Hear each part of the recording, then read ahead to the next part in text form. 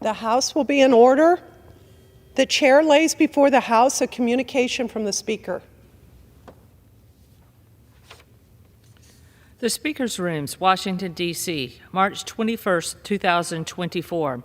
I hereby appoint the Honorable Mary E. Miller to act as Speaker pro tempore on this day. Signed, Mike Johnson, Speaker of the House of Representatives.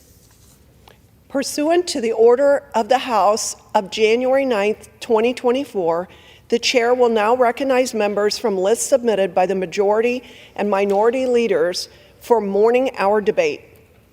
The chair will alternate recognition between the parties with time equally allocated between the parties, and each member other than the majority and minority leaders and the minority whip limited to 5 minutes, but in no event shall debate continue beyond 11:50 a.m. The chair recognizes the gentleman from Arkansas, Mr. Westerman, for 5 minutes.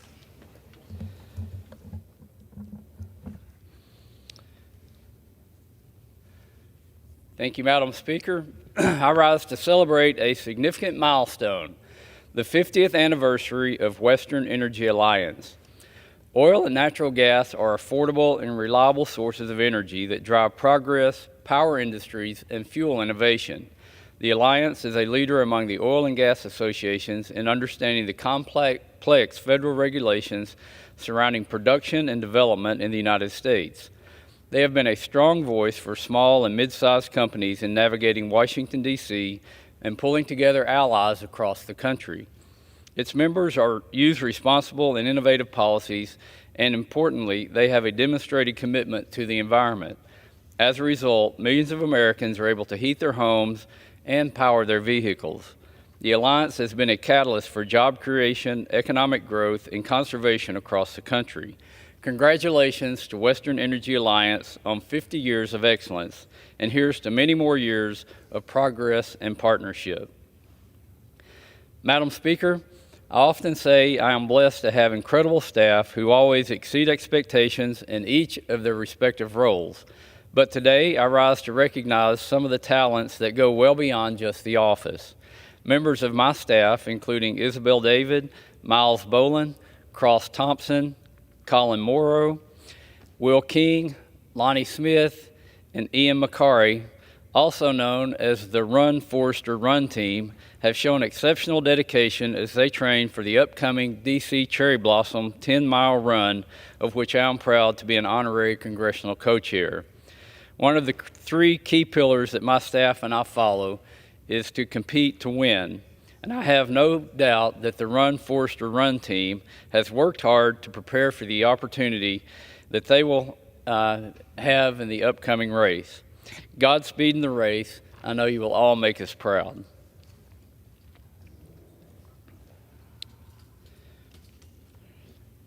Madam Speaker, Arkansas Tech University in Russellville, Arkansas is not only the alma mater of 2 of our distinguished colleagues, Representatives Steve Womack and Kevin Hearn, but I rise today to recognize the Arkansas Tech University robotics team's outstanding performance at their tournament last month that earned them the distinction as the #1 collegiate robotics team in the United States.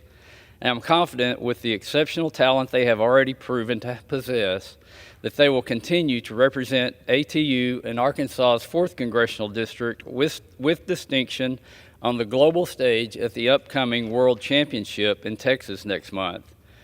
As a fellow engineer, I admire the dedication and exemplary skills necessary for those students to attain such accolades for their university, and I know the brothership they are gaining through this journey has been all more valuable. Again, I congratulate the ATU robotics team for their incredible achievements thus far and wish each of the team members continued success in all of their future endeavors. May each of you continue to push the boundaries of innovation and uphold the legacy of excellence that defines Arkansas Tech University. I yield back. The chair recognizes the gentleman from Georgia, the gentleman from Maryland, Mr. Hoyer, for 5 minutes.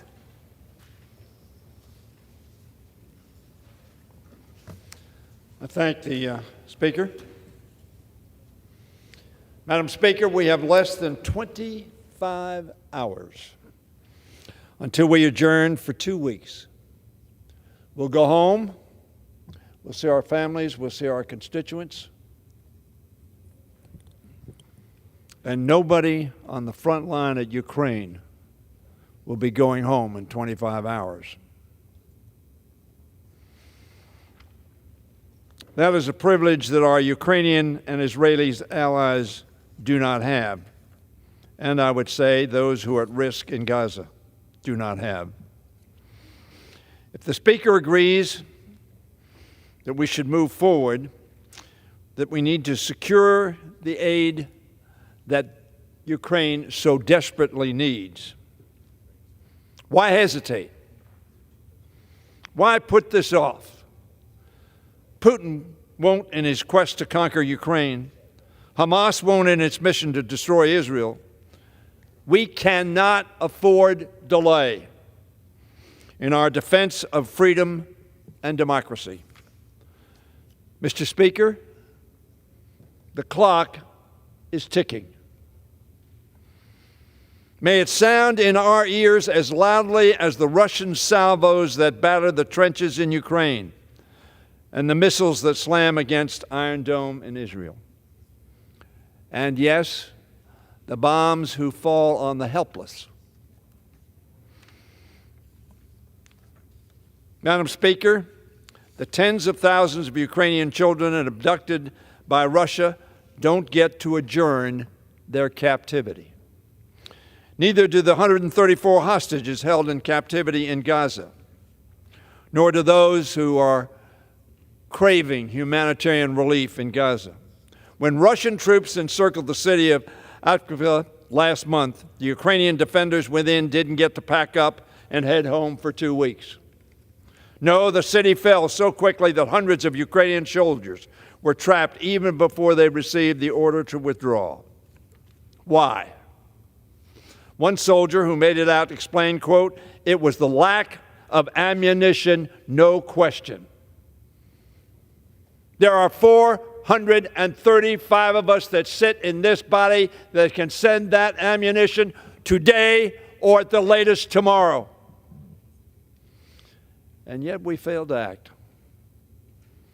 This is not a partisan issue. This is an American issue. The world relies on America to be its leader, to bring stability where stability can be accomplished, to bring safety and freedom where it is achievable. Mr. Speaker, let us act.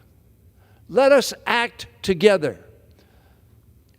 In that over 300 votes with respect to Ukrainian and with some 400 votes with respect to Israel. That is the American majority that we represent, not Republicans and Democrats, but America that is willing to stand not only for its own freedom, but for the freedom of others around the world. I was at the Elton John concert last night. It was a wonderful concert by a wonderful musician. And he stood and he said to us at the end of that concert, he said, "You know, as I was growing up as a teenager and in my early 20s, all of my heroes were American." Now, he was talking about the spreading of American music throughout the world, and particularly to his home country of England. But America has been the heroes in coming to the aid of those in Europe and other places in the world whose freedom was at risk. And yet, my friends, we remain silent in the sense of voting to pass a bill that was passed by 70 members of the United States Senate. Republican and Democrats, all Americans, saying, "We are here, we are coming, and we will stay steadfast to defend you, your people, and your freedom against the aggressors who would undermine freedoms holy light. We're America. We have a responsibility that no other nation has, and it is to be that city on the hill, to be that beacon, to be that torch of liberty, and to be that country that will respond in a timely fashion to defend freedom here and around the world. Let us act before we leave this town. I yield back. Chair recognizes the gentlewoman from Arizona, Ms. Lesko, for 5 minutes. Thank you, Madam Speaker. I rise today to recognize an accomplished woman whose public service to Arizona has left a lasting impact on thousands of Arizonans. Beverly Pingerelli began her career at Henry Ford Hospital after receiving her bachelor's from Wayne State University. From there, she went on to work in the molecular medicine laboratory at St. Joseph's Hospital. Eventually, Ms. Pingerelli moved on to public service, where she was elected to the Peoria Unified School District Governing Board from 2015 to 2019. After serving on the board, Pingerelli chose to continue her public service in the Arizona State Legislature.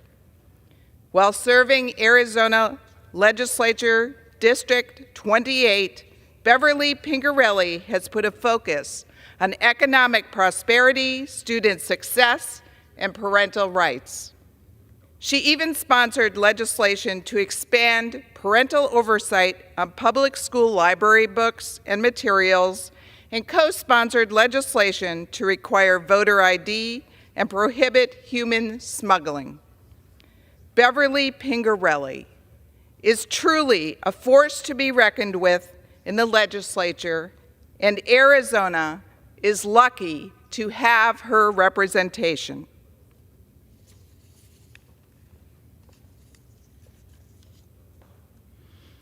Thank you, Madam Speaker. I rise today to recognize a woman who has led our state with strength and helped create one of the most prosperous economies in Arizona history, Arizona Treasurer Kimberly Yee. Kimberly Yee was born and raised in Arizona and was the first Chinese-American Republican woman to be elected to a major statewide office in the history of the United States, and is the first Asian American elected to a statewide office in Arizona history. Yee began her career in public service in 2010 when she was elected to the Arizona legislature, where she served for 8 years between the House and the Senate. She was the second woman to serve as Senate Majority Leader since U.S. Supreme Court Justice Sandra Day O'Connor served in Arizona in that same position. During her time as Treasurer of Arizona, the Permanent Land Endowment Trust Fund hit record highs. She also led the effort to pass a state law requiring financial education for high school students prior to graduation. Treasurer Yee's service to Arizona has raised financial literacy rates, improved Arizona's economy, and helped show young women and girls across the state that anything is possible. Madam Speaker, I yield back. The chair recognizes the gentleman from Illinois, Mr. Krishnamurthy, for 5 minutes.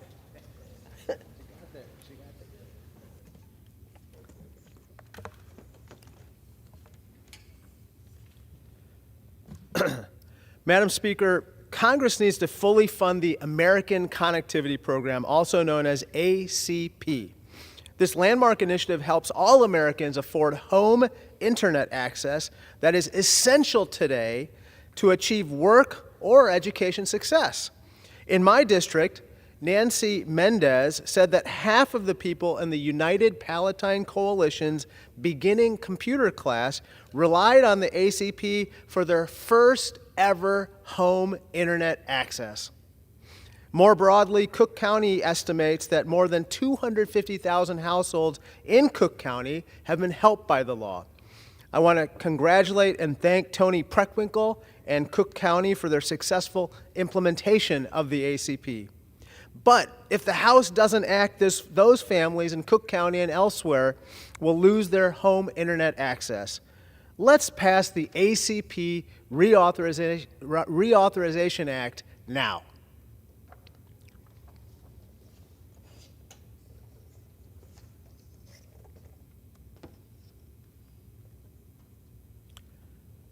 Madam Speaker, in Illinois and across the country, America is in the midst of a child care crisis.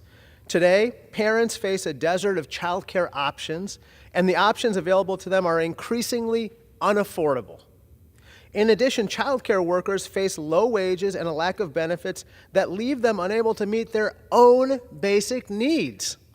In Illinois, nearly 60% of parents live where there are not enough child care providers. Parents and workers are shouldering the cost of care through massive enrollment fees, lower wages for care workers, and a steep decline in the number of licensed child care providers. This situation is untenable and unacceptable. SEIU Healthcare is fighting to create living wages and affordable services. Now it is our turn in Washington to meet the challenge. We must support the needs of parents and care workers alike by fully funding President Biden's requests to stabilize child care resources now.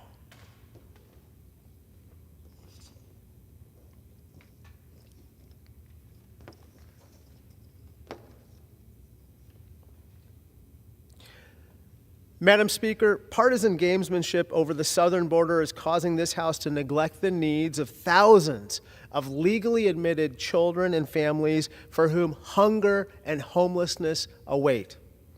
Catholic Charities of Chicago estimates they now serve 5 to 6 times as many people as at their pantries compared to 2020. These increases mirror those reported by other food banks, religious organizations, and not-for-profits nationwide. And they're all struggling to bridge the gap created by our inaction in Washington. The blame game will not feed the hungry. We can and must do better now. Thank you, and I yield back. The chair recognizes the gentleman from Georgia, Mr. Carter, for 5 minutes.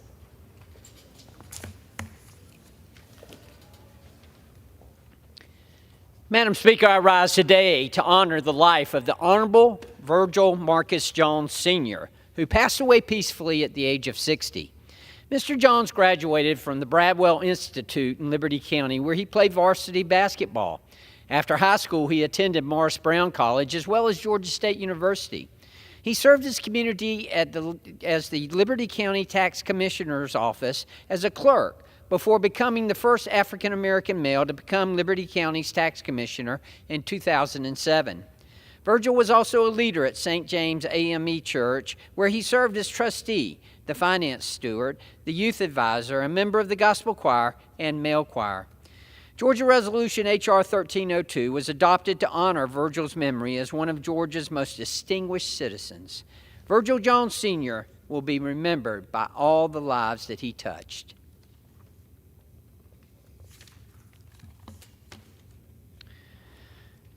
Mr. Speaker, I rise today to express my condolences to Herb Campbell, a World War II veteran who passed away at the age of 98. Born in Kirtland, Ohio, Herb enlisted in the U.S. Army to fight in World War II, proudly serving our country and earning 3 Bronze Stars.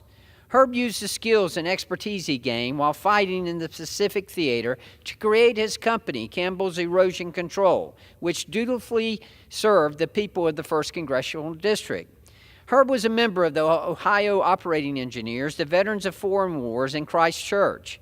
Herb was a father to his 13 children and a grandfather to his many grandchildren and great-grandchildren. Among many hobbies, he liked to garden, dance, and above all, spend time with his family. Herb's legacy will live on as the prime example of what it means to serve and put others before yourself.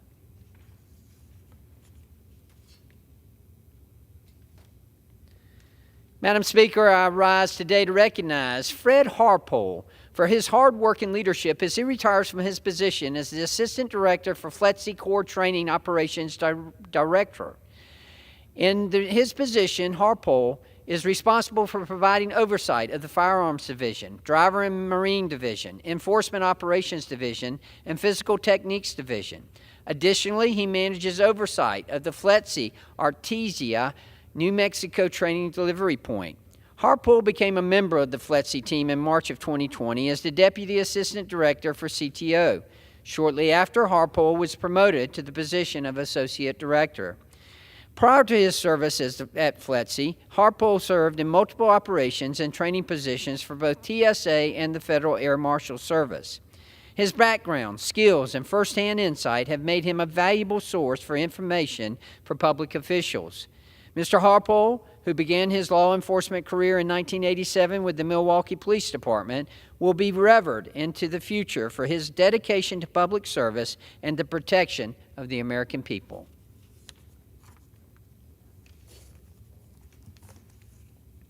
Madam Speaker, I rise today in remembrance of Bob Coble, a local Savannaian who positively impacted the lives of his family, friends, and others within the community.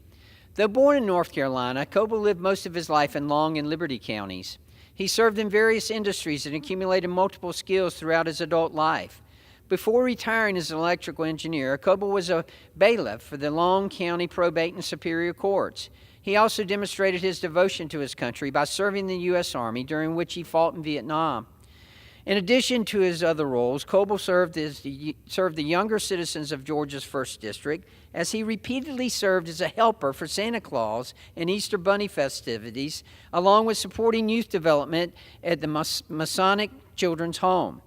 Coble's achievement and works of service for the community and the nation have left a lasting mark that will be remembered far into the future. Thank you, Madam Speaker, and I yield back. The chair recognizes the gentlewoman from Pennsylvania, Ms. Houlihan, for 5 minutes.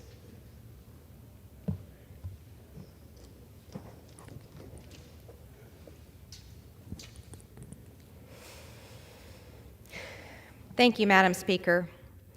I'm really proud to say that in large part, thanks to the leadership of President Joe Biden, that when the U.S. has been called upon to help our allies, we have answered that call. When I was standing with President Zelensky years ago, we warned him of the pending attack that was coming his way. We shared intelligence with him, frankly, intelligence that he didn't believe. We shared that intelligence with the world as well, and we clearly demonstrated the clear and present threat that was coming his way. When Ukraine then called us for help in the immediate aftermath of the Russians' illegal attack on Ukraine, we, the United States, answered.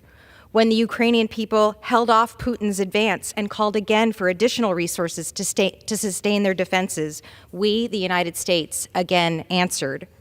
When Ukraine's military offensive took back the Black Sea and asked again for more advanced weaponry for their battle-tested troops, we, the United States, answered. Yet now, when the Russian military is retreating in some regions and on the brink of doing so in many more areas as well, we are not answering Ukraine's repeated attempts and calls for help again.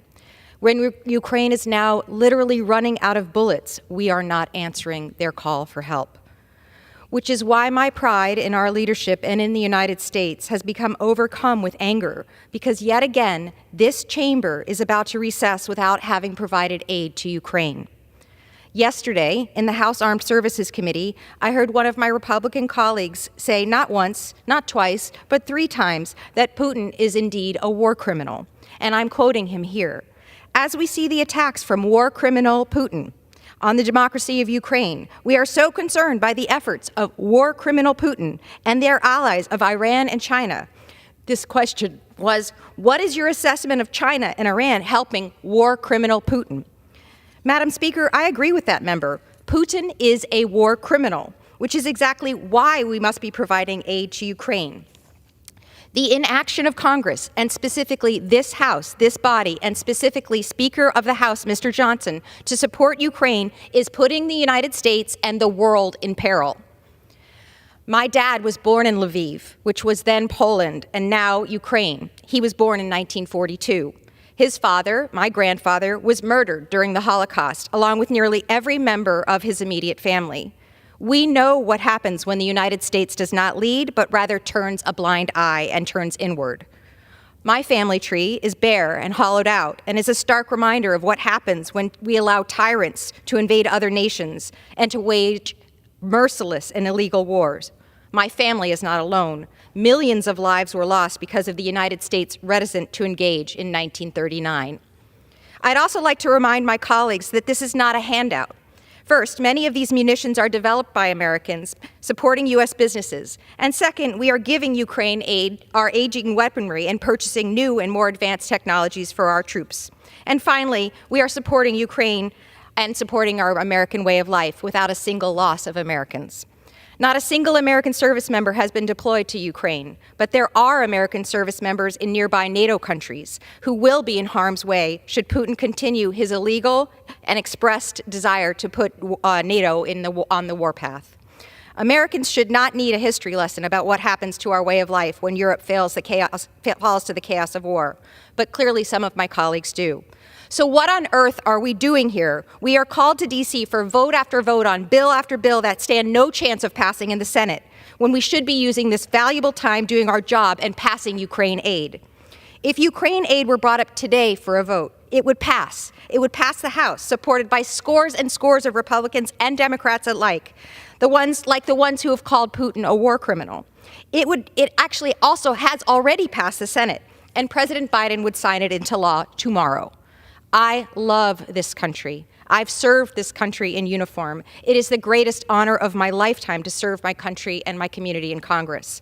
And it is because of this love, the same country that took my father and my grandmother as Holocaust refugees, that I stand here today and express my deep and profound anger at the positively undemocratic way in which Speaker Johnson is withholding our vote on Ukraine.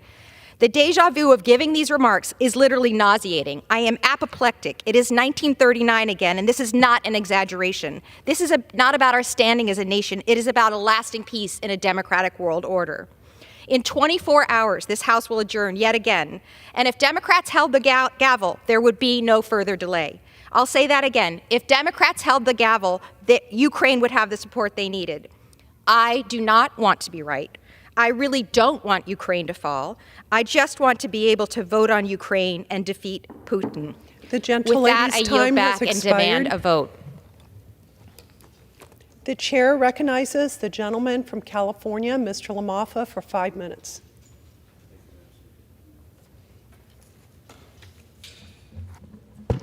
Thank you, Madam Speaker. So many Americans are wondering, why are our food prices so high?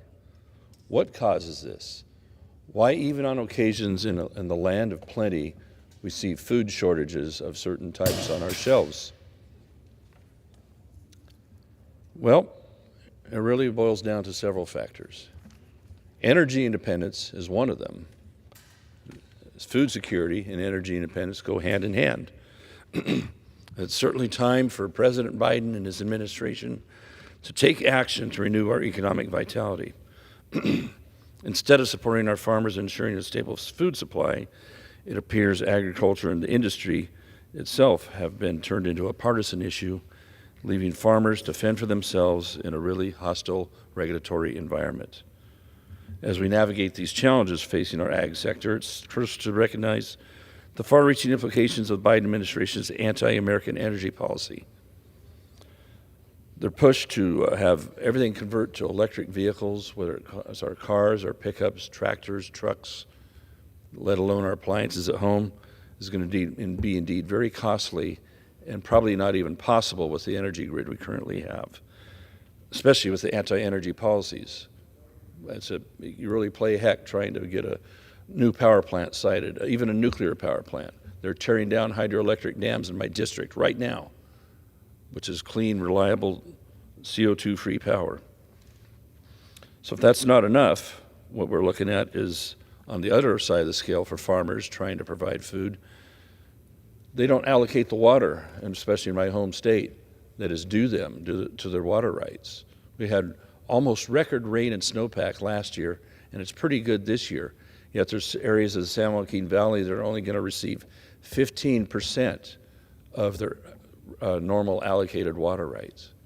And so I remind you, my home state of California grows all these crops here, somewhere between 100% or a little less, that the U.S. relies on. Otherwise, these would be imported crops. So many of them come from my home state of California. Yet we can't get the water supply, even though we could store it, and we're watching so much of it be washed out to the ocean through the Delta for no good reason. Army Corps of Engineers uses 50-year-old manuals to decide how much water they should keep in the reservoirs up till that point where they stop their conservation mode for flood control. Hey, I get it, flood control is needed, but we have 500,000 acre-feet of space still left in Lake Oroville, 600,000 acre-feet of space left in Lake Shasta, and it's not coming up fast enough to meet an April 1 mark, or let alone get full by May or June. So what's that mean? Several 100,000 acre-feet of water probably left on the table that aren't going to grow these crops right here. And people are wondering why their food is expensive. Energy policy, driving up the cost of diesel. It doubled fuel for me and my farm and everybody else a couple years ago, tripled the cost of fertilizer for farmers across the country, all because of bad energy policy. When you shut down pipelines, when you shut down exploration, when you shut down the ability to make our own energy in this country and have to rely on importing it from a lot of times adversarial countries, what do you expect is going to happen to the cost of anything, since everything is so energy dependent, energy based in our economy? So indeed, if we're going to grow this food in California or in our own country, we're going to have a much more secure situation with our food supply and stability across the board. As we know, food security is national security. So Americans feel the cost of high energy, high food costs, high just about everything. And a lot of this has happened the last 3 years. We've had a lot more stability under the previous administration. Now, COVID was weaponized to try and shut down a lot of our country, a lot of our economy, and make people stay at home. Indeed, that had a effect we're still feeling. Even our kids in school feeling that still because of an overbearing COVID policy that has also added trillions to our national debt. So what are we going to do? We're going to have an energy policy that makes sense, or do we want to rely on China for imported food, imported other products, in the Middle East for imported oil? I personally think we're going to get a heck of a lot better product growing these crops in California or elsewhere in the United States than by relying upon others to send it to us. Because when the chips are down, America's always there for other people, but they aren't necessarily going to be there for us if we have our own crisis. We're the last bastion, we're the last beacon many times in the world. So we have to hold our leaders accountable for an energy policy and putting our food policy up front as well. Gentleman's time's expired. We need to pass the Farm Bill soon. I yield back. The chair recognizes the gentlewoman from Michigan, Ms. Tlaib, for 5 minutes. I love recognizing our community mothers in Detroit. Amy Good founded Alternative for Girls, a nationally recognized organization serving at-risk youth women in Southeast Michigan. For the past 37 years, Amy Good has led Alternative for Girls with integrity and commitment to organization's mission to ensure a better quality of life and future for girls and young women who have survived homelessness, violence, and trauma. With their support, many young girls can go on to succeed in school, graduate, and become leaders in our communities by providing shelter, housing, mentorship programs, skills training, and much more. With Amy's partnership, I am so proud to announce that our office was able to secure $1.1 million for the Alternative for Girls to construct the Dr. Maya Angelou Village that will create 45 units of affordable, integrated, permanent supportive housing for at-risk families. Please join me in thanking Amy Good for her outstanding service to our residents in Southeast Michigan as we wish her well in her next endeavor. Congress passed legislation to celebrate the mother of the civil rights movement and a beloved resident of our community, Mother Rosa Parks. I would like to thank Senator Debbie Stabenow, the Macaulay Parks family, and everyone who supported this legislation. It was a privilege to lead this effort in the House to rename our federal building in downtown at 985 Michigan Avenue in Detroit, the Rosa Parks Federal Building. We honor Mother Rosa Parks today and every day for her bravery and unwavering commitment to justice. The Montgomery bus boycott showed the world the power of nonviolent resistance and collective action. Her strength resonated with millions across our nation, inspiring a wave of protests, boycotts, and marches. Her protest challenged the status quo and paved the way for the Civil Rights Act of 1964 to outlaw racial segregation in our nation. As we reflect Rosa Parks' legacy, let us not only remember her incredible courage, but also recognize the work that still lies before us.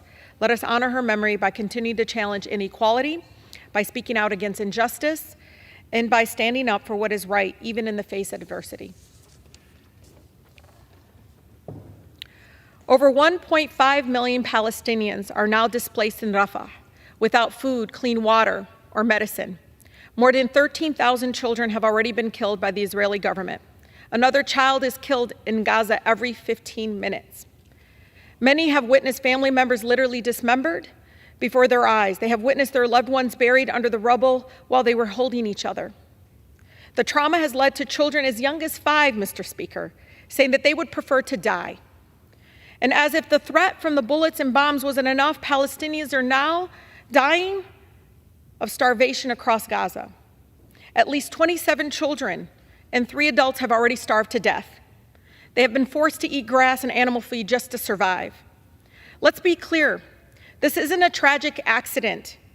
What we are witnessing, all of us across this world, is the Israeli government using starvation as a weapon of war. The starvation is a result of the total siege on Gaza and the intentional targeting of local food production, infrastructure, and obstruction of aid convoys. Recently, at least 112 Palestinians were killed after Israeli government forces opened fire on hundreds waiting to collect flour. The Israeli government has been intentionally starving the Palestinian people, families. These are some of the most horrific crimes against humanity committed in this century. To target starving people seeking food is beyond belief.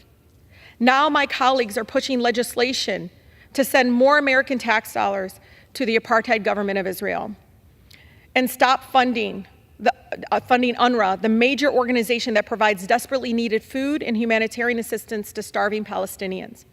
Now, members here, all of you, are now going to be contributing to the starvation of Palestinian families. This is Yazan. He was only 10 years old when he died due to severe malnutrition and lack of proper health care caused by the siege and blockade in Gaza. His family, originally from the north, was displaced several times and wanted to make it to Rafah in hopes of finding food and medicine for Yazan, who needed it to survive. But there was nothing they could do to help him. This has to stop. What has happened to our shared humanity?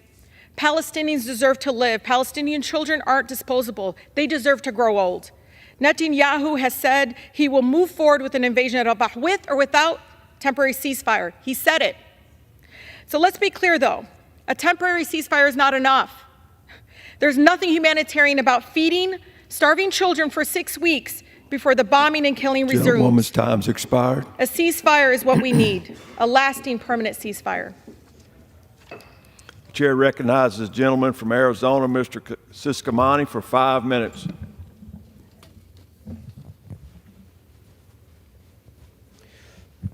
Mr. Speaker, I rise today to congratulate the Marana Junior Little League softball team who made it to the Little League Junior Softball World Series quarterfinals. This team is the only team from Marana Little League baseball and softball to advance to a World Series. It was not an easy road for the team during the Western Regional Junior League tournament. They had to win 5 consecutive elimination games, and their final game being delayed for over 2 hours. Yet, they still came home with the win. And during the Junior League Softball World Series, the Marana Junior League softball team made it all the way to the quarterfinals.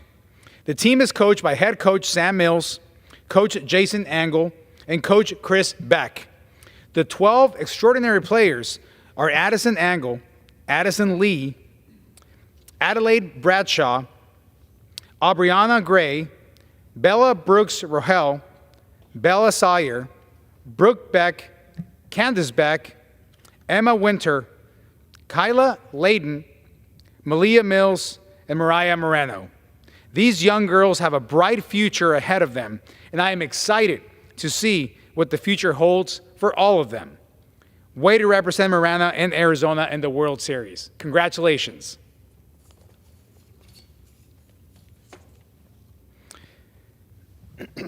Mr. Speaker, I rise today to congratulate Misty Opat, the women's basketball coach at Cochise College, who recently achieved her 300th career win.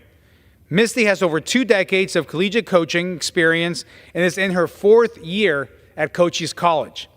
Last week, under Misty's coaching, the women's basketball team clinched their seat in the NJCAA National Tournament.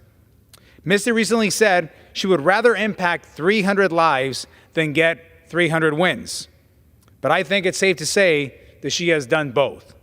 Congratulations, Misty, and the Apaches Cochise College women's basketball team. You have made Cochise County and Southern Arizona very, very proud.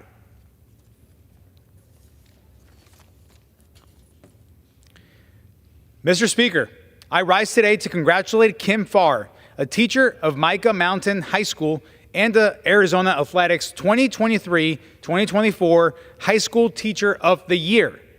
Kim Farr has been a teacher for over 17 years.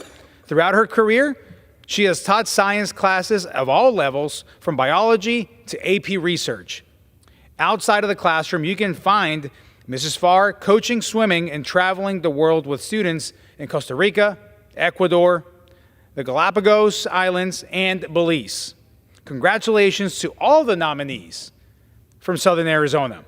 Mark Calden from Marana High School, Jordan Castle from CDO High School, Abigail Francis from Mountain View High School, Bridget Montoya from Flowing Wells High School, Tiffany Newton from Andrada Polytechnic High School, Christina Parks from Cienega High School, Sean Smith from Amphi High School, and Michelle Tozer from Empire High School. I am grateful for all of the teachers and everything they do. I am proud to represent you all in Congress, and thank you for the work that you do for our next generation. Mr. Speaker, with that, I yield back.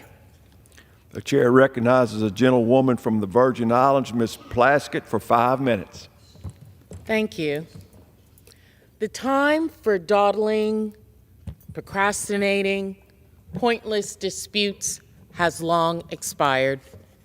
This body has become consumed with self-serving ambition and such a manufactured divide that we have forgotten that this nation has and must continue to be a global defender of freedom and democracy. Our failure to fulfill this vital role and turn a blind eye to systemic injustices around the world, particularly in the African continent and the Caribbean region, is not only unethical, it's un-American. And it has legal ramifications, not just for the people, economy, and stability of those nations, but lethal ramifications for our own safety and national security. The African continent and the Caribbean region have long suffered from a legacy of slavery and colonialism, symptoms of which have led many of these countries to be volatile and prone to political and economic instability. For example, Haiti had to pay France for its freedom. After winning a revolution, they had imposed on them a debt to the French government for that freedom, for the lost revenues of slavery, if you can believe that. They have had to pay literally $28 billion to France. Literally, as my 14-year-old would say, literally. 40% of the nation's economy went to debt services. The precarious state has positioned them to be prime targets for foreign influence. And now U.S. adversaries such as China and Russia have been proliferating through the African continent, and China particularly in the Caribbean basin, exploiting those vulnerabilities for profit and to expand strategic interests. The Chinese multinational Huawei has constructed roughly 70% of Africa's infrastructure, Africa's information technology, and continues to make similar investments in the Caribbean basin in its Belt and Road Initiative. Over 10 nations have signed agreements to open their borders up to Chinese influence. Russia has bolstered its ties and influence as well, primarily through mercenary groups such as the Wagner Group. Between 2015 and 2019, Moscow signed 19 military collaboration agreements with African governments.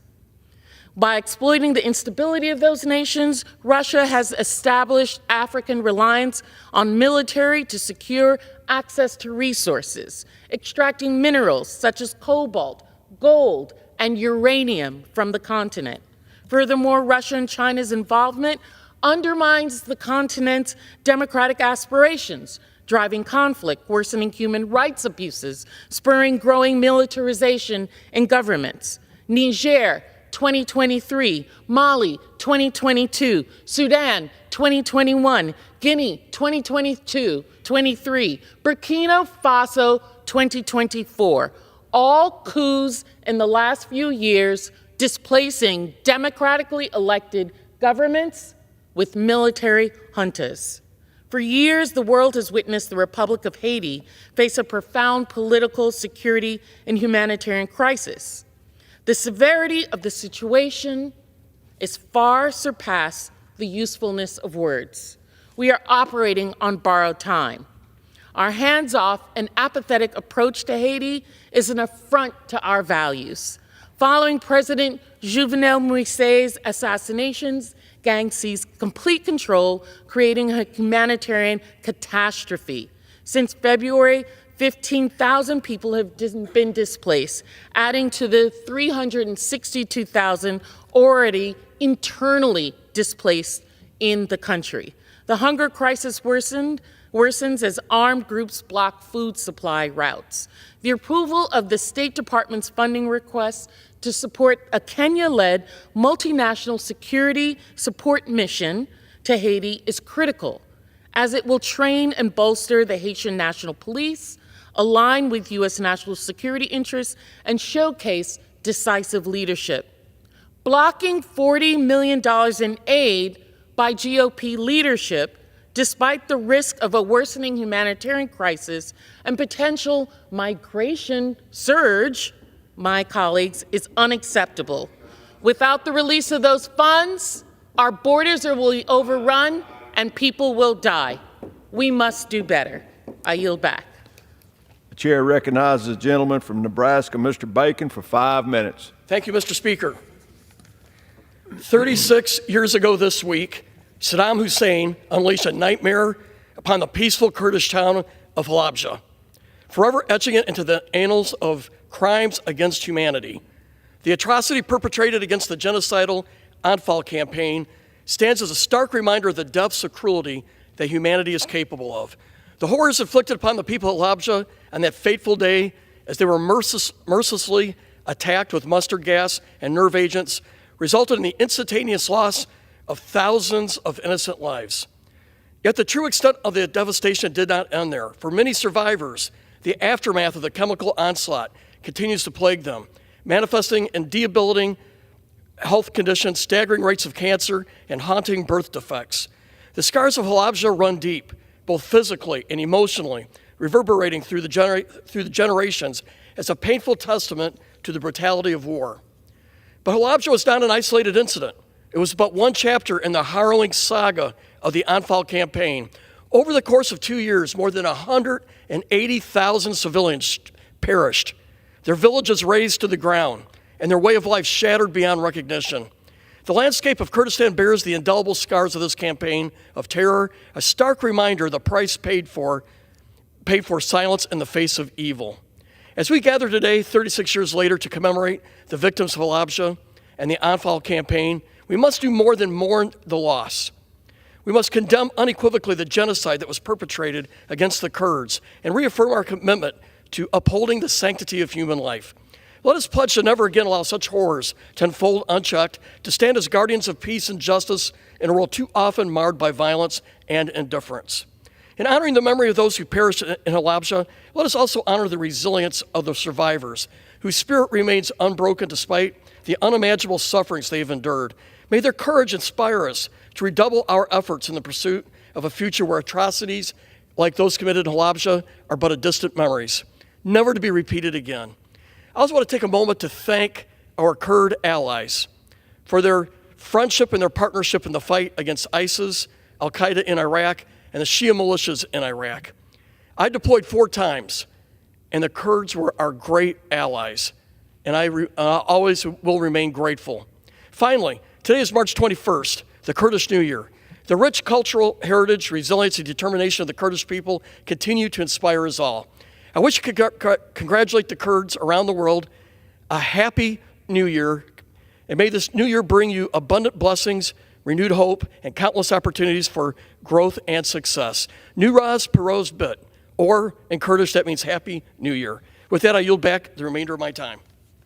The chair recognizes a gentleman from Connecticut, Mr. Larson, for 5 minutes. Well, thank you, Mr. Speaker. I rise this morning to draw attention to the nation's #1 anti-poverty program for the elderly and the nation's #1 anti-poverty program for our children. It's something that everyone is familiar with. It's Social Security. And this Congress and previous Congresses have not done anything to enhance Social Security, Mr. Speaker, in more than 50 years. Richard Nixon was the President of the United States the last time Congress enhanced benefits for what now amount to 70 million Americans. Speaker Walberg, in your district alone, 176,794 Social Security recipients haven't received an enhancement in more than 50 years. This is also the nation's leading economic development program, because in your district, $300 million comes into your district monthly. And where do those people spend that money? Right back in your district, at the local grocery store, at the pharmacy, at the gas station, to pay off their rent, etc. It's the nation's #1 anti-poverty program for a reason. Because of the genius of Franklin Delano Roosevelt, who saw in a capitalistic system like ours, there needs to be a safety net and a balance. For more than 40% of all Americans on Social Security, it's the only pension benefit that they have. Temporary Speaker Miller was in the chair before. There's over 160,000 of her constituents. What Congress needs to do is vote. Now, my good friend Kevin Hearn says that you have a plan on the other side. It's to cut benefits. We see the president has laid out his proposal that he would like to cut Social Security benefits. Cutting benefits is not the way to save Social Security. The president and Democrats have a very specific plan to enhance benefits across the board and extend the solvency of Social Security so that all of our constituents can receive the benefits they richly deserve. 10,000 baby boomers a day become eligible for Social Security, which is not an entitlement. And with all the discussion about the debt and deficit doesn't contribute a single penny to the debt or deficit. It is a paid-for program. The business community pays half and gets a full tax deduction for it, and individuals pay the other half. And how do they know? All they have to do is go to their pay stub and look at the words FICA. That stands for Federal Insurance Contribution. Whose contribution? Theirs. Speaker Walberg, that's 176,794 people in your district who make these contributions. This is not an entitlement. This is benefits that they've earned.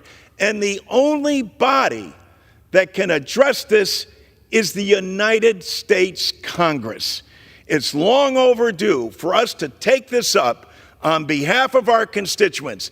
If there's a better idea or you think that further study is what's needed, well, put it on the floor and let's have a vote on it. Let's demonstrate to the American people. Everybody professes how much they love and respect Social Security. Where's the plan? Where is the vote that people can say, yes, this is what my representative stands for. This is what we're going to receive. We don't need to cut benefits for Social Security. We need to enhance them. We need to make sure that WEP and GPO get repealed. We have to make sure that people are no longer paying income tax on their Social Security. We have to make sure that that happens now. I thank you, Mr. Speaker, and I yield back. Chair recognizes the gentleman from Guam, Mr. Molan, for 5 minutes. Mr. Speaker, I rise today to recognize Mayor Paul McDonald of Agana Heights as he serves his last term representing his beloved village. Being born and raised in Agana Heights, Mayor McDonald has devoted himself to the betterment of his village over the course of 8 consecutive terms in office. He has earned the respect of his constituents through his hard work and commitment to deterring crime in Agana Heights, and through his beautification efforts in his village. Mayor McDonald serves as a unifying force within the community, spearheading numerous initiatives, services, and events that foster cohesion and progress. His impact extends beyond the confines of Agana Heights, as evidenced by the 19-year tenure as president of the Association of Pacific Island Local Government. He attributes his accomplishments to the enduring influence of his late father, Charles McDonald. Beyond his civic duties, Mayor McDonald takes great pride in his role as a devoted father and a cherished grandfather. It is with genuine appreciation that I express my gratitude to Mayor McDonald for his steadfast dedication to the people of Guam and the beautiful village of Agana Heights. As he embarks upon his final term, I extend my sincerest wishes for continued success and blessings. I'm confident his legacy will endure as a source of inspiration for generations to come. Thank you, Mr. Speaker. I yield back. The chair recognizes the gentleman from North Carolina, Mr. Davis, for 5 minutes.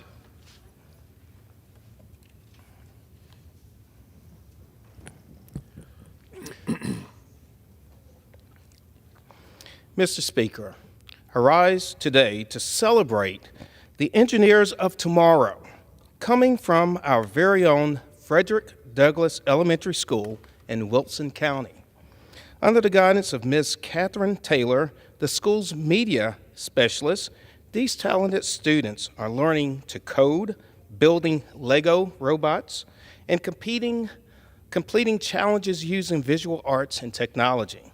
All the hard work has paid off as they won first place in Best Robotics Design and overall champion in the multi-county First Lego League Challenge. Thank you, Ms. Taylor, for using technology to prepare the next generation of leaders. And thank you to the Wilson County Schools for investing in North Carolina's future.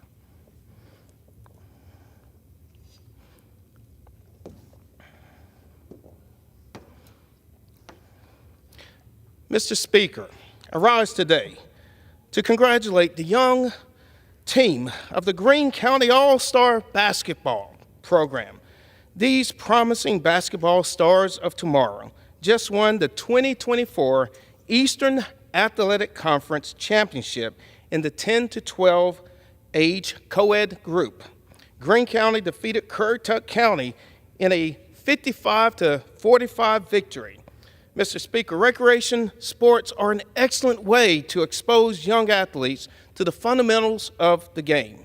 These young basketball players experienced the wonders of competition, tested their skills and teamwork, and came out on top. Hats off to the players, Coach Berry, Coach Levette, and for a fantastic season.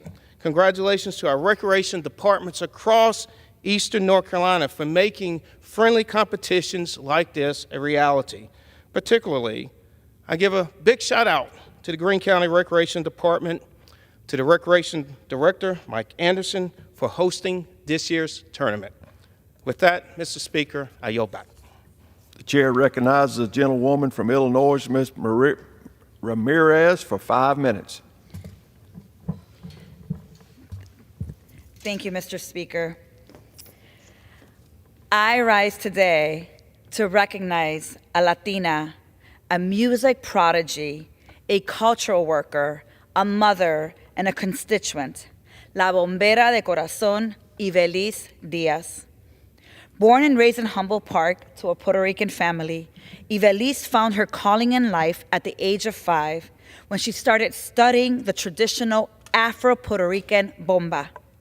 Over her 24-year career, audiences in Seattle, California, Detroit, Puerto Rico, New York, Mexico, and Ghana have been moved, enthralled, and educated by Ivelisse's artistry and passion. A trailblazer in so many ways, she is the recipient of the prestigious 2019 Three Arts Award for her contribution to the arts. La Bombera has gone on to ensure the preservation of bomba by founding La Escuelita Bombera de Corazón, where she shares her knowledge of the history, the culture, and music of Afro-Indigenous culture. On behalf of Illinois' 3rd Congressional District, it is my honor to commend Ivelisse Diaz for her work preserving culture and passing the torch to the next generation of bomberas. Thank you, Ivelisse, and congratulations. Mr. Speaker, I rise today in honor of Diana Martinez, a powerful Latina voice for our art, our cultura, our community in Illinois 3. The proud daughter of Salvadoran immigrant single mother, Diana demonstrated an early passion for creativity and the arts. A Glen Ellen native, she started her young career by participating in the Park District's theater programs and then nurtured her love for theater at Glenbard West High School and the University of Illinois. In her current leadership role, directing the McAninch Art Center, Diana curates culturally impactful art experiences in DuPage County, including bringing major exhibits to our region featuring renowned paintings from legends like Frida Kahlo and Andy Warhol. As an active and engaged neighbor, Diana seeks to protect and preserve our community's cultural and historic character through her work with Protect Glen Ellen and Save Maine. For her dedication to art as a powerful means of building community, on behalf of Illinois' 3rd Congressional District, it is my great honor to commend Diana Martinez for her dedication, your dedication to service and leadership. Congratulations, Diana. Mr. Speaker, I rise today to recognize the work of a Latina trailblazer and champion for working class individuals across my home state of Illinois, the one, the only, State Representative Elizabeth Lisa Hernandez. Representative Hernandez is the highest ranking and longest serving Latina in the Illinois State Assembly, and she was recently elected the chair of the Illinois Democratic Party, where she continues to ensure that Latinas are represented and recognized across our state. As the current deputy majority leader in the General Assembly, she has been an advocate for quality higher education accessibility, a leader for reproductive rights and liberties, a champion for climate justice and natural disaster relief, and a defender for health care for all. Whether organizing food drives to support local families or spearheading grant workshops to help small businesses thrive, Representative Lisa Hernandez is an inspiration for all Latinas in Illinois. And so on behalf of Illinois' 3rd Congressional District, it is my greatest honor to commend mi amiga, my colleague, for her commitment to public service, tireless work to make Illinois a safe and welcoming state for women, migrants, and everyone who desires to call it home. Elizabeth Lisa Hernandez, it is my honor to congratulate you with this commendation. With that, Speaker, I yield back. The chair recognizes the gentlewoman from California, Mrs. Berrigan, for 5 minutes. Mr. Speaker, in recognition of Women's History Month, I stand here to celebrate a remarkable woman from my district whose dedication to equity and justice has a profound impact. Margot Taylor. Margot serves as Vice President of Strategy and Advocacy at Planned Parenthood Los Angeles, where she continues to be an integral part of the community since 2009. Margot is a driving force for advancing reproductive health education, access to contraception, and defending the fundamental rights to safe, legal abortion. At the University of Houston, she witnessed firsthand disparities faced by Black and brown communities. Motivated by these injustices, Margot is dedicated to dismantling systematic racism through advocacy and action. Margot's experiences fueled her passion to ensure equitable access to healthcare and community services, especially for marginalized groups. As a leader of Planned Parenthood's Black Health Initiative, she has championed successful approaches to address disparities in underserved communities. With unwavering dedication to our community, Margot embodies the spirit of Women's History Month, a trailblazer dedicated to advancing reproductive rights and healthcare access for all.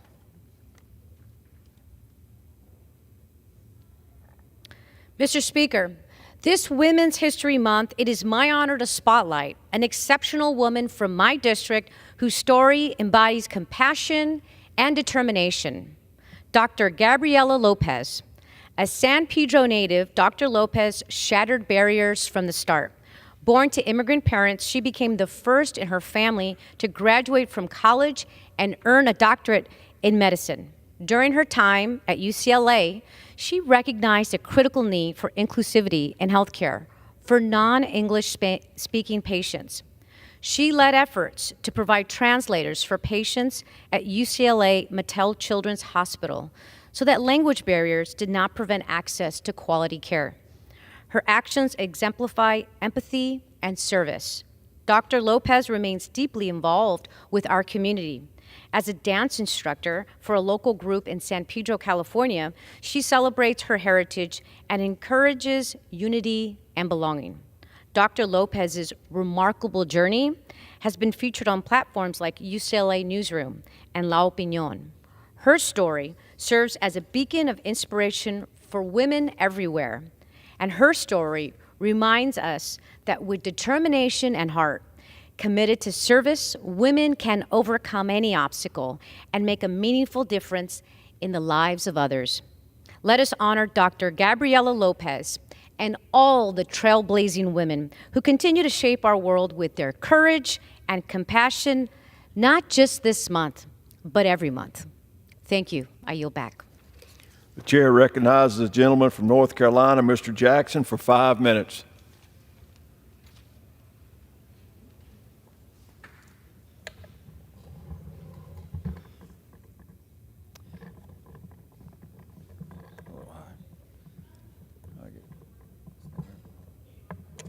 tell I haven't done this much.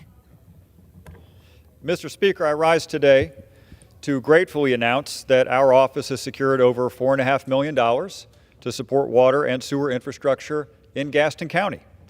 We need these funds to support new jobs and affordable housing as Gaston continues to see remarkable growth. The town of Ranwo is going to double in population this decade. With new families and businesses moving to the county, it strains our utilities, and you can't put an apartment or an office building on a septic tank. When I've talked to local leaders in Gaston County, this has been one of their top priorities. This funding is desperately needed and will go directly to making Gaston a better place to live and work, and I'm very proud that our office was able to help. Mr. Speaker, I rise today proud to announce that our office secured nearly $1 million to support the Gastonia Police Department. The funding will support a project equipping the Gastonia Police Department with technology to reduce crime, allowing officers to act in real time and protect the safety of Gaston residents. It is vital that we give our law enforcement the tools they need to safely reduce crime and help the people in our communities. I'm proud to stand with the Gastonia Police Department to help them get the funding and tools they need to keep us safe. Mr. Speaker, I rise today proud to announce that our office has secured $1.5 million to support affordable housing projects in Mecklenburg and Gaston counties. Our growth has made housing far too expensive, and it's making it even more difficult for working families to make ends meet. The funding will support 2 projects in my district that will provide housing repair assistance and improve living conditions for families at risk of homelessness. It will also help the town of Matthews buy land and help with startup costs for new affordable housing developments. Having stable and affordable housing is the key to growing the middle class in our country. I'm proud to be able to support these efforts in our district, and I yield back. Thank you. The chair recognizes the gentleman from California, Mr. Garcia, for 5 minutes.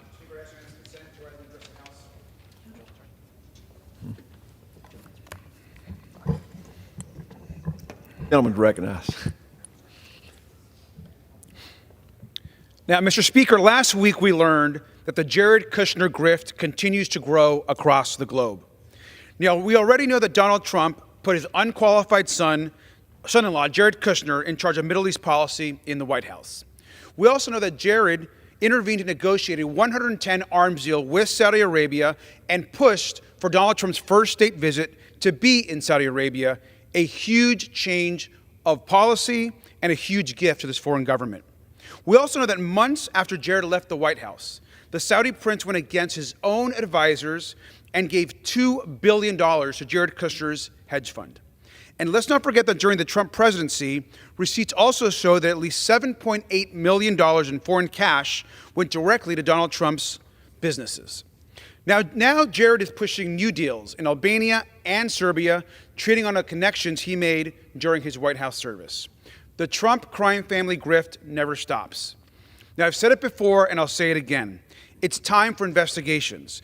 This kind of influence peddling harms our national security. Instead of wasting time on a sham impeachment against President Biden, we should be focused on stopping the real corruption that's been committed by the Trump family. The American people deserve better, and I yield back.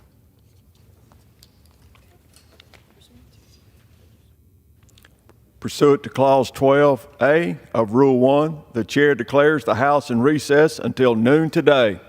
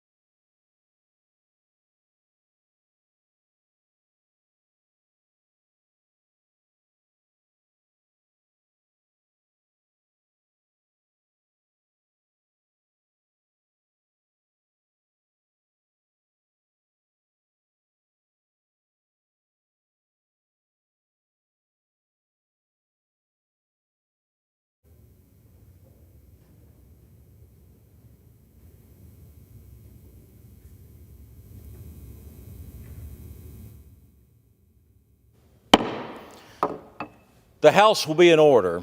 The prayer will be offered by Chaplain Kibben. Would you pray with me?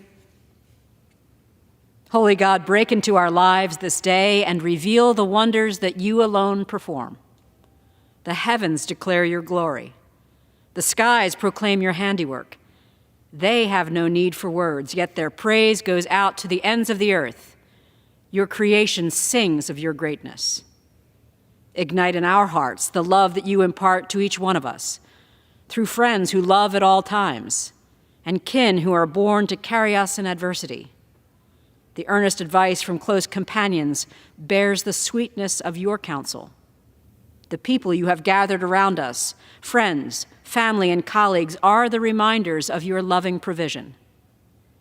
Today, then, as we hear the echoes of your voice around us, may we respond with the praise of creation and the love of neighbor, committing ourselves to careful conversation. Let us convey your gifts of grace and mercy as we dedicate ourselves to respectful dialogue. Refresh our souls with your perfect law. Make the wise simple with the trustworthiness of your statutes. Give joy to our hearts as we seek your righteousness. And give light to our eyes with the radiance of your commands. In your most holy name we pray. Amen. The chair has examined the journal of the last day's proceedings and announces the House the approval thereof. Pursuant to Clause 1 of Rule 1, the journal stands approved. The Pledge of Allegiance will be led by the gentleman from Texas, Mr. Weber. Pledge allegiance to the flag of the United States of America and to the republic for which it stands, one nation under God, indivisible, with liberty and justice for all. The chair will receive a message. Messages from the Senate. Mr. Speaker, Madam Secretary. I have been directed by the Senate to inform the House that the Senate has passed S-3648, an act to amend the Post-Katrina Management Reform Act of 2026 to repeal certain absolute requirements and for other purposes. The chair will now entertain up to 15 requests for 1-minute speeches on each side of the aisle. What purpose does the gentlewoman from Texas seek recognition? Mr. Speaker, I ask unanimous consent to address the House. Without objection, the gentlewoman is recognized for 1 minute.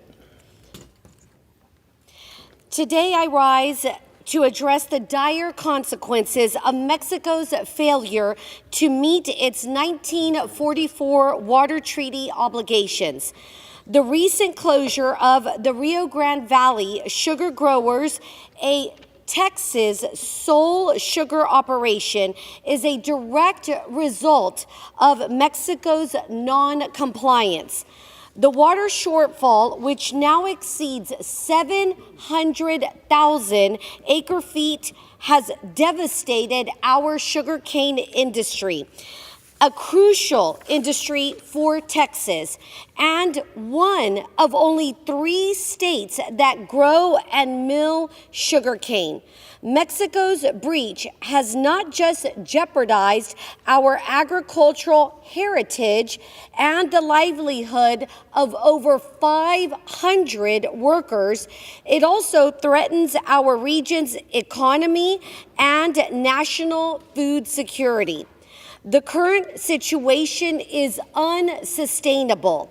We urge the Biden administration to take immediate action and press Mexico on this critical issue. Time is of the essence. Thank you. I yield back. For what purpose does the gentleman from California seek recognition?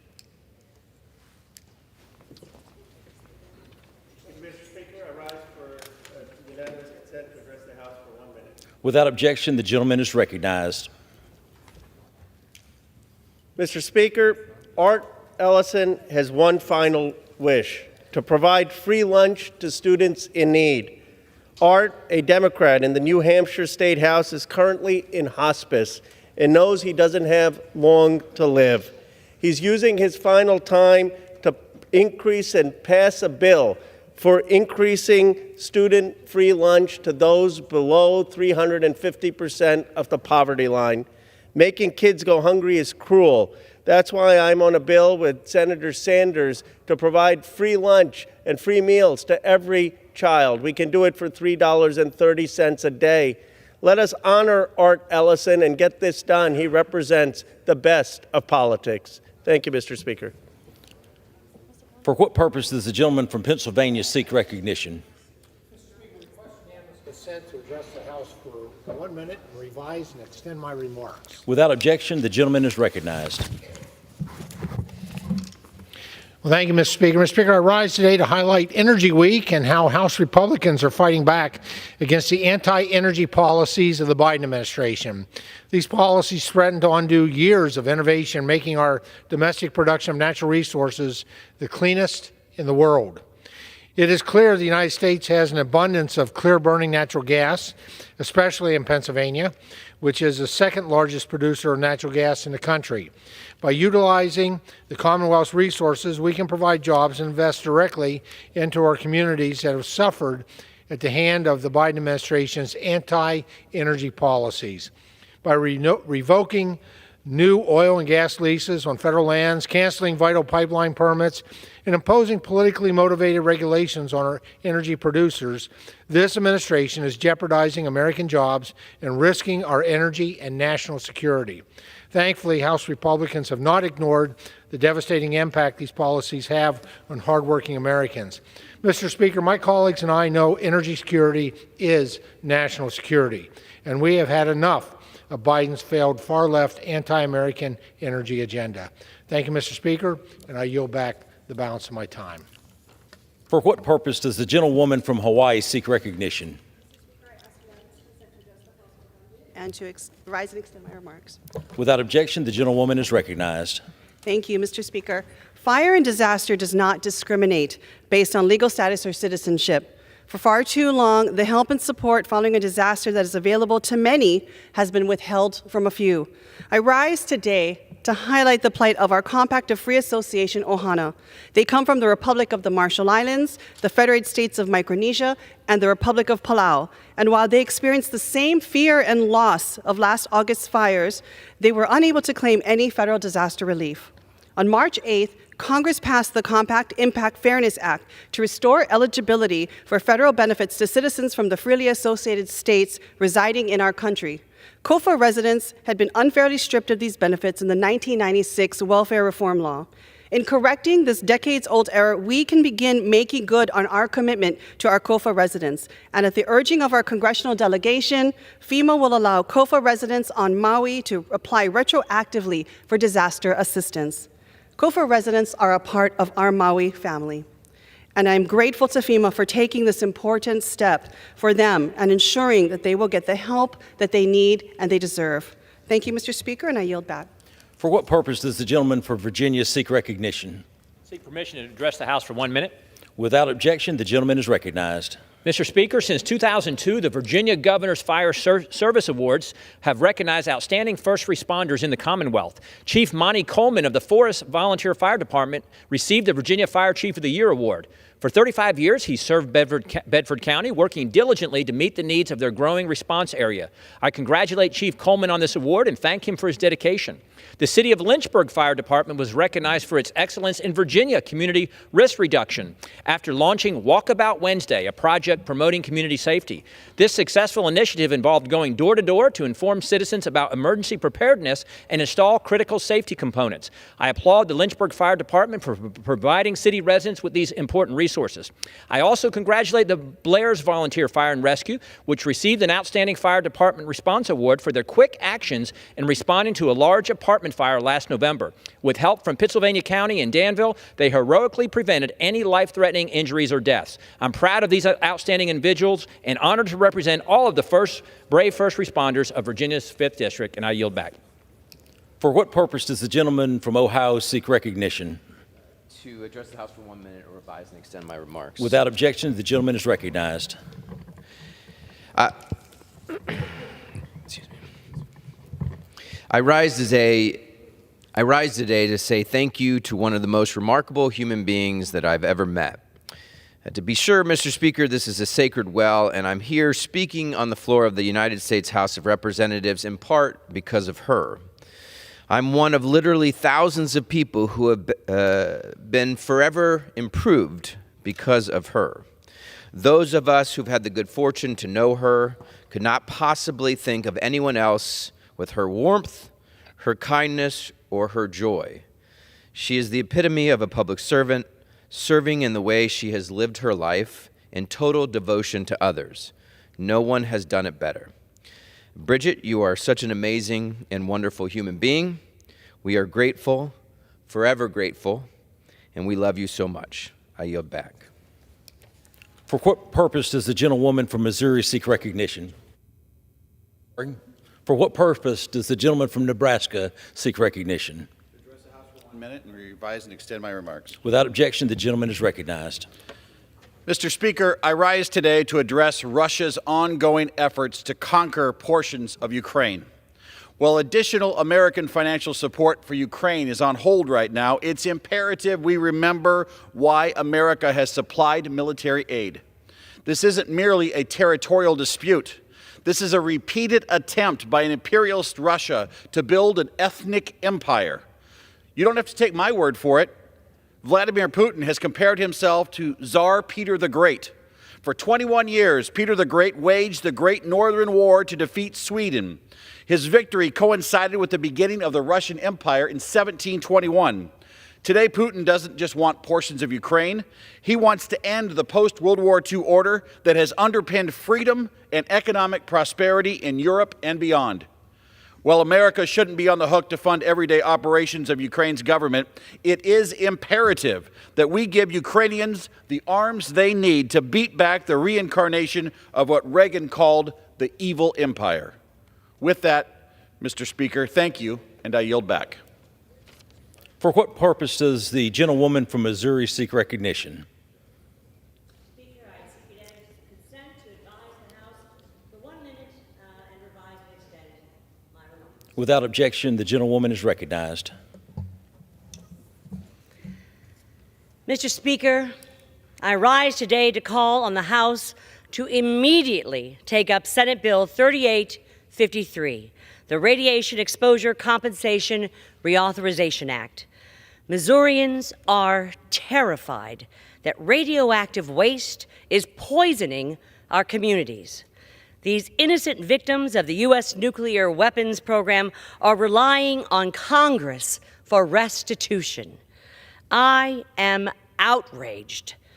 Senate and House negotiators left this urgently needed legislation out of the spending package. Mr. Speaker, time is of the essence. RECA expires in less than 3 months, and that is the existing law, which excludes St. Louis. Just extending the law won't help my constituents dying of cancer. Passing Senate Bill 3853 will. We need to use every opportunity to sign this bill into law. That means scheduling a suspension vote as soon as possible. Mr. Speaker, I am calling on the House to vote on this bill immediately. The health of my constituents depends on it, and I yield back. For what purpose does the gentleman from Texas seek recognition?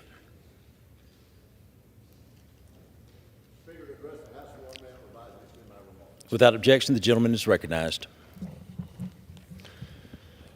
Mr. Speaker, I rise today to recognize and celebrate a true American hero, World War II veteran and former POW, Mr. Louis Rayford Guzzardo, who will turn 100 on April the 6th. Mr. Guzzardo isn't just any ordinary Joe. He served as a B-24 gunner during World War II.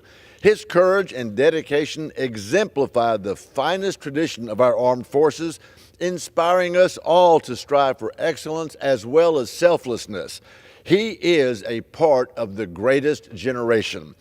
Despite enduring the horrors of war and being held as a prisoner of war, Mr. Guzzardo's spirit remained unbroken, fueled by his love of his country and his unwavering faith.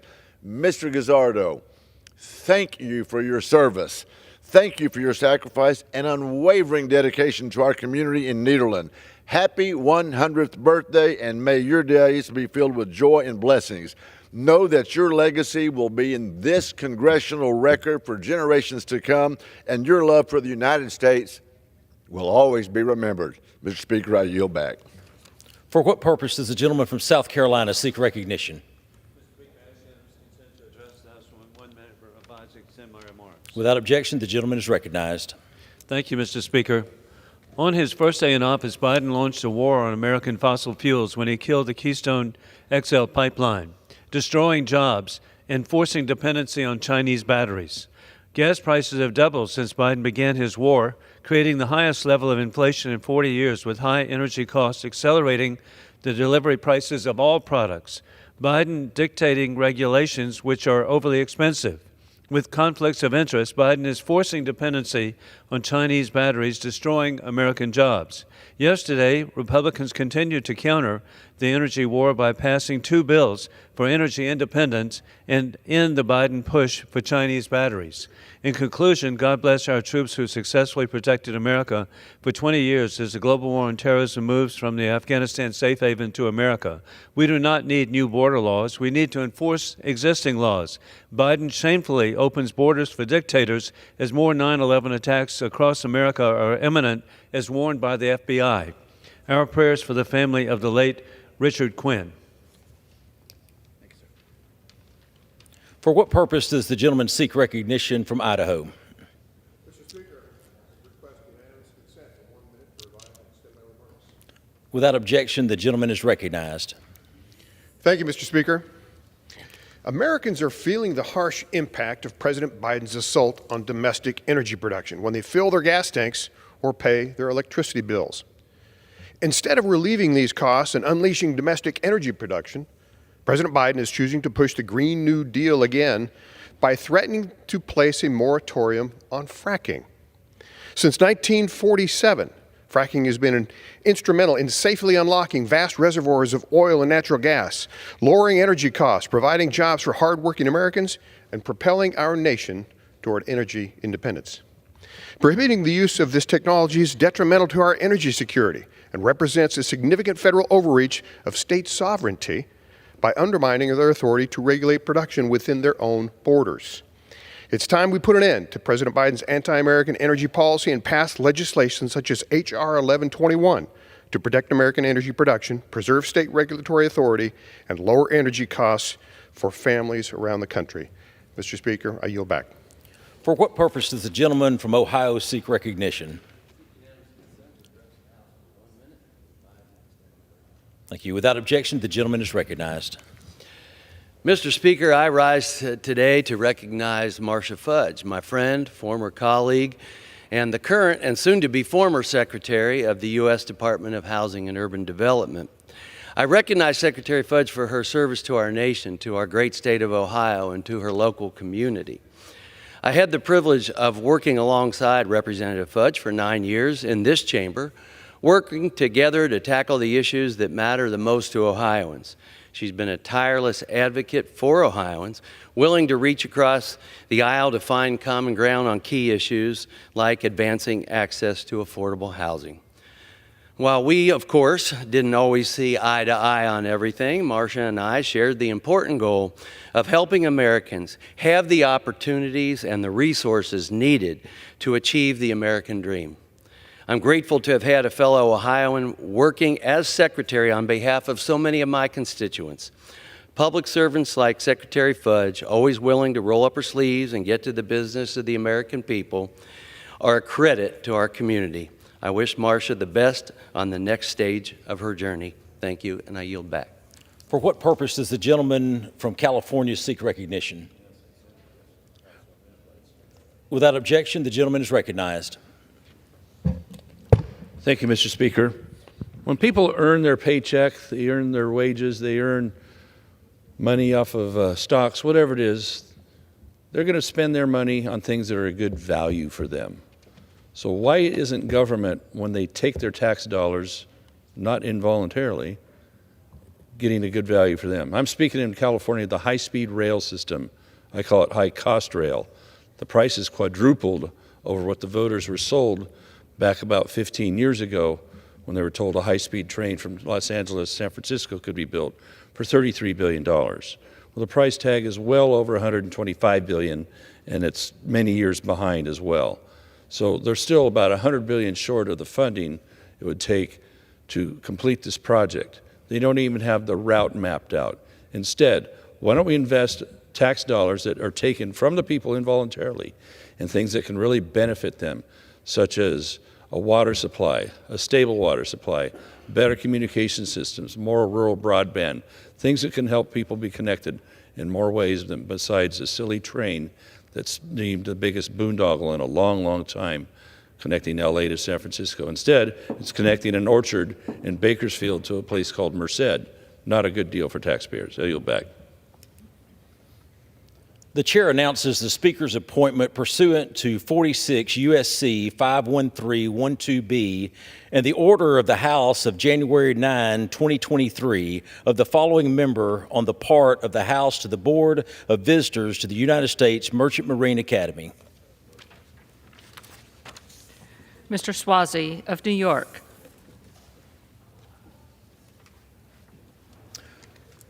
For what purpose does the gentleman from Missouri seek recognition? Mr. Speaker, pursuant to House Resolution 1085, I call up the concurrent resolution H-Con Res 86, expressing the sense of Congress that a carbon tax would be detrimental to the United States economy and ask for its immediate consideration in the House. The clerk will report the title of the concurrent resolution. House Concurrent Resolution 86, concurrent resolution expressing the sense of Congress that a carbon tax would be detrimental to the United States economy. Pursuant to the House Resolution 1085, the current resolution is considered as read.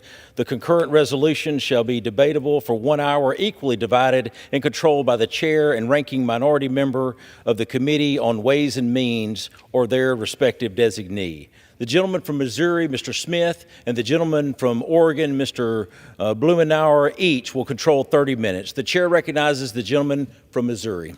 Mr. Speaker, I ask unanimous consent that all members have 5 legislative days in which to revise and extend their remarks and submit extraneous material on the concurrent resolution under consideration.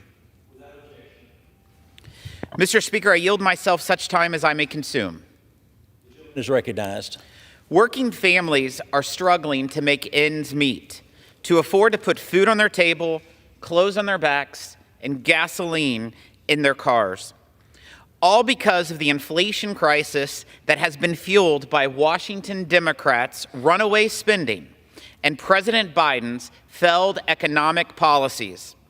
The last thing America needs is a carbon tax.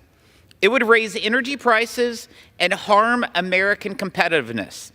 It would put American workers and job creators at a disadvantage to appease the president's wealthy environmentalist donors and their far-left agenda.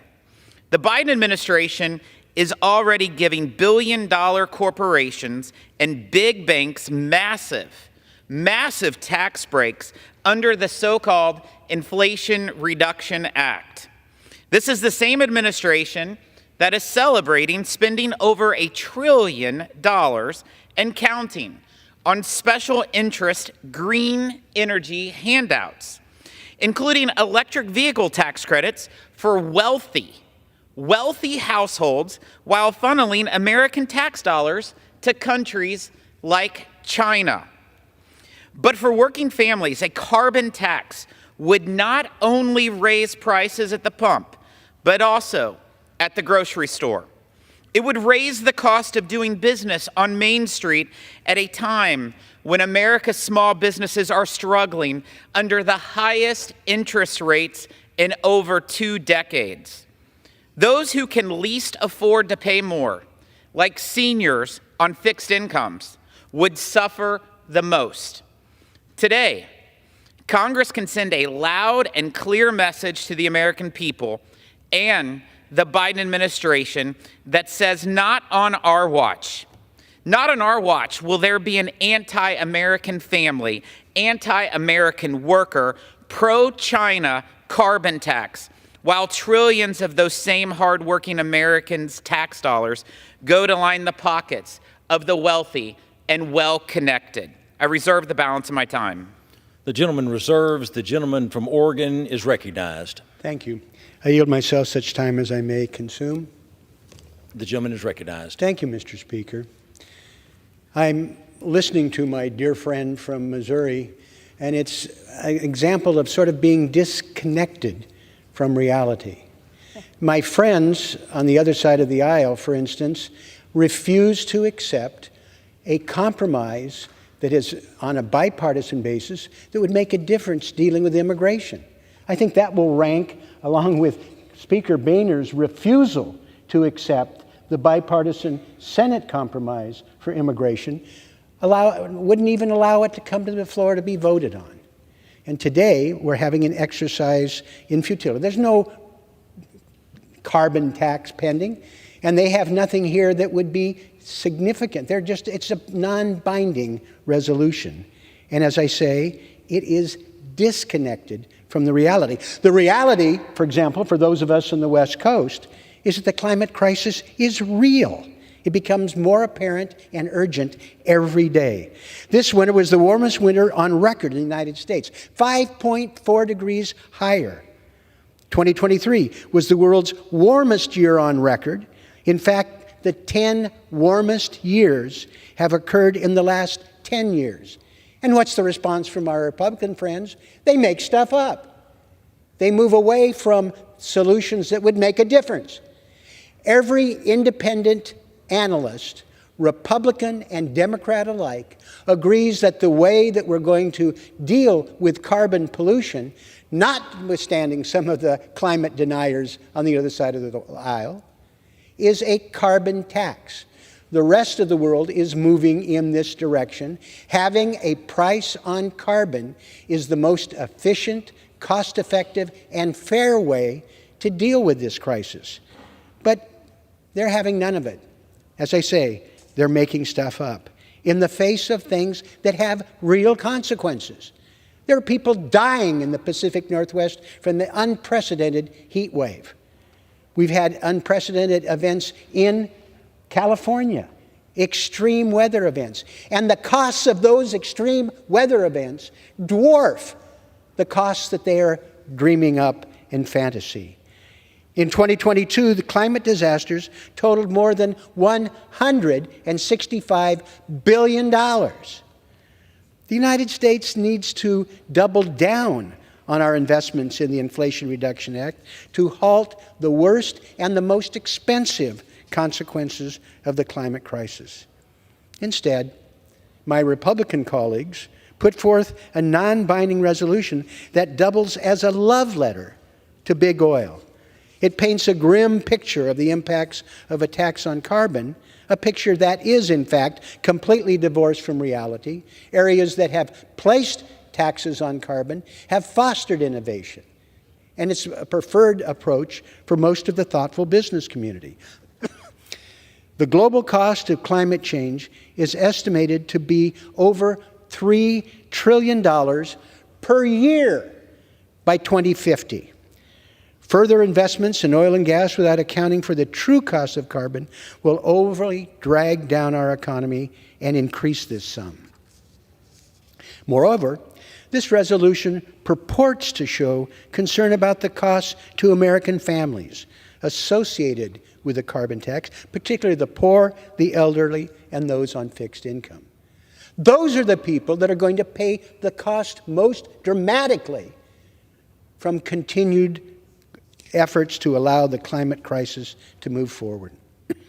Every single Republican voted against the Inflation Reduction Act, a bill that has already saved households hundreds of dollars in energy costs, not to mention hundreds more on prescription drugs. They all voted against it, yet their constituents are benefiting. They don't care about reducing the cost back then, and we shouldn't fall victim to their attempts to pretend about reducing costs now. The longer we fail to deal meaningfully with the climate crisis, the defining question of the 21st century, our answer will determine the lives of our children and grandchildren. We've made already significant strides in lowering costs, investing in clean energy. This love letter to big oil is absolutely the wrong step, and it's one they will be unable to justify to their children and grandchildren. It's a wrong-headed, inaccurate approach, one that is sadly not where we should be now, not where they should be, and it defies reality. I strongly urge, even though it's non-binding and doesn't make a difference, we'll go ahead and play this out, but I urge its rejection. I reserve the balance of my time. The gentleman from Oregon reserves. The gentleman from Missouri is recognized. Thank you. I yield 5 minutes to the gentleman from Montana, Mr. Zinke. Mr. Speaker, I rise today in opposition to President Biden's planned carbon tax, which would, quite frankly, kill the American economy. Now, nobody can dispute that America produces cleaner energy than our adversaries or our allies. That's not a dispute. When I was Secretary of Interior, I came in office, we were producing 8.3 million barrels a day and declining. After 2 years of President Trump, we were the world's largest exporter of energy, and oh, by the way, we reduced emissions. We had the record in safety because nobody produces energy more cost-effective, cleaner than we do. So the answer is this. It's not to punish American producers or Americans for having a resource and using it wisely. But there are three absolutes on the carbon tax. First of all, the environment. Undisputed, it is better to produce energy in this country under reasonable regulation than to watch it get produced overseas with no regulation. That is not in dispute. Secondly, manufacturing economy. My good friend from Oregon reminds us that hundreds perhaps have saved on their electric bills. I can tell you millions have not. When I was Secretary, gas was about $2 a gallon. I think it's a little over that. And if anyone looked at their last year's heating bills or around the kitchen table at Thanksgiving, I think we paid a price. On our economy, what drives manufacturing? First of all, is labor. We're not going to be competitive paying wages that China or India can pay. Secondly, resources. The cost of steel is about the same in South Korea as it is in Pittsburgh. Where America has the edge are two things: innovation and energy. And today's energy is going to be different than tomorrow's energy needs. Data storage, robotics, all require more and more energy. And that energy is not going to come from pixie dust and hope. National security. This is an area I'm familiar with. I've lost a lot of friends and colleagues overseas, primarily fighting for other people's oil and energy. I think it's immoral to send our troops overseas and fight for a resource we have here. A carbon tax makes America less competitive. It forces families to pay more for groceries that they're struggling in. And it also on our allies, who now depend on low-cost American energy. Now we're going to do a transition to where? EV in China land? Does anyone realize that 85% of the critical minerals that power EV, lithium, nickel, processing, are all in China? So the very idea we would make ourselves less competitive and give the advantage to our adversaries, and who's going to produce energy? If it's not us, who will? I can make a list. Perhaps Iran. Perhaps Venezuela. Perhaps Russia. So we either produce energy in this country under our regulations for the environment, for national security, to run our country, or we cede, we retreat. So this carbon tax is a terrible, terrible idea. And Mr. Speaker, I yield back. The gentleman reserves. The chair will receive a message. Mr. Speaker, a message from the President of the United States. Madam Secretary. Mr. Speaker, I am Madam directed by the President of the United States to deliver to the House of Representatives a message in writing. The gentleman from Oregon is recognized. Thank you, Mr. Speaker. I'm listening to my dear friend from Montana and the University of Oregon, and I couldn't disagree more. We have the opportunity to produce clean energy in the United States. The cost today of alternatives with wind and solar is cheaper than fossil fuel. And this is where the world is going. Having our technological edge to produce cleaner energy and not be susceptible to those international forces is absolutely essential.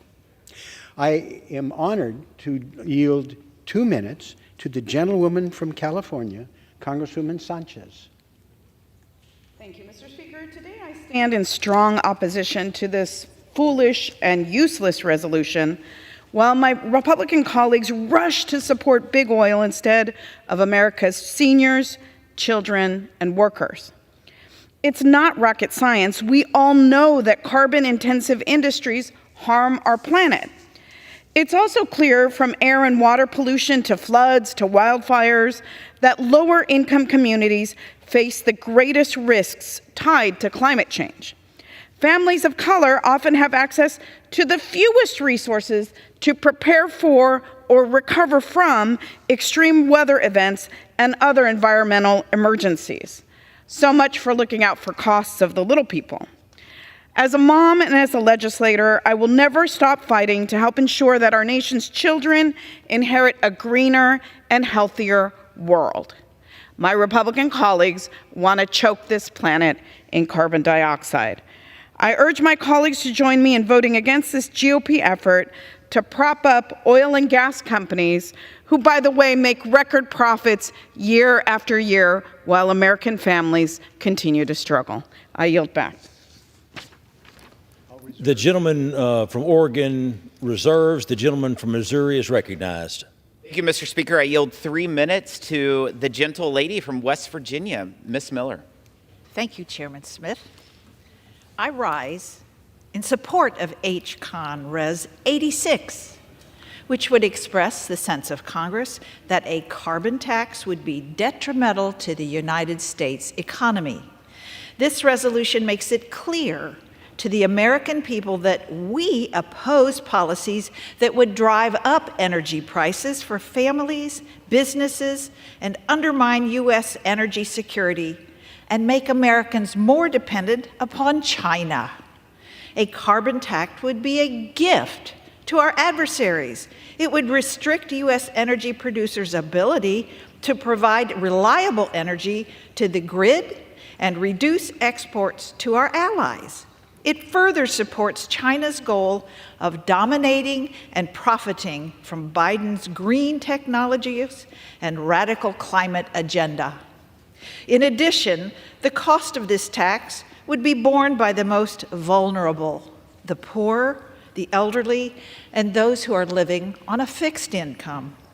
Americans are already suffering from the effects of Bidenflation and the president's attack on U.S. energy. If this carbon tax took effect, Americans would feel the pain when they buy their gas for their cars, turn on their lights, or adjust the thermostats in their home. The burden of a carbon tax would increase the price of everyday necessities, consumer goods, and anything that requires energy resources in their production, manufacturing, transport, or distribution. This resolution makes it clear that we oppose policies that would drive up energy prices, damage the United States economy, reduce the American GDP, and hurt American jobs. I will fight tooth and nail to make sure that our God-given natural resources remain the foundation of America's energy economy, while promoting innovation and an all-of-the-above energy. I thank you, and I yield back my time. The gentleman from Missouri reserves. The gentleman from Oregon is recognized. Thank you very much, Mr. Speaker. I'm honored to yield 2 minutes to the gentleman from Illinois, Congressman Davis. Thank you, Mr. Speaker. I rise to oppose this love letter to big oil. The Republicans' myopic focus on extreme policies has undermined our ability to enact broader tax reforms to support Americans. Rather than pushing this propaganda against green energy and climate change, Congress should be focused on advancing tax policies that support children, families, workers, and businesses. Above all, Congress should be focused on restoring the 2021 child tax credit that halved child poverty in 1 year. The progress we made in 2021 shows that we can slash child poverty when we have the political will to do so. Congress should restore the 2021 Child and Dependent Care Tax Credit that gave up to $8,000 to working parents for child care costs for 2 or more children, much better than the current maximum of $2,100. Congress should restore the 2021 Earned Income Tax Credit that helped foster and homeless youth as well as single workers from being taxed into poverty. Congress should remove income as a barrier to adoption, restore the above-the-line charitable deduction to help non-itemizers, and support the amazing charities that support our communities. Enact critical improvements to the low-income housing tax credit, and help cost-burdened renters by implementing a refundable renter's tax credit. Workers, families, and businesses need our help. Today's resolution represents hollow extremist talking points and lacks the political will to cut child poverty in half. Every day we delay action, poverty poisons the futures of millions of children. Thank you, Mr. Speaker, and I yield back. The gentleman from Oregon reserves. The gentleman from Missouri is recognized. Reserve. The gentleman from Oregon is recognized. You know, I just have to note that my dear friend from West Virginia, a woman I deeply respect, but would have reliance on fossil fuel for energy security. In her own state of West Virginia, the cheapest sources of power are renewable energy sources like wind and solar, which we incented with our policies, and all of our Republican friends voted against. The market has made a judgment that these are the most cost-effective ways to generate energy. It's my honor to recognize the gentlewoman from California, Congresswoman Chu. For how much time, sir? For 2 minutes. 2 minutes. The gentlewoman is recognized. I rise in strong opposition of House Concurrent Resolution 86, a disingenuous resolution that wastes our time while it misleadingly attacks a carbon tax. Continuing with yesterday's shameless giveaways to big oil and gas, Republicans' next Energy Week bill asserts that a carbon tax would raise food prices and the cost of every good in America, while ignoring the cost of climate change to communities hit hardest by flooding, wildfires, and other climate catastrophes, all while oil and gas executives maximize their profits. This is unacceptable. The reality is that when Democrats controlled the House, Senate, and White House, we did not pursue a carbon tax. Instead, we passed historic tax credits that are incentivizing and fueling the clean energy transition. The Inflation Reduction Act was the largest climate investment in history, and through it, We are powering economic growth, creating hundreds of thousands of jobs, and advancing environmental justice. Republican leadership refuses to disavow their own members' proposals, like the Fair Tax Act, which would actually be a 30% sales tax on everything, including groceries, medical bills, tuition, insurance, and yes, fossil fuel products like gas that you buy at the pump, hurting the very same people they are purporting to help. Ultimately, this resolution represents yet another attempt by House Republicans to favor corporate interests, including big oil, over job-creating clean energy policies and climate solutions that benefit American families and our planet.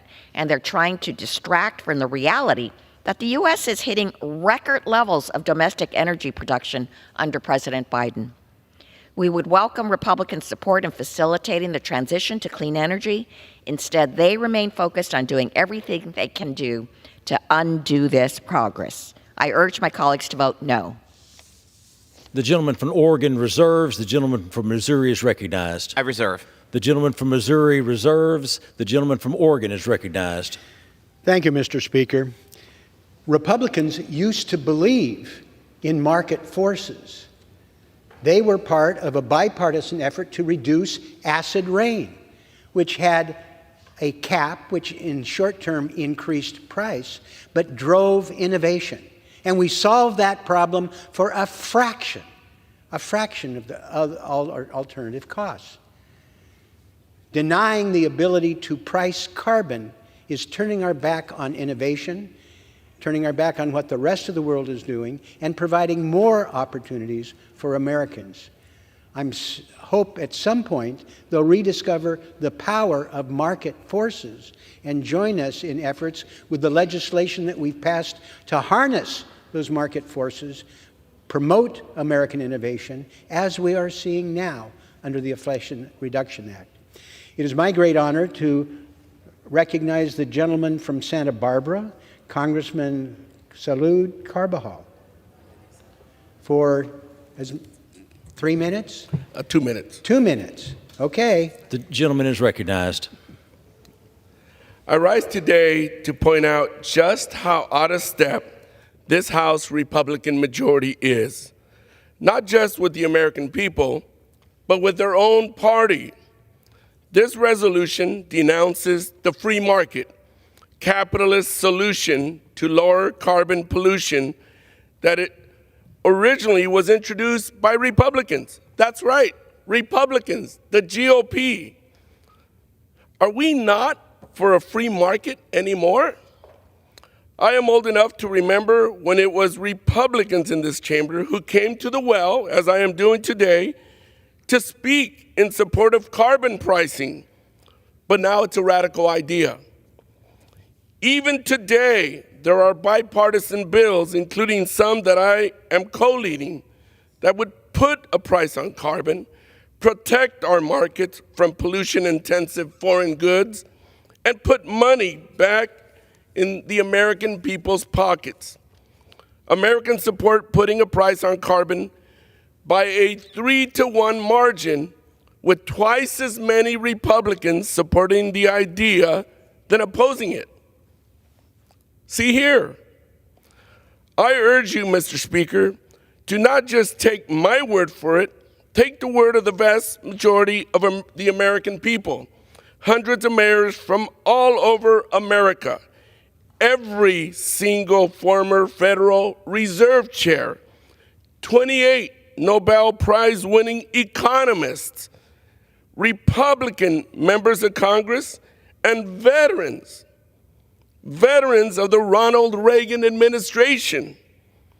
And if that is not enough, take Elon Musk's words for it. Carbon pricing is, quote, the obvious move and worthy of consideration, not condemnation. What has happened to the Republican Party? The gentleman's time has expired. Thank you. I urge a no vote. I yield back. I deeply appreciate the gentleman's tutorial on economics and history, and I could not agree with him more. And I hope at some point our Republican colleagues rediscover the power of the market, like what would happen with the carbon tax, which we're seeing around the world moving in this direction. There are two basic approaches we can take. One is to use market forces, like putting a price on carbon, or simply being the handmaiden to big oil.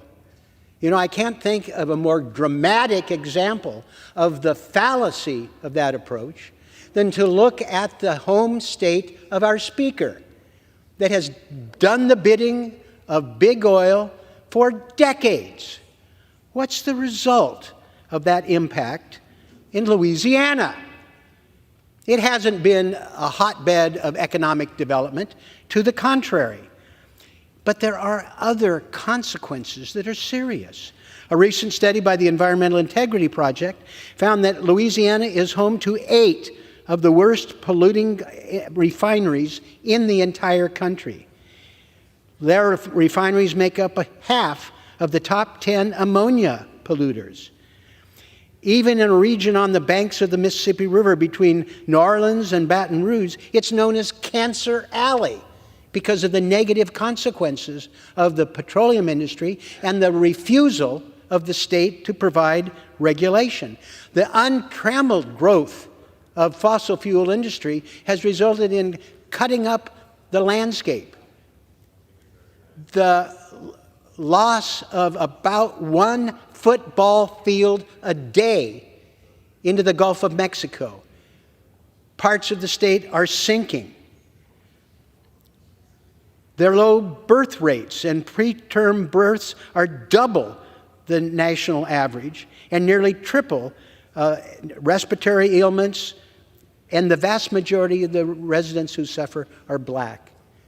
Look at New Orleans and the consequences of Louisiana to what happens when you just do the bidding of the oil companies.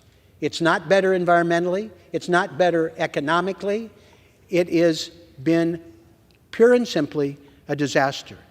An alternative is to use market forces to tax what we would like least of. A carbon tax would raise prices for some, but it would foster innovation. That's exactly what we did with our approach to acid rain. And it sparked innovation and cured that problem much more cost-effectively than other solutions. It's time for the Republican Party to rediscover market forces and be able to do what the vast majority of economic experts, Republican and Democrat, conservative and liberal, agree is the best solution.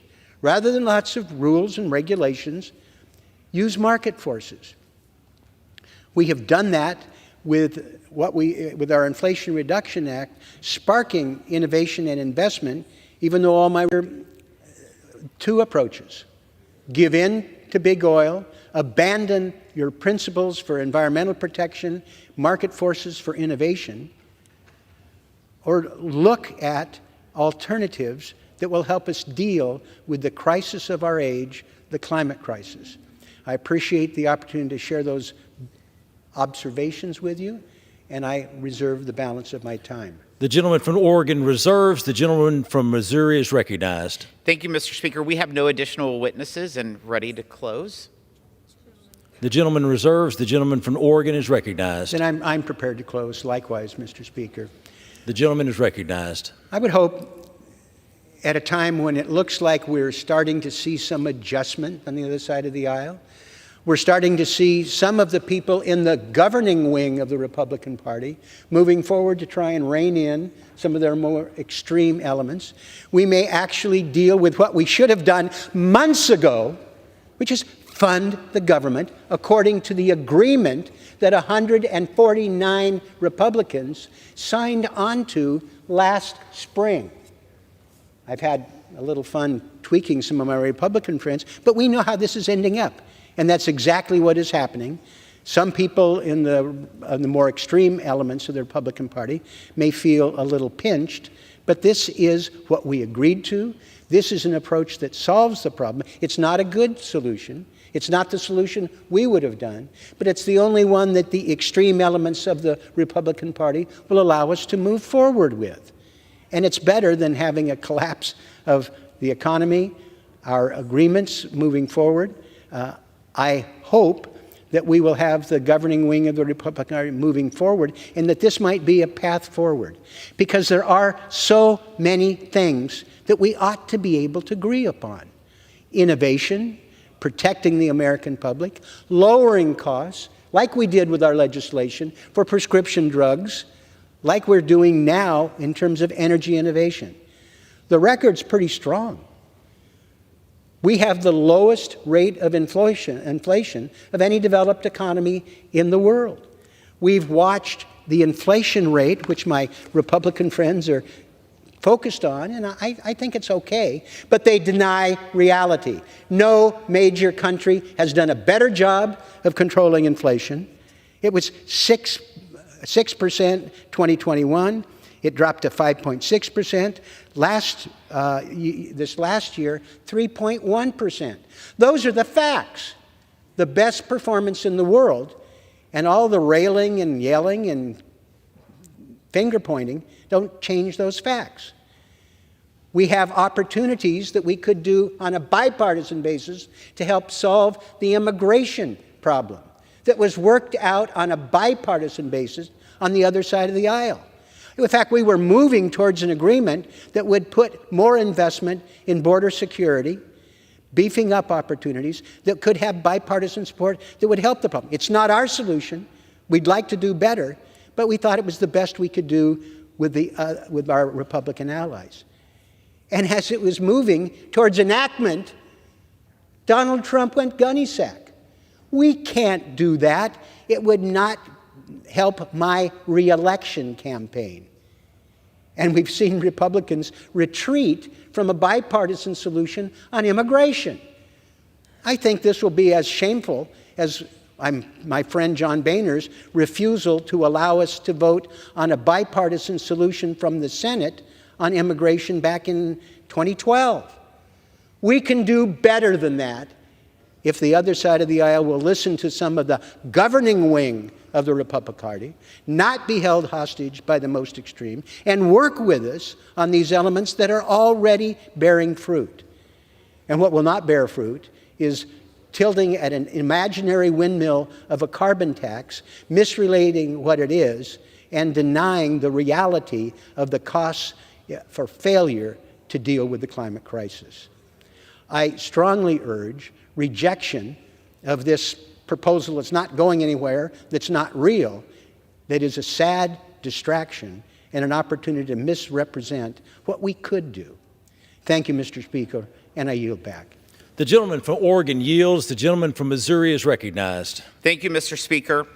America's working families have paid more than their fair share for the failed economic policies of Washington Democrats and the Biden administration. Prices are up over 18% since President Biden took office. And why? Because the president is willing to sacrifice the well-being of working families to reward the wealthy and well-connected.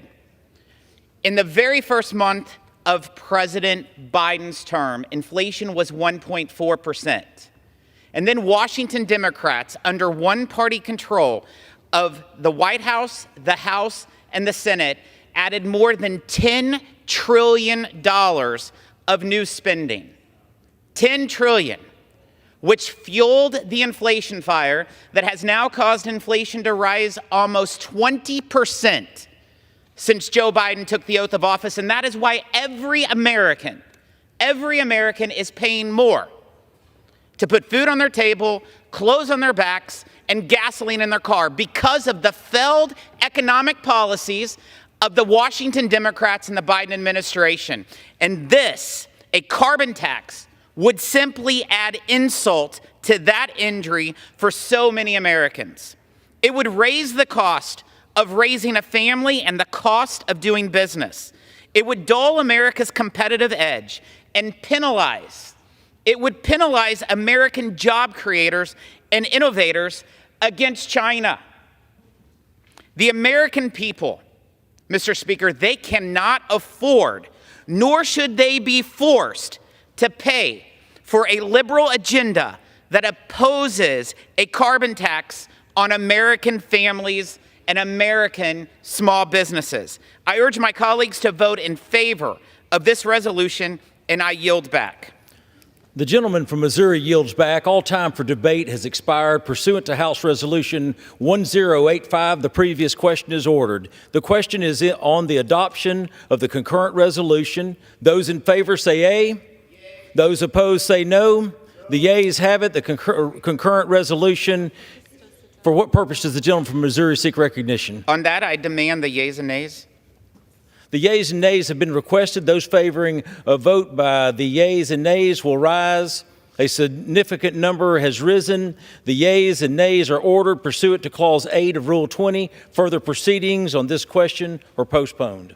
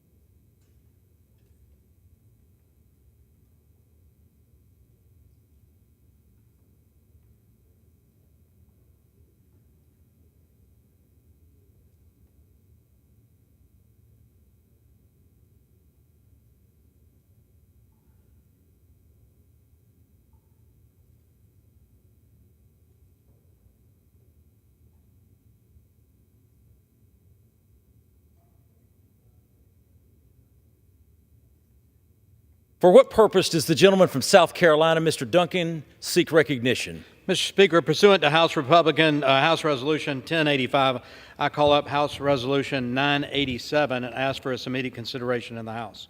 The clerk will report the title of the resolution. House Resolution 987, resolution denouncing the harmful anti-American energy policies of the Biden administration and for other purposes.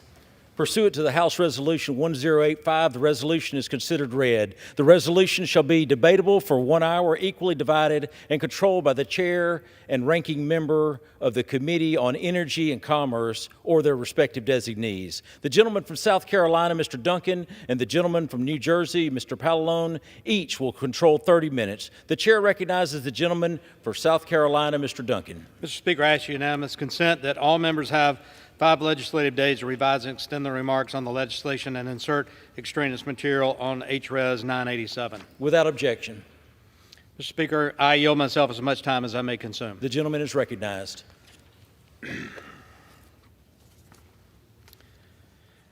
Mr. Speaker, I rise in support of House Resolution 987 to denounce the harmful anti-American energy policies of the Biden administration, led by Western Caucus Chairman Dan Newhouse. You know, from day one, the Biden administration has waged war on American energy. Their actions and policies have jeopardized our grid security, caused America to become more dependent on foreign adversaries like Iran and Russia, China and Venezuela and others, and increased energy costs for everyday Americans. Energy is foundational to everything in American life. American energy powers our country, it employs our workers, and it drives our economy. When the cost of energy goes up, so does everything else. Since President Biden took office, the administration has taken over 170 regulatory actions to make it harder to produce and deliver American energy. President Biden and House Democrats are doing everything in their power to regulate American energy workers out of existence, and they don't care how it negatively impacts communities in South Carolina or any other state around the country. They're putting the needs of radical climate lobby over hardworking Americans. Americans know Gas prices hit a 4-month high this week with a national average of $3.46 a gallon. In May of 2023, it was calculated that nearly 20 million households in the United States were behind on their utility bills. That means they couldn't pay them or having trouble paying them. In President Biden's first 26 months in office, energy prices increased roughly 27.2%, the largest increase of any of the past 7 administrations. President Biden's policies have directly contributed to these unaffordable energy bills. He started his first day in office. He canceled the Keystone Pipeline, eliminating the potential for 11,000 energy sector jobs. He continues to block domestic mineral development while simultaneously forcing a rush to green agenda, which makes the United States reliant on foreign countries like China, who use child labor and have inhumane working conditions and do it in a very environmentally insensitive way in their mining. To distract from high energy prices, President Biden directed the largest drawdown of the Strategic Petroleum Reserve in the nation's history. Now, the SPR, the Strategic Petroleum Reserve, is there for national emergencies, a time of war, a time of hurricane, other natural disasters. But he drew it down for political purposes. Under Democrat control, the SPR has been drained to its lowest level since 1980 as an election year gimmick. It puts America at risk, though, not having that Strategic Petroleum Reserve available. President Biden's anti-American energy policies know no end. There's taxing natural gas, blocking pipelines, banning LNG exports, which help American producers but also help our friends and allies around the globe, imposing aggressive EPA regulations. Just yesterday, the Biden administration announced a rule that would mandate that nearly 2/3 of new vehicles must be all electric by 2032, regardless of cost, functionality, or consumer choice, which should drive the market for automobile production. Congressman Newhouse's resolution denounces these policies and encourages domestic energy production of reliable and affordable energy sources. Now, Republicans have solutions, and those solutions will reverse the Biden administration's war on energy. The House recently passed H.R. 7176, the Unlocking Our Domestic LNG Potential Act, to reverse the Biden LNG export ban.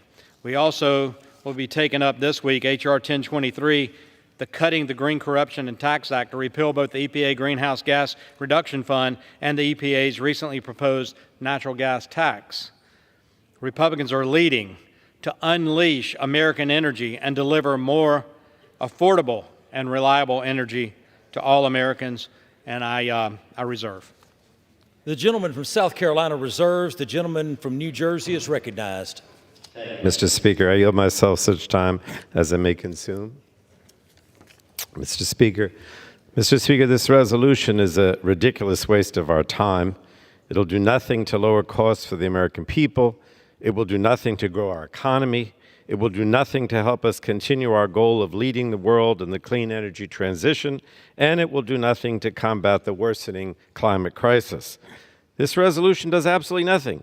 It's nothing more than a long list of fabricated grievances against the Biden administration and against the important work that congressional Democrats have accomplished over the last few years.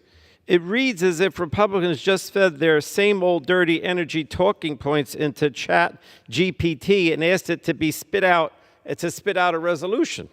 Instead of focusing on real solutions to bring down energy costs for Americans, House Republicans are working to pass this meaningless resolution that falsely claims the Biden administration is an anti-American energy, that's what their policy is. But let's look at the facts. The United States is currently producing more energy than ever before in its history, and that includes energy from all sources, solar, wind, and yes, more oil and gas than ever before. And while we're doing this, we're also making incredible progress in addressing carbon emissions and air pollution. Last year, emissions in the United States fell by 2%, even as the GDP grew by 2.4%. So why are Republicans complaining? Why are they upset about the fact that we found a way to pursue energy security while also lowering energy costs for American families, boosting our economy, and tackling the worsening climate crisis all at the same time? And I'm going to tell you why. Because Republicans don't want anything to stand in the way of their oil and gas friends. They refuse to deviate from their polluters over people agenda, and they're wasting floor time on meaningless resolutions and bills that won't go anywhere because they're simply not capable of governing. This Republican Congress is the least productive of any Congress since the Great Depression. They don't have any new ideas or solutions. Instead, they just continue to gravitate to their comfort zone, which is doing the bidding of the oil and gas industry. President Biden and congressional Democrats have taken a drastically different approach. In stark contrast to Republicans' polluters over people agenda, Democrats are fighting to lower American energy bills, grow our middle class with new good-paying clean energy jobs, and combat the worsening climate crisis. Through the Bipartisan Infrastructure Law and the Inflation Reduction Act, we've seen clean energy projects growing all over the country. New manufacturing facilities are making EVs, batteries, and other clean energy technologies, and they're all booming because of crucial investments from these two bills. This leads to emission reductions, energy production, and of course, important new jobs. And it's revitalizing communities across the country with more than 271,000 clean energy jobs created since the passage of the Inflation Reduction Act. In fact, the sponsor of this resolution will get to witness the power of these investments in his own district in Washington State. Two companies backed by the Bipartisan Infrastructure Law investments of $100 million are building next-generation EV battery plants in Washington State, in his district, and are expected to create hundreds of new jobs. And it's not just the state of Washington that is benefiting. Over half of the Inflation Reduction Act's projects are located in congressional districts represented by Republicans, totaling more than 144,000 new jobs and over $262 billion in investments. We're growing the economies in their districts, and yet Republicans continue to complain. The Republicans often talk about the Biden administration's so-called war on energy. They mention it today. I honestly have no idea what they're talking about. American energy production is breaking records. Gas prices have remained stable over the last year, and the Energy Information Administration has forecasted that Americans are paying less for heating costs this year than they did last year. Other countries, and often our competitors, are investing rapidly in clean energy. If we pause our important work, we will fall behind. If Republicans have their way, we'll stop competing, stop investing in the booming clean energy economy, and simply recommit to expensive, polluting fossil fuels as the way forward. So I urge my colleagues to vote against this do-nothing resolution. And I urge my colleagues across the aisle to come up with better things for us to do with our time, not waste our time. And with that, I reserve the balance of my time, Mr. Speaker. The gentleman from New Jersey reserves. The gentleman from South Carolina is recognized. Thank you, Mr. Speaker. You know, the hardworking Americans, the taxpayers in this country, they know that the rush to green policies of the Biden administration have made energy more expensive.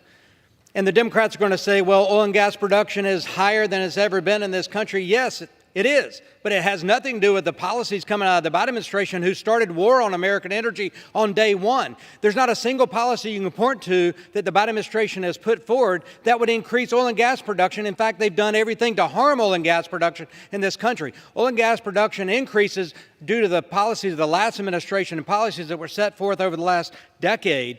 Nothing to do with the Biden rush to green policies that have made energy more expensive.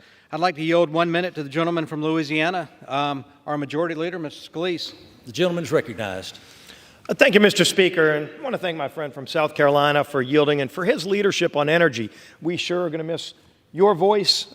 We have a few more months left before you leave Congress, but you have been a great, great advocate for American energy, for so many other forms of energy like nuclear power. But today we're talking about how we can help those families who are struggling.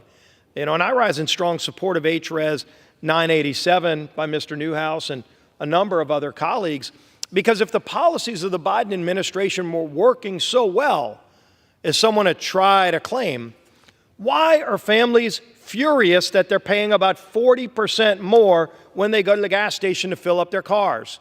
Why are they furious that when they pay their household electricity bills, if they can afford to pay their household electricity bills, they're paying over 30% more?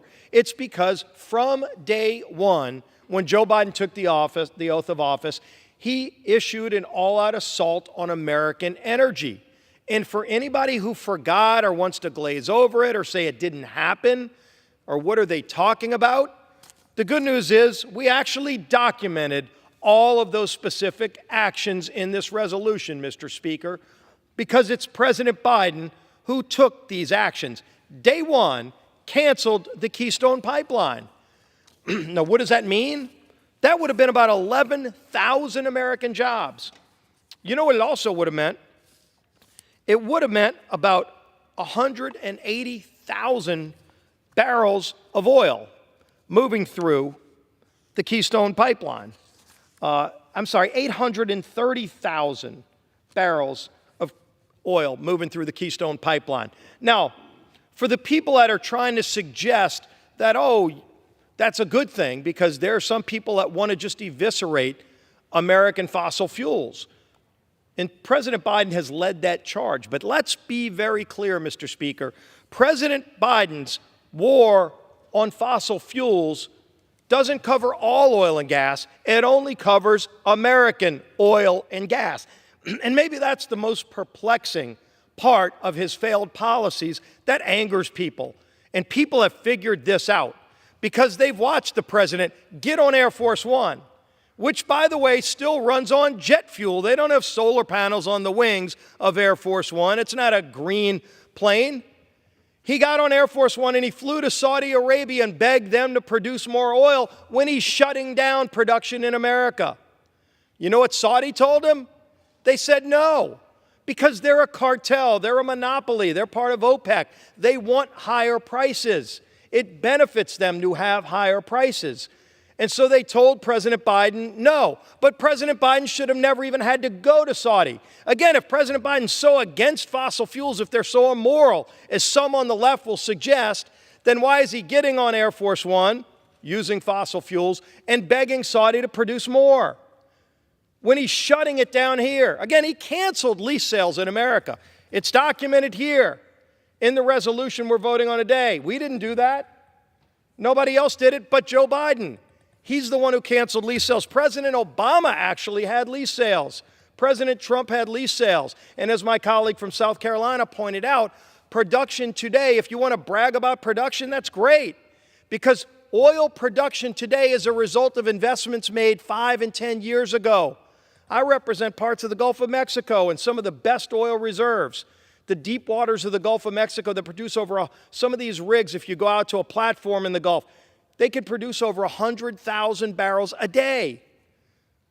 But you don't just plop one down and start producing 100,000 barrels today. If you get a lease today, you have to pay millions of dollars for it. You can't because Joe Biden cancels lease sales. But if you got a lease, you then have the luxury of going out and finding private investment, because there's no government money like the solar panels and the car batteries.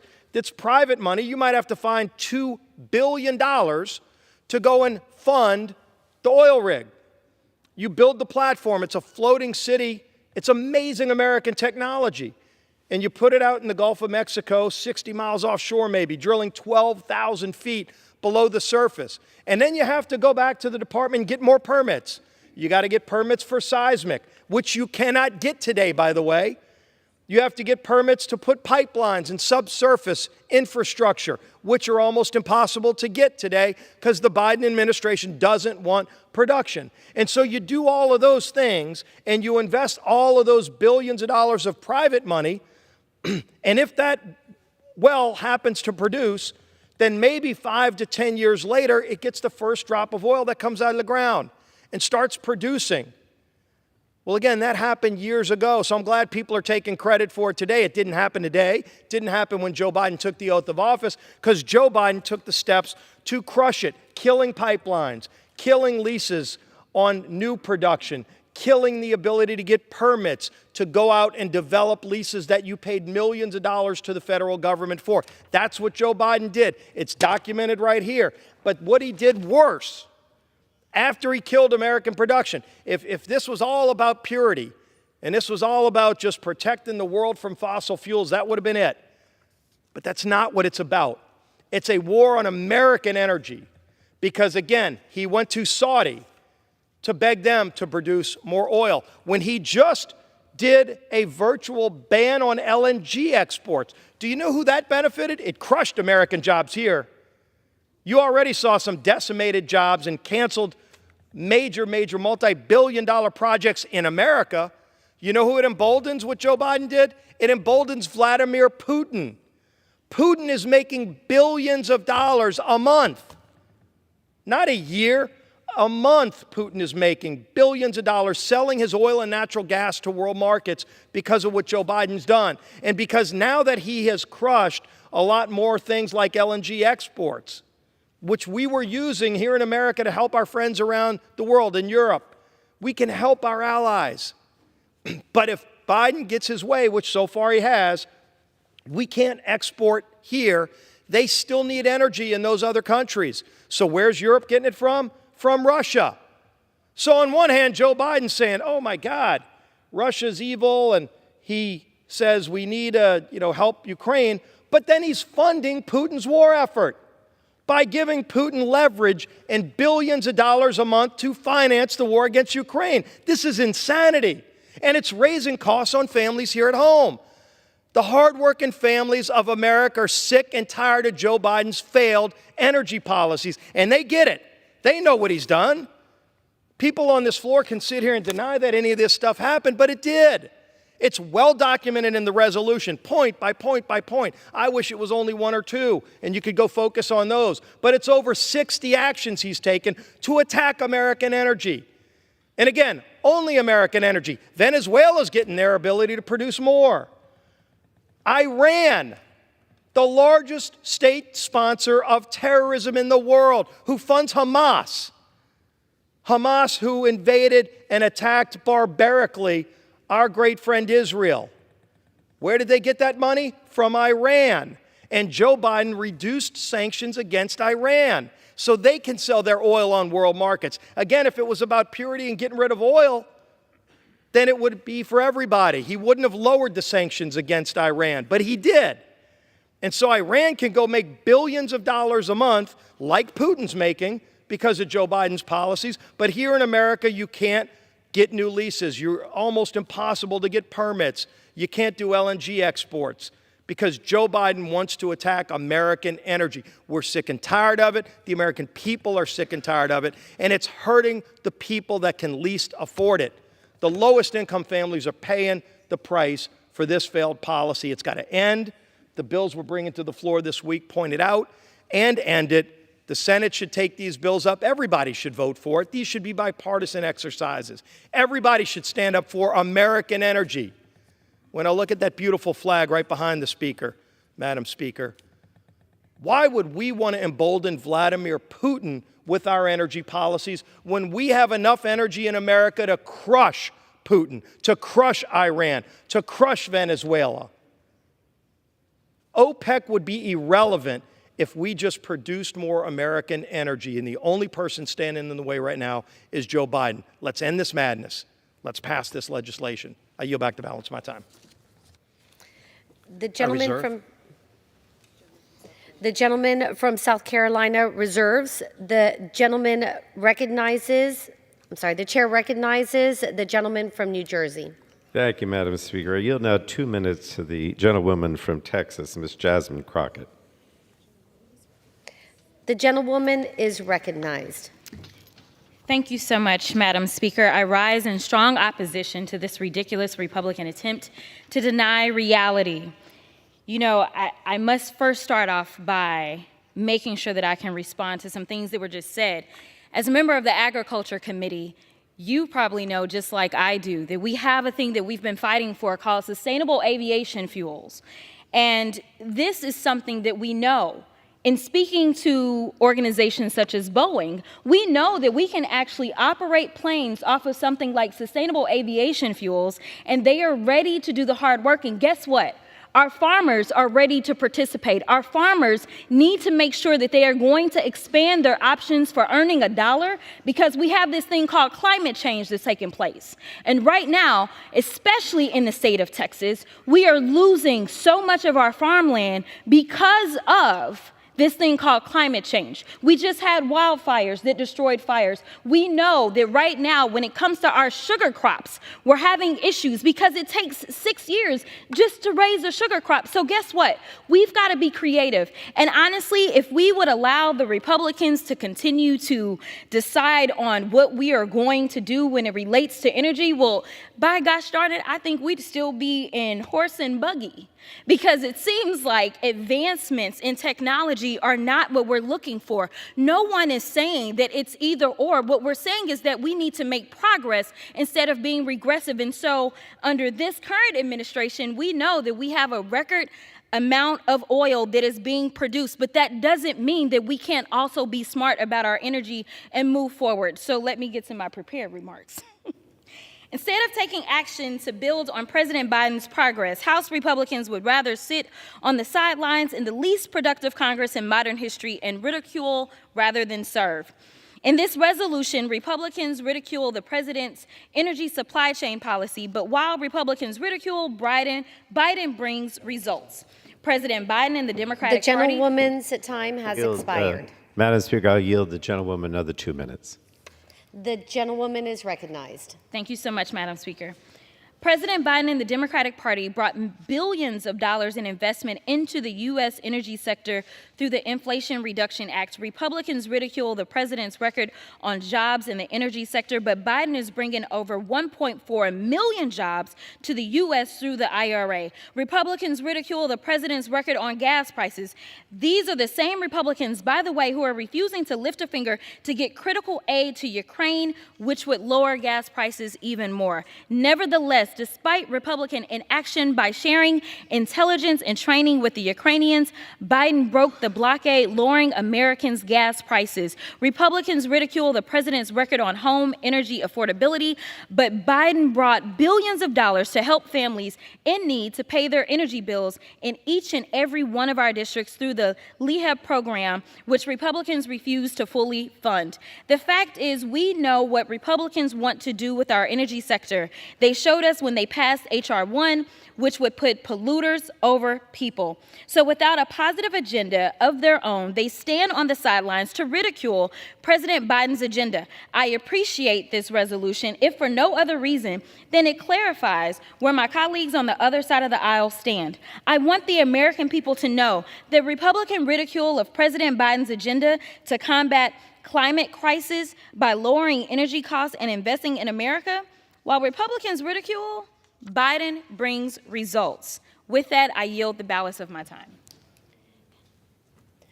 The chair reserve. The gentleman from New Jersey reserves. And the gentleman from South Carolina is now recognized. Thank you, Madam Speaker. You know, it's interesting that the gentlelady across the way mentioned Ukraine because, as the majority leader so succinctly pointed out, Joe Biden's policies of shutting down American energy production is actually funneling money to Vladimir Putin to help him pay for the war in Ukraine, to pay for the Russian army to go in and kill Ukrainians.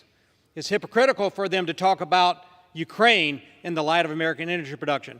The gentleman from Washington State, the chair of the Western Caucus, has a great resolution that points out all the things that the Biden administration has done to kill the American energy golden goose, laying the golden egg, helping the economy. I'd like to yield 5 minutes to the gentleman from Washington, Mr. Newhouse.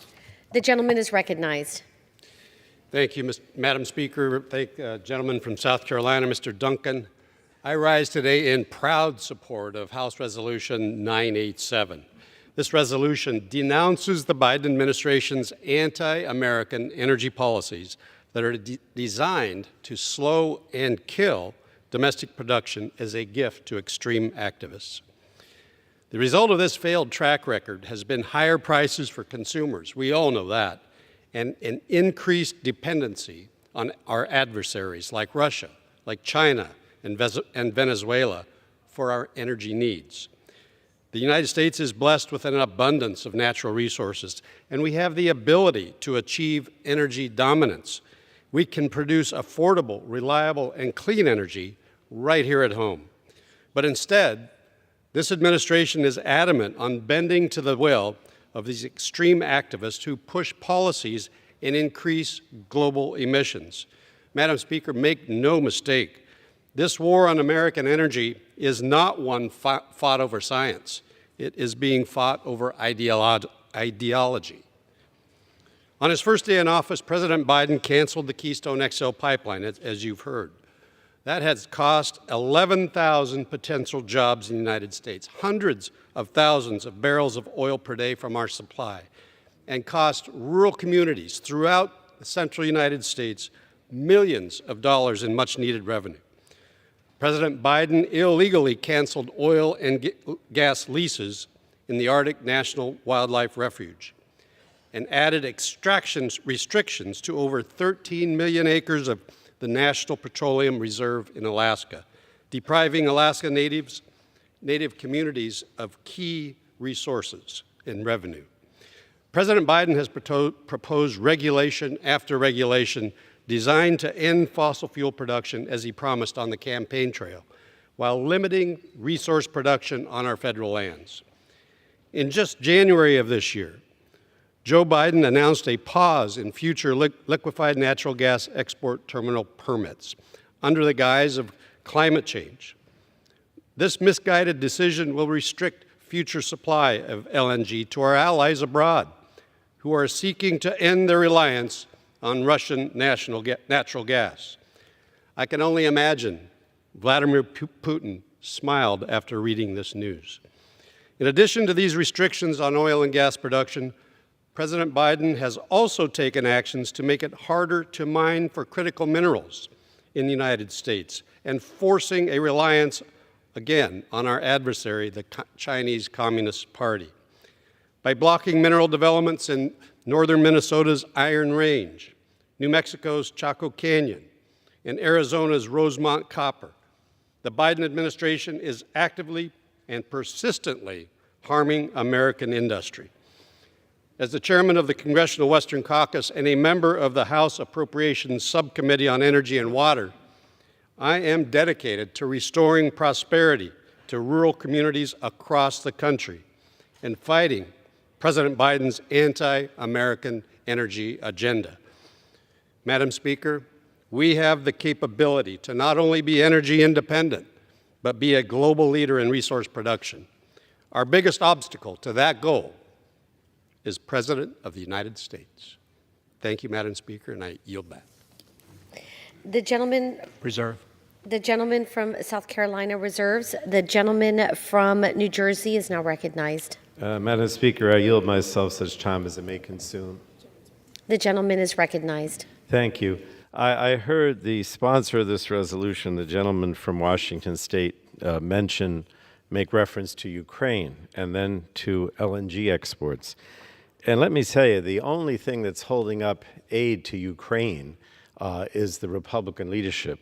The Speaker at any time could bring up a resolution providing, or I should say a bill, providing funding for military purposes and supplies in Ukraine, and it would pass this House overwhelmingly. I don't know why he isn't doing it, but for them to suggest on the other side of the aisle that somehow we're not helping Ukraine, that is their fault because they refuse to bring up the spending bill that will allow that to happen. And it's not happening this week, and then we're going to go on a 2-week break, and it's still not happening. And they are running out of ammunition in Ukraine to defend themselves against Putin. Now, I also want to mention the gentleman's reference to LNG exports. Here, again, Republicans are ignoring the facts that don't conform with their narrative. The U.S. has become the #1 exporter of LNG worldwide in just a few short years, and there is enough already approved liquid natural gas export permits for us to triple our export capacity without issuing a single additional permit. This level of production, according to a letter sent by over 60 European Union lawmakers, will meet the energy needs of our allies in Europe for years to come. We're supporting our allies. It's those on the other side of the aisle, the Republicans, that are not supporting our allies by not allowing legislation to come to the floor that will help Ukraine. The White House has issued an LNG pause. that serves as an opportunity to evaluate how the recent boom in LNG is contributing to greenhouse gas emissions, environmental pollution, and domestic energy price increases. What we're saying here today, and this is what the Republicans ignore, is that this administration, the Biden administration, is increasing production of oil and natural gas, addressing renewables, getting more solar out there, getting more wind out there, but at the same time, making sure that our economy grows and that, gas prices don't increase. So, and addressing the climate crisis. So the White House has this LNG pause because one study found that the rise in U.S. LNG exports over the past 3 years contributed to higher energy bills for American families.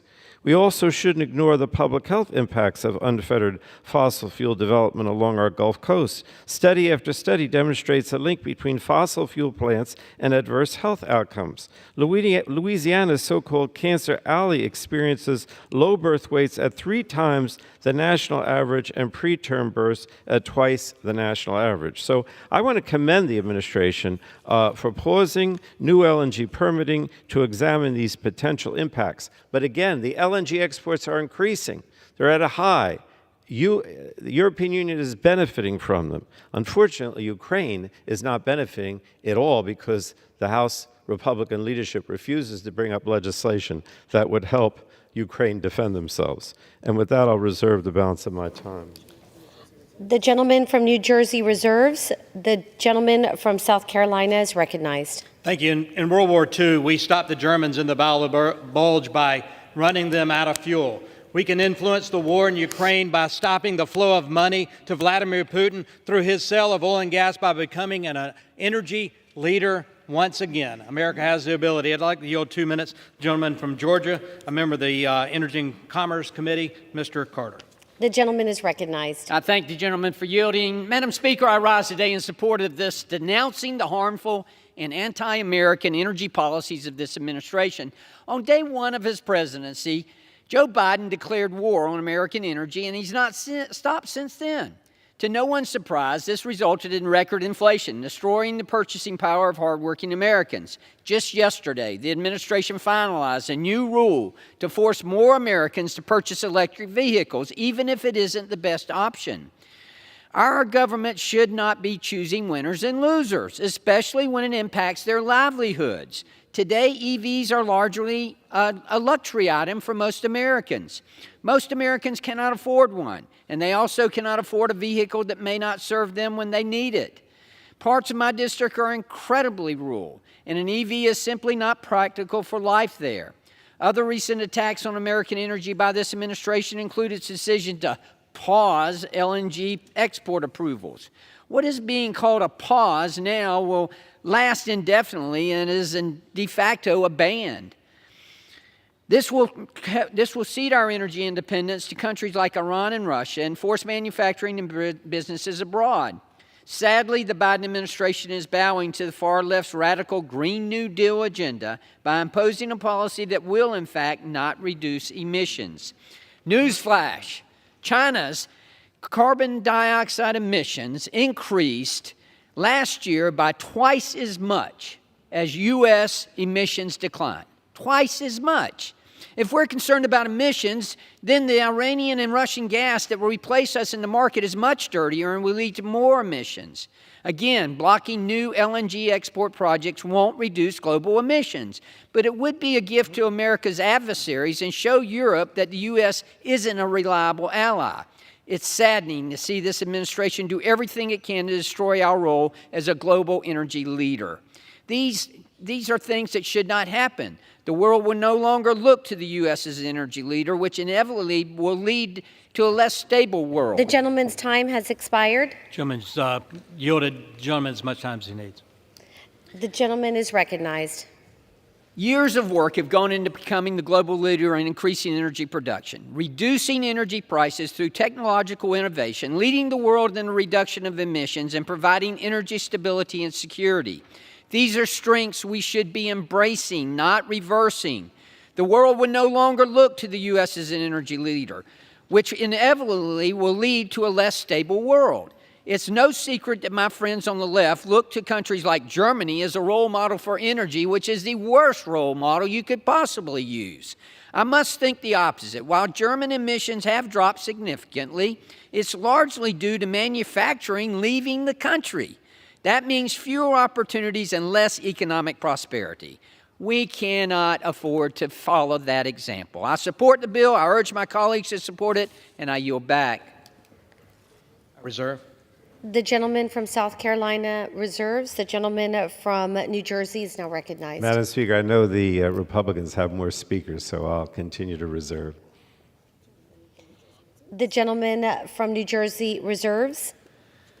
Madam Chair, Madam Speaker, I yield 1 minute. The gentleman from Texas, Mr. Weber. The gentleman is recognized.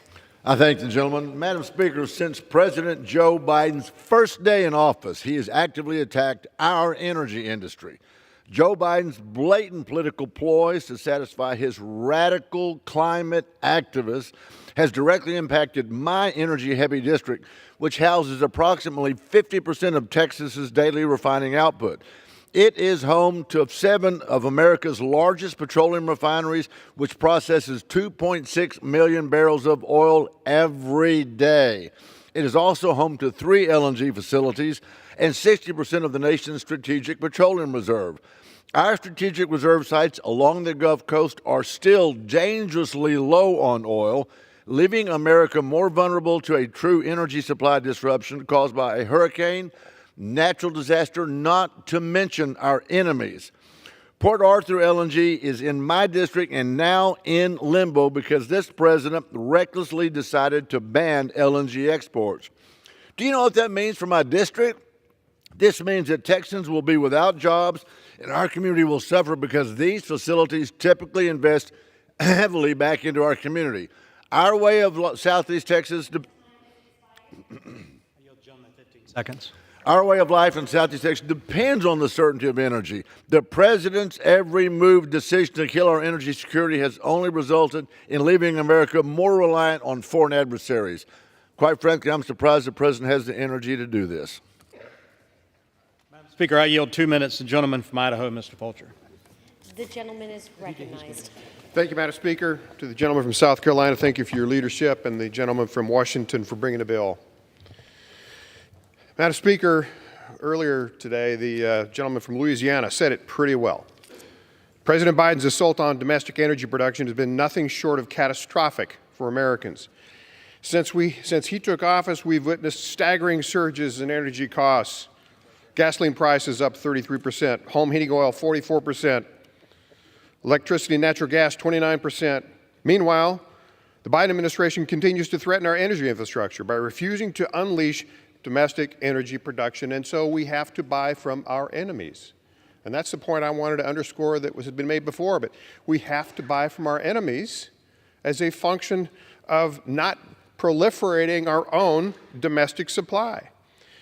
From canceling the construction of the Keystone Pipeline in his first day in office to revoking leases for oil, natural gas, mining outfits across the West, is the most recent decision to ban U.S. exports of liquefied natural gas, the president has risked our national security, taken jobs from Americans and caused energy prices to skyrocket, all in the name, supposedly, of climate change. Enough is enough. I'm proud to co-sponsor HRES 987 and to put an end to the Biden administration's harmful anti-American energy policies. We've got to stop this practice of supporting the people who hate us. We need to employ Americans, control our own destiny by proliferating American energy production. Madam Speaker, with that, I yield back. I reserve. The gentleman reserves. The chair now recognizes the gentleman from New Jersey. Thank you, Madam Speaker. I now yield 3 minutes to a member of the Energy and Commerce Committee, the gentlewoman from Texas, Ms. Lizzie Fletcher. The gentlewoman is recognized. Thank you, Madam Speaker, and thank you, Ranking Member Pallone. I rise today in opposition to House Resolution 987. I don't have enough time in these 3 minutes to go through all of the inaccuracies and misleading statements in this non-binding resolution or that I've just heard on the floor this afternoon. But in the time I do have, I'm going to cover some of the omissions in the resolution. Look, my friends on both sides of the aisle know that I am proud to represent the great state of Texas and the city of Houston, the energy capital of the world. And we know a thing or two about energy production. And here's what we know is happening right now under the Biden administration. 1, the United States is producing today more crude oil than any other country at any other time in history. Number 2, last December, 3 months ago, the United States natural gas production reached an all-time high. 2023 also saw record growth in the solar industry, more than 50% more than in 2022, and the same thing is true with wind energy, which we produce a lot of in Texas. After the Congress passed and President Biden signed the Inflation Reduction Act, forecasts for land-based wind energy installed by 2026 increased by nearly 60%, enough to power an additional 2 million homes.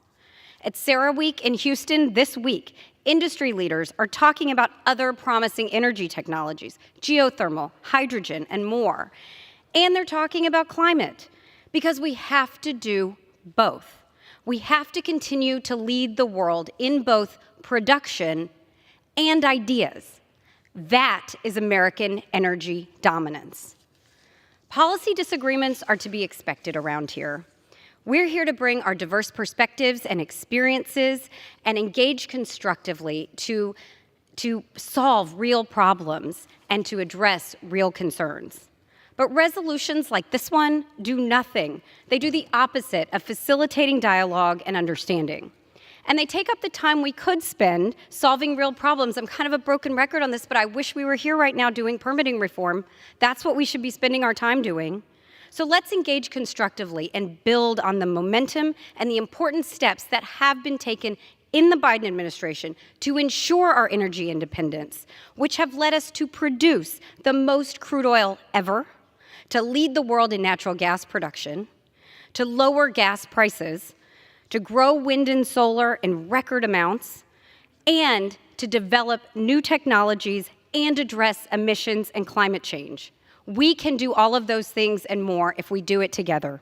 So today, I'm voting no, and I encourage all of my colleagues to do the same. Thank you, and I yield back the balance of my time. The gentleman reserves, and the gentleman from South Carolina is recognized. Madam Speaker, I reserve and I'm prepared to close. The gentleman reserves. The gentleman from New Jersey is recognized. Thank you, Madam Speaker. I yield myself such time as I may consume. The gentleman is recognized. Madam Speaker, the resolution claims that the Biden administration has hampered the domestic production of energy and made the United States more reliant on other countries for its energy needs. This could not be further from the truth, and I want to be crystal clear to get this in the record. Under the Biden administration, the United States is producing more energy than it has at any other point in its history. In fact, through the entirety of President Biden's term in office, the U.S. has produced more energy than it has consumed, and he's the only president to achieve that in my lifetime. Last year, the United States added a record 33 gigawatts of solar capacity, fueled by the Inflation Reduction Act, which is lowering costs for Americans every day. And we should be thanking President Biden for unleashing American energy. Republicans can say whatever they want, but the facts don't lie. President Biden's energy policies are strengthening energy security and positioning us to compete globally, all while reducing emissions. So please, I would urge everyone to vote against this resolution. And let me just say, this resolution is really flat out absurd and it's really an attempt by extreme Republicans to mislead the American public. The data shows that we're producing more energy, and it's not just oil and gas, it's solar, it's more wind turbines, exporting more gas and liquid fuels than ever before. Meanwhile, the administration is making significant progress in its efforts to drive down planet-warming air pollution. Last year, U.S. emissions fell, as I said, by 2%, even as the economy roared and GDP grew by 2.4%. And these numbers are a clear indication that we can achieve a safer climate while bolstering energy security and job growth at the same time. So in the face of this climate crisis, the U.S. must continue to be a global leader in the clean energy transition and help our communities prevent further extreme weather and other climate impacts. So what we're seeing before us today with this resolution is the Republicans' polluters over people agenda. That's the reality. It's a policy that's outlined in this resolution that risks derailing the immense progress that President Biden has made since taking office. I can't emphasize enough, in conclusion, Madam Speaker, that what we're seeing with this president and this administration is an effort to increase energy production across the board and at the same time become a global leader on addressing the climate crisis. Let us continue with that. Let us build on that. Don't take us back. And that's what this resolution would do, take us back. So with that, I yield the balance of my time and encourage everyone to vote against this resolution. The gentleman yields back. The gentleman from South Carolina is recognized. Thank you, Madam Speaker. You know, my friend and colleague from South Carolina, Trey Gowdy, when he served in Congress, he said this. He said, you know, there's a stubborn thing about facts, is that they're facts. This resolution is facts. Things the Biden administration has done to hurt American energy independence, costing Americans more of their hard-earned dollars to pay their basic utility bills, transportation fuels to go to work, take their kids to school, to ball games, or to go to their houses of worship. It's costing them more today to fill their tanks than before the Biden administration took office. And in fact, day one, as we pointed out, on day one, Joe Biden administration started a war on American energy by stopping the Keystone Pipeline. He's had fewer lease sales in the Gulf of Mexico than any other president in decades. He's done 3. President Obama had 20 lease sales. So instead of getting, as the majority leader said, instead of getting Air Force One back after the invasion of Ukraine, when energy prices were going up and we were approaching a congressional election cycle, and going to the President Biden getting on Air Force One, going to the OPEC cartel to Saudi Arabia and begging them to produce more fossil fuels, which they claim to hate, but we're going to beg OPEC to produce more so that we can consume more. Instead of going to Saudi Arabia in the Middle East, President Biden shouldn't have got on his plane and gone to North Dakota, or gone to Pennsylvania, the Marcellus Shale, or gone to Louisiana, or gone to the Permian Basin in Texas and begged American producers to produce more so that Americans could use American-produced resources. That is a winning strategy for America, to be energy independent. And I'm glad the Democrats on the other side of the aisle are talking about energy production being up right now, and it is, but it has nothing to do with the Biden administration policies. There's not a single policy or regulation that the Biden administration has put forward that has done anything to help American producers produce more and increase that production. All that production is a result of the Trump administration and past administrations that have leased more property and produced more resources. It takes years to produce a well. It takes years to go out and find the resources, develop that well, and get that oil and gas online. That didn't happen overnight, and it didn't happen in the last 3 or 4 years. It has happened because of policies in the past. So thank you for praising President Trump's ability to unleash American energy potential. That's a winning solution. Americans know it. They know what they were paying at the pump before the Biden administration. They know what they're paying now. This bill points it out. These are the facts, and the facts are undisputed. And so, Madam Speaker, I urge my colleagues vote yes on H Resolution 987, and with that, I yield back. The gentleman yields back. All time for debate has expired. Pursuant to House Resolution 1085, the previous question is ordered on the resolution and the preamble. The question is on adoption of the resolution. Those in favor say aye. Those opposed, no. In the opinion of the chair, the ayes have it, and the resolution is agreed to. Madam Speaker, I'd ask for the yeas and nays. The yeas and the nays are requested. Those favoring a vote by the yeas and nays will rise. A sufficient number having risen, the yeas and nays are ordered. Members will record their vote by electronic device. Pursuant to Clause 9 of Rule 20, this 15-minute vote on adoption of House Resolution 987 will be followed by 5-minute votes on adoption of the House Concurrent Resolution 86 and the motion to suspend the rules and pass H.R. 1836. This is a 15-minute vote.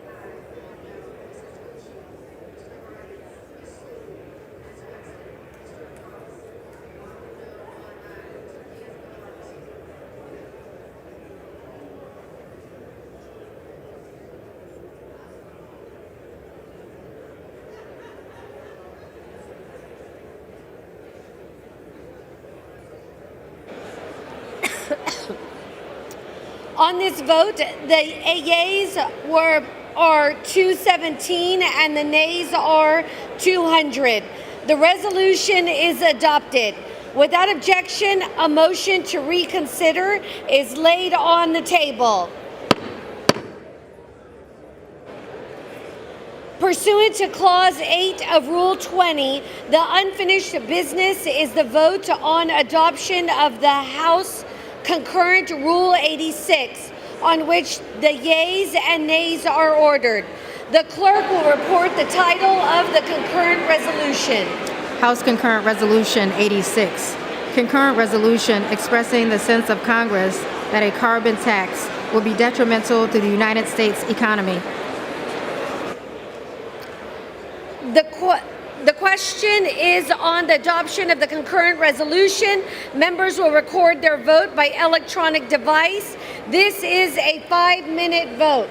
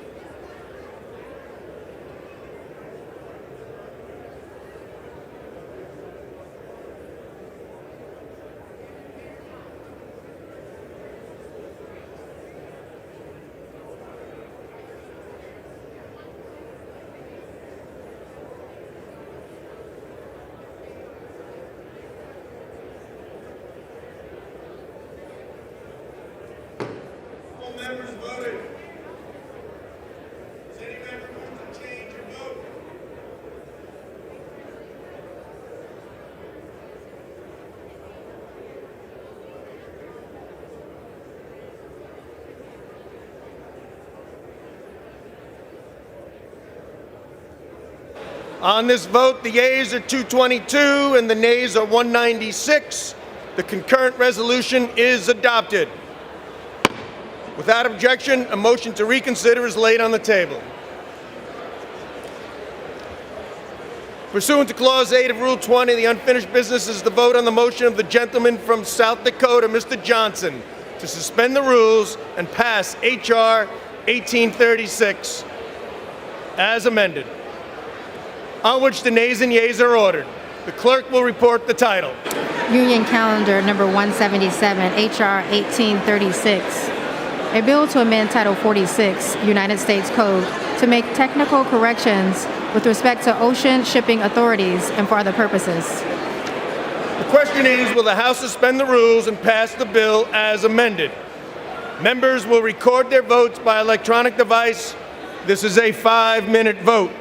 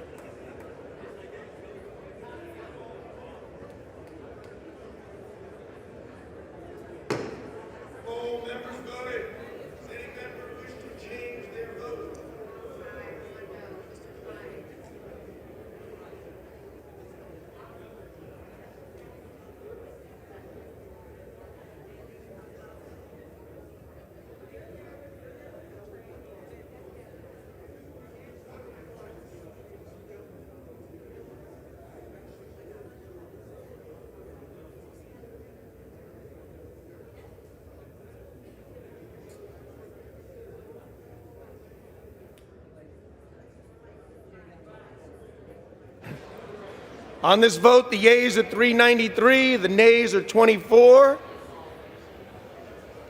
Two-thirds being the affirmative, the rules are suspended, the bill is passed, and without objection, the motion to reconsider is laid on the table.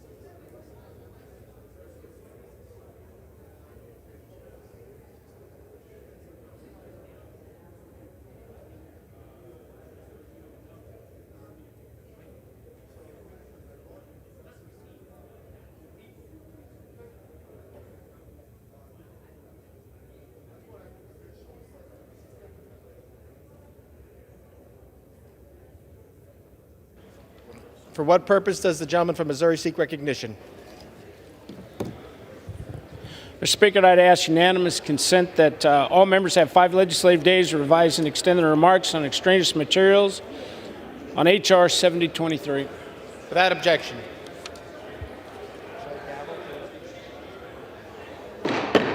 House will be in order.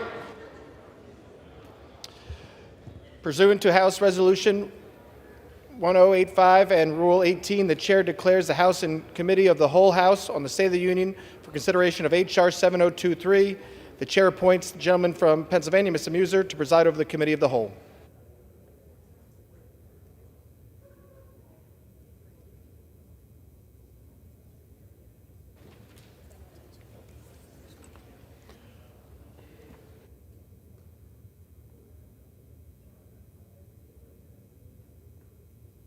Thank you.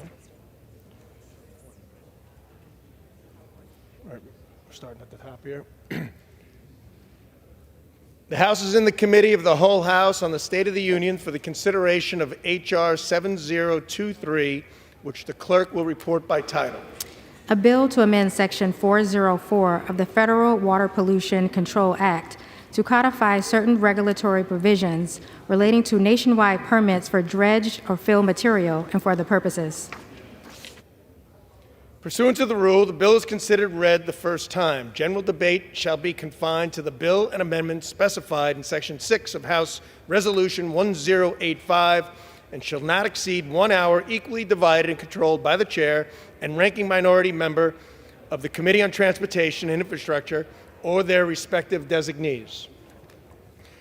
The gentleman from Missouri, Mr. Graves, and the gentlewoman from California, Ms. Napolitano, each will control 30 minutes. The chair recognizes the gentleman from Missouri. Thank you, Mr. Chairman. I yield myself such time as I may consume. Gentleman is recognized. Thank you, Mr. Chairman. I'm proud to rise in support of H.R. 7023, the Creating Confidence in Clean Water Permitting Act, which will make permitting processes under the Clean Water Act more efficient, more consistent, and transparent while continuing to protect our nation's water quality. The Clean Water Act became law in 1972 with strong bipartisan support and an understanding that clean water supports healthy communities, as well as every industry across the United States, from farming to fishing to manufacturing. Unfortunately, we've seen this important law become increasingly weaponized over the years to delay permits and prevent critical infrastructure and energy projects from moving forward without providing any additional environmental protection. Ultimately, the weaponization harms the health and well-being of our nation. This bill will address these problems and greatly benefits manufacturers, farmers, energy producers, road constructors, home builders, water treatment plants, supply chain managers, among others, by providing clarity under the Clean Water Act. Every person throughout the country relies on these industries and will also benefit from the regulatory flexibility and faster completion of these projects. I want to emphasize that this bill does not overhaul or weaken the Clean Water Act. Instead, the Creating Confidence in Clean Water Permitting Act codifies long-standing, effective permitting practices and makes targeted, common-sense reforms. I want to thank all my colleagues on the Transportation and Infrastructure Committee who worked on various aspects of this legislation, and I'd urge support for this common-sense legislation that's going to provide clarity to the Clean Water Act permitting process. With that, Mr. Chairman, I'd reserve the balance of my time. Gentleman reserves. Gentlewoman from California is recognized. Mr. Chairman, I rise in strong opposition to H.R. 7023. This bill significantly restricts the oversight and regulatory authorities of the EPA and Corps of Engineers under the Clean Water Act. The Clean Water Act, enacted over 50 years ago, is the nation's bedrock environmental law for restoring and maintaining the chemical, physical, and biological integrity of the nation's waters and water resources. However, the changes in H.R. 7023 defy the Act's overarching intent and gut the independent authority of both agencies to ensure the projects and activities are carried out with only minimal impact to water resources. This partisan bill weakens clean water protections while providing exemptions, legal shields, and limited oversight to special interest polluters and large-scale projects that demand higher scrutiny. The bill disregards congressional intent in establishing EPA's independent oversight authority over clean water permits, undermines permitting requirements, eliminates judicial review and public engagement, rolls back oversight of mining companies, industrial polluters, inadvertently slows down permitting process with increased bureaucracy and complicates state-determined decisions. Mr. Chairman, this bill would also significantly reduce remaining Clean Water Act protections over critical rivers, streams, lakes, and wetlands that survived last year's Supreme Court ruling. Not satisfied with the court's SACA decision that eliminated protections for more than 50% of the wetlands and up to 70% of the streams, this package of anti-clean water proposals would further hamstring EPA and the Corps' ability to operate independently to protect our nation's waterways. These proposals go in the wrong direction by giving even more to polluters and sacrificing the needs of communities that depend on clean water. After SACA, Congress should be working to restore the protections of the Clean Water Act that worked for over 50 years and should move H.R. 5983, the Clean Water Act of 2023, a bill that I have co-sponsored with over 130 of my colleagues, to restore clean water protections over our waters, many of which serve as non-replaceable sources of water for families, our communities, our farms, our businesses, and our industries, and our quality of life. We've made too much progress in cleaning up the rivers and streams for Congress to give up now. Mr. Chairman, that is why I'm opposed to the proposed changes in H.R. 7023 that weaken bedrock Clean Water Act protections. The bill would add additional hurdles to EPA's ability to ensure water quality standards. It will reduce, if not eliminate, opportunities for the public to seek redress when they are harmed by violations of Clean Water Act. It would effectively eliminate EPA's ability to oversee and block dangerous projects. Communities will not benefit from these changes, but mining companies, the oil and gas industry, and other toxic polluters will. My colleagues would like to approve projects faster, but we need to ensure that projects are built with full consideration to the impacts to human health and environment, and I support the EPA and the Corps working with local communities, with tribes and states to make these important decisions. Mr. Chairman, I am enclosing in the congressional record a copy of the minority views of 723 that were co-signed by myself, Ranking Member Larson, and an overwhelming majority of the Democrats on the committee. I urge my colleagues on both sides to vote no on this bill. I reserve my time. The gentlewoman, Ms. Napolitano, reserves. The gentleman from Missouri is recognized. Chairman, at this time I'd yield 3 minutes to the, 3 minutes to the gentleman from Minnesota, Mr. Stauber. Thank you very much, Mr. Chair. You know, our permitting system is a great burden to our nation. It delays infrastructure projects indefinitely, stops us from bringing energy sources online, and deters investments in our communities. And let's make no mistake, permitting is holding back America. H.R. 7023, the Creating Confidence in Clean Water Permitting Act, seeks to unleash the American economy. It is a package of common sense reforms that will reduce regulatory burdens, establish certainty, and increase transparency in our permitting system. This bill will, in turn, create opportunities for home builders, farmers, loggers, and small business owners alike, enticing them to invest in projects that help our local economies grow and our rural communities flourish. I'd like to highlight Section 4 of H.R. 7023. Section 4 is the language of my bill, the Reducing Permitting Uncertainty Act. Section 404C of the Clean Water Act allows the EPA to veto a dredge and fill permit. However, the EPA has taken it upon itself to proactively reject the permits and retroactively take away permits. In a country of due process, it seems absurd that a federal agency can dictate whether a project is good or bad before an application is even filed. If we reject ideas before they mature, we crush any chance of ingenuity, growth, and progress in this country. Do innovators no longer deserve the opportunity to make their case and share their creative solutions? Further, the ability to take away permits when projects are well underway is outrageous. A constant threat that the government will waltz in and shut down years of hard work. Talk about creating an unwelcoming atmosphere for our job creators. The section H.R. 7023 is not a dramatic departure from the status quo. It's clarifying a time frame. When an application is pending, the EPA can make a determination whether or not to veto. It does not change the process, nor does it take away the EPA's right to veto.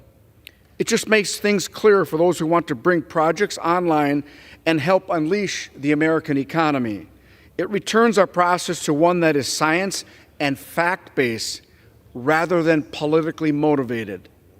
I want to thank Congressman Rouser for his work on this package of reforms, and I yield back. Gentleman yields. Gentleman from Missouri reserves. The gentlelady from California is recognized. Mr. Chairman, I ask unanimous consent to include in the record a copy of the Statement of Administration Policy in opposition to H.R. 7023, which states that this legislation will weaken Clean Water Act, remove protections for waterways that are vital to the well-being of American families, and undermine ongoing bipartisan efforts to improve efficiency and effectiveness of infrastructure permitting process. Covered by general leave. Mr. Chair, I now yield 5 minutes to the gentleman from Washington, Mr. Larson. Gentleman is recognized. Thank you, Mr. Chair. Our predecessors in Congress worked in a bipartisan manner to enact the Clean Water Act, one of the nation's bedrock environmental laws. The legislation before us today was not developed in that same bipartisan manner, and it undermines the Clean Water Act, and I oppose this bill. The pro-clean water bipartisan consensus has held firm for decades, allowing communities to enjoy cleaner water and giving businesses the certainty they need to create jobs and spur economic growth. Thanks to historic investments like the bipartisan infrastructure law and the Inflation Reduction Act, our economy is on the move. We've added nearly 15 million jobs since President Biden took office, and unemployment has been under 4% for the longest stretch in more than 50 years. Wages are up, inflation is coming down, and we're growing the economy from the middle out and the bottom up. That is a context in which our colleagues are proposing to shatter this bipartisan consensus around clean water since the passage of the Clean Water Act. This bill will not improve Clean Water Act project permitting or create certainty. In fact, it does the opposite. According to the Statement of Administration Policy, this bill will, quote, undermine ongoing bipartisan efforts to improve the efficiency and effectiveness of infrastructure permitting processes. The SAP further confirms the bill will, quote, create uncertainty, confusion, and conflict in permitting processes. So what will this bill achieve? It weakens clean water protections. It provides exemptions and legal shields for permit holders. It limits oversight for projects that demand higher scrutiny. What does this bill do for communities?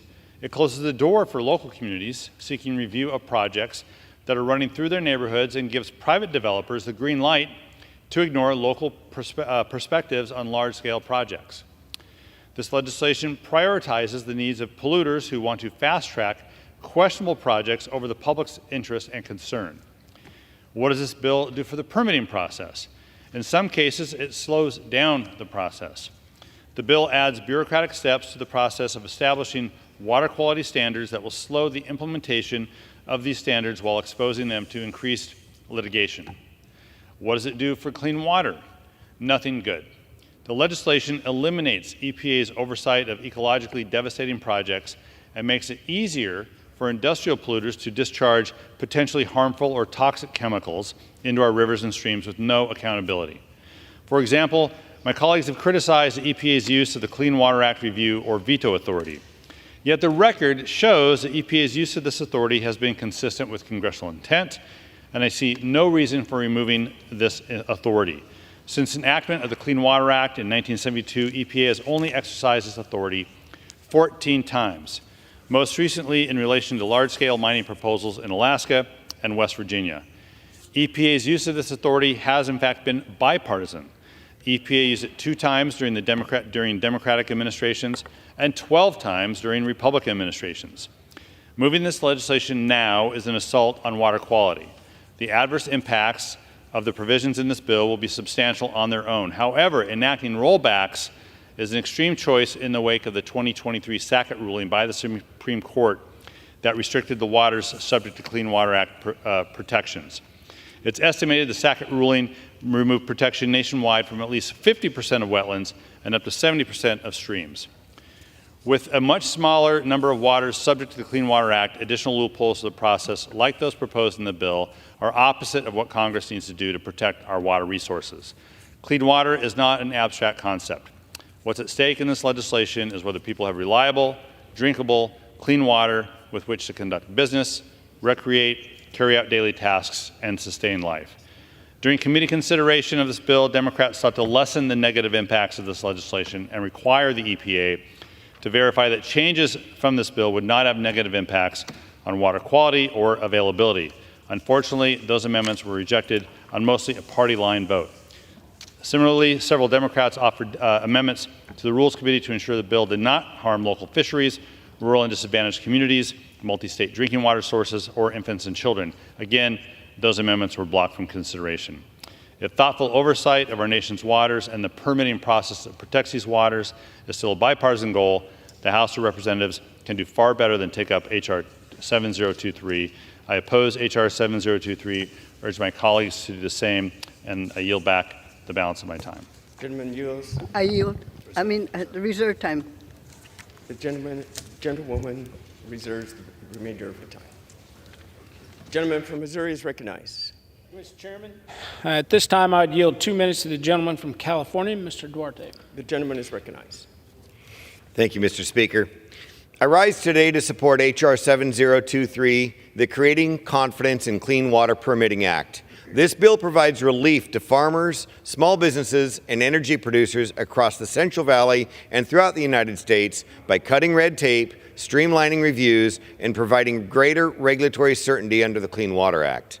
I'm proud that H.R. 7023 includes my initiative taking much-needed steps to fix inconsistencies in the permitting process under the Clean Water Act. In particular, this bill ensures that EPA permit writers do their jobs in a clear and reliable manner, including clear, objective, concrete limits on specific pollutants or water body conditions that permittees can rely on. Currently, the EPA's National Pollutant Discharge Elimination System permit writers often include language in permits that provide loopholes for anti-development groups to sue and block permits needed for critical energy and other infrastructure improvements.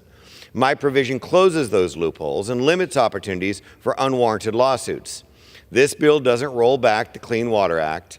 It codifies decades-old EPA policy to shield permit holders from activist lawsuits as long as they acted in good faith and according to the specific terms of their permit.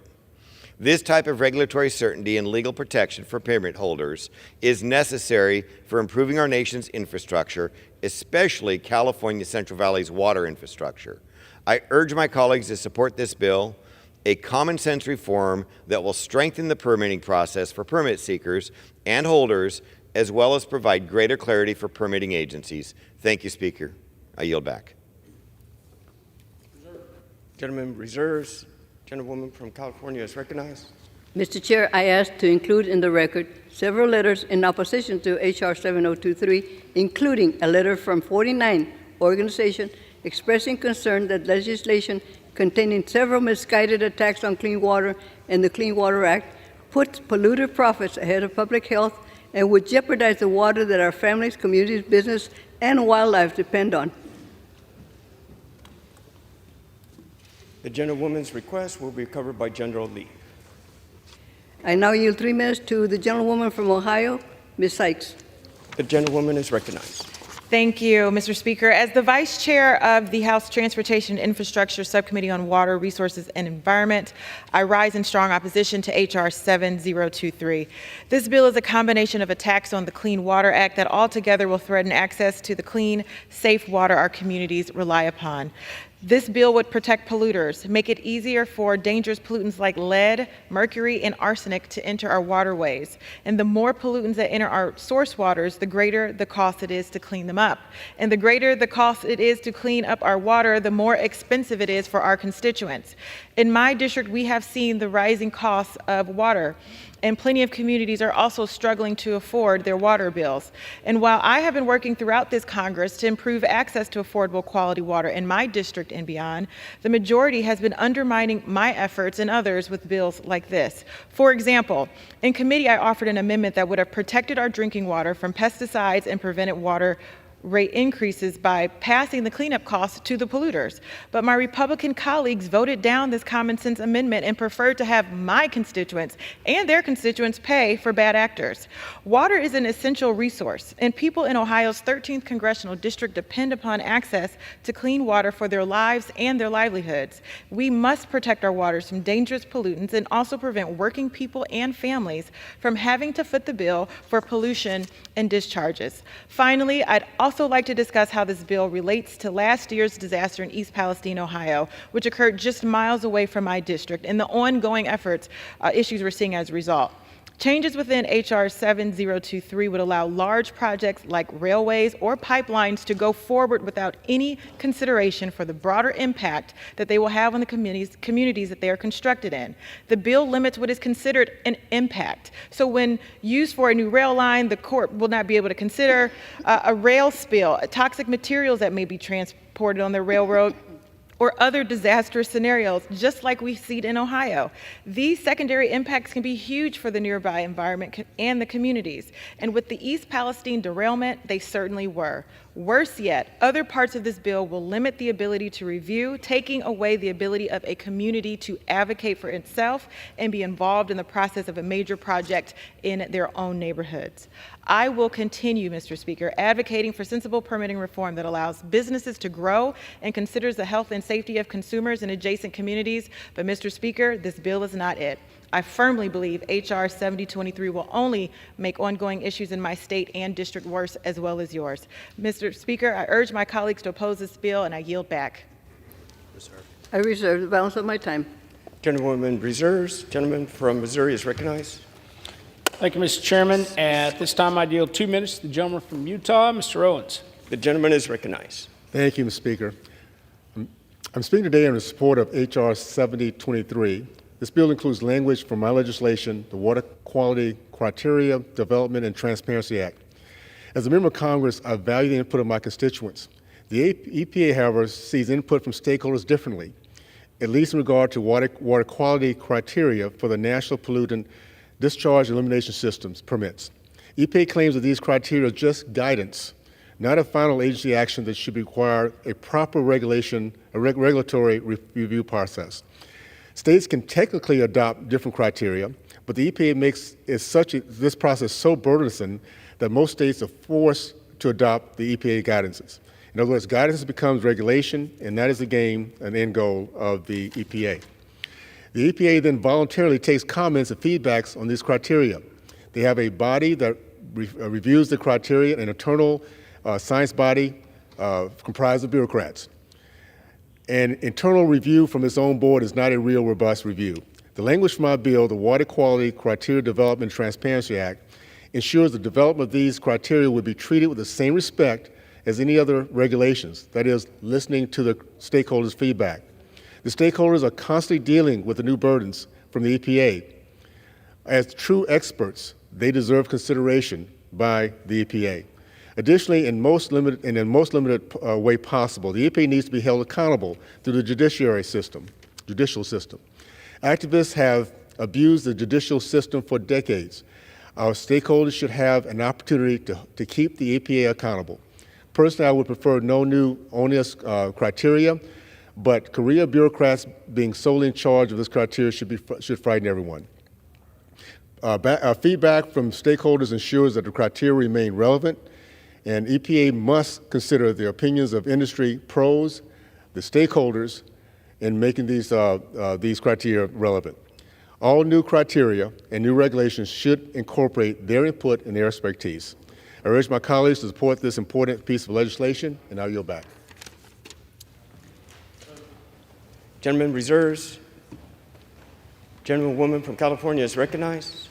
Mr. Chairman, I ask unanimous consent to include in the record 2 letters expressing opposition to H.R. 7223 and its efforts to reopen federal protections of pristine salmon habitat within and around Bristol Bay, Alaska, including a letter from Bristol Bay Defense Fund and the United Tribes of Bristol Bay.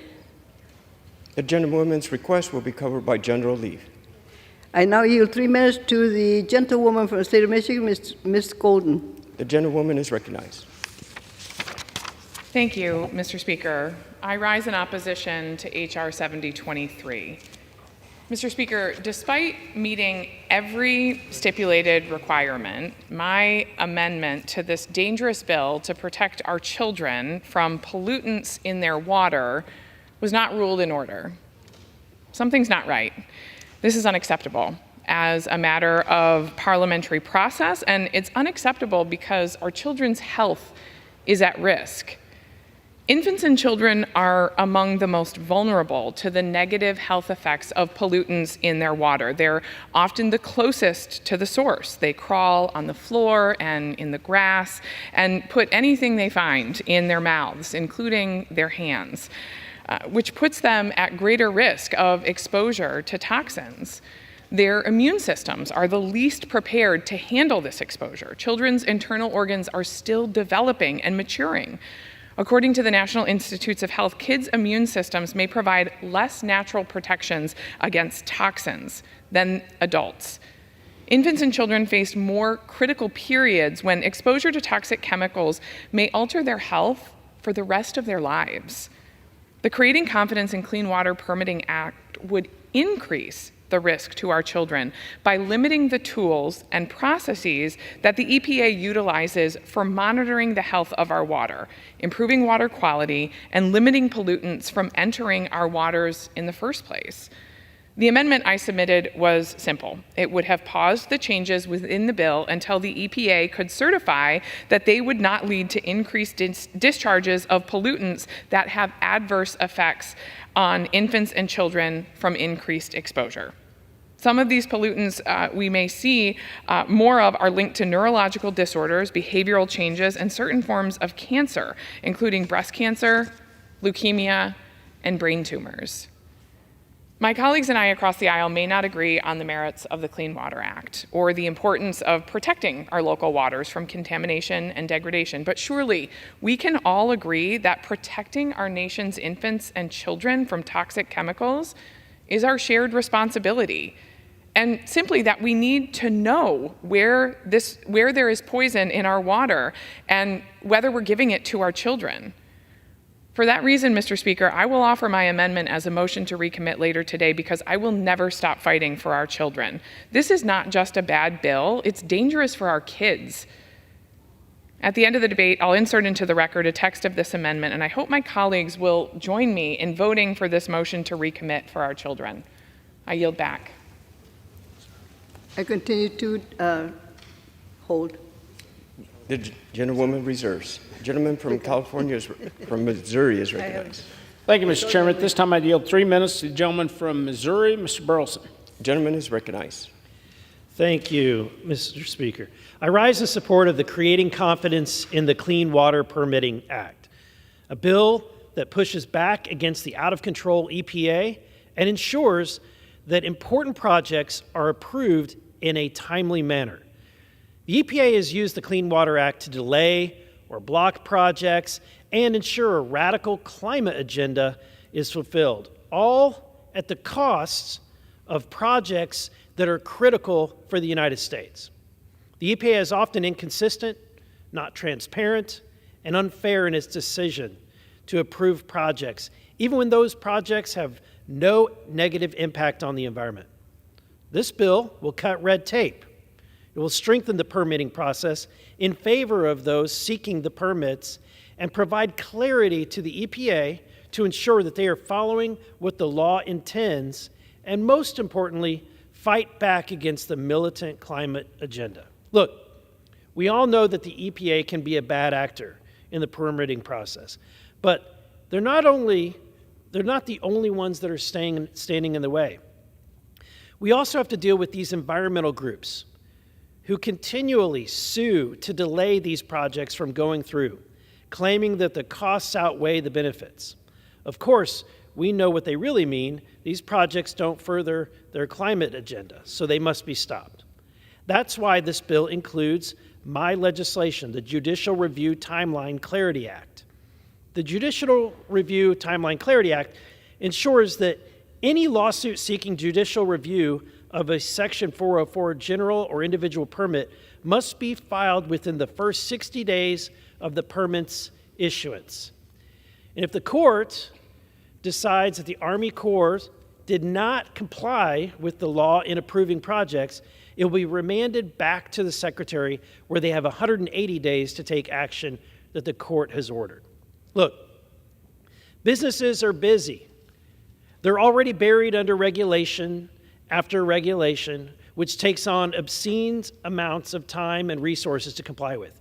In this case, they already have to demonstrate that these projects will have basically no impact on the health of water or show that they have exhausted all alternatives in discharging. Even with these strict regulations, environmental groups sue to stall these projects, claiming that they will have a negative impact on the environment. The goal is to keep them held up in court. And our court system is already being attacked from every angle. Let's not let the environmentalists continue to manipulate the courts to push their climate religion. It should be an efficient and speedy process so businesses can build the infrastructure that our country depends on. The Creating Confidence in Clean Water Permitting Act will bring needed reforms to litigation and ensure any challenge to these permits are efficient, fast, and fair. And in closing, I want to thank the work of the Chairman Graves and the Subcommittee Chairman David Rouser. In reserves, gentlewoman from California is recognized. Mr. Chairman, I yield 3 minutes to the gentleman from California. 3 minutes to the gentleman from California, the ranking member of the Natural Resources Subcommittee on Water, Wildlife, and Fisheries, Mr. Huffman. The gentleman is recognized. I thank the gentlelady. Mr. Chairman, I rise in opposition to H.R. 7023, another example of Team Extreme's polluters over people agenda. And folks may be wondering why we are talking about a bill that tries to gut the Clean Water Act in what is supposed to be Energy Week for House Republicans. Well, the answer is pretty straightforward. This week actually has nothing to do with energy policy. It certainly has nothing to do with clean water policy. The common thread is Team Extreme's bromance with polluting industries who want to dismantle our environmental laws so they can poison our air, water, and climate without any accountability. That's why we're debating this terrible bill that will roll back 50 years of clean water protections. Now, in the Sackett decision, the Supreme Court severely limited Clean Water Act protection for tributaries and headwaters. The decision was a disaster, and it's why Congress right now should be trying to move legislation that builds up and protects the Clean Water Act. We should be giving EPA further tools to hold industry accountable, to safeguard the power of states and tribes so that they can protect sensitive ecological areas, and embolden our communities to have an active role in the permitting process for projects that will impact their livelihoods. Republicans are doing the exact opposite here. In the aftermath of Sackett, they're trying to gut the Clean Water Act even further by removing EPA's ability to deny Clean Water Act permits. They're removing NEPA and ESA protections, as well as state consultation. And Republicans are trying to eliminate judicial review, making it virtually impossible for a community to challenge a project that's been hastily approved through this new permitting process. The bottom line, this makes it a lot easier for polluting industries to wreck our lakes and rivers and streams. It puts polluters over people. Now, it's worth remembering, in the face of these constant attacks on our environmental protections, why we created the Clean Water Act in the first place. The purpose was to protect communities and the environment. Just 50 years ago, we had lakes and streams that you couldn't wade into, much less fish in. There were rivers that caught fire and couldn't be put out. Team Extreme wants to take us back to that, and in typical fashion, they try to hide the effects of this bill behind a euphemistic title, the Creating Confidence in Clean Water Permitting Act. You know, if Congress had a truth in labeling requirement for bills around here, this would be called the Dirty Water Permitting Act. So enough Enough of the gaslighting, enough of putting polluters over people. I urge my colleagues to oppose this bill, and I yield back. I reserve the balance of my time. Gentlewoman reserves. Gentleman from Missouri is recognized. Thank you, Mr. Chairman. At this time, I'd yield 5 minutes to the gentleman from Louisiana, Mr. Graves. The gentleman is recognized. Thank you, Mr. Chairman. I want to thank Chairman Graves, and I want to thank Chairman Rouser for work on this legislation. Mr. Chairman, look, the reality is that America has been wrapped in a bureaucratic morass. We've been wrapped in red tape. It's impossible to do things like build roads. It's impossible to deploy things like transmission that are critical to help to renew and update the grid, the electrical grid.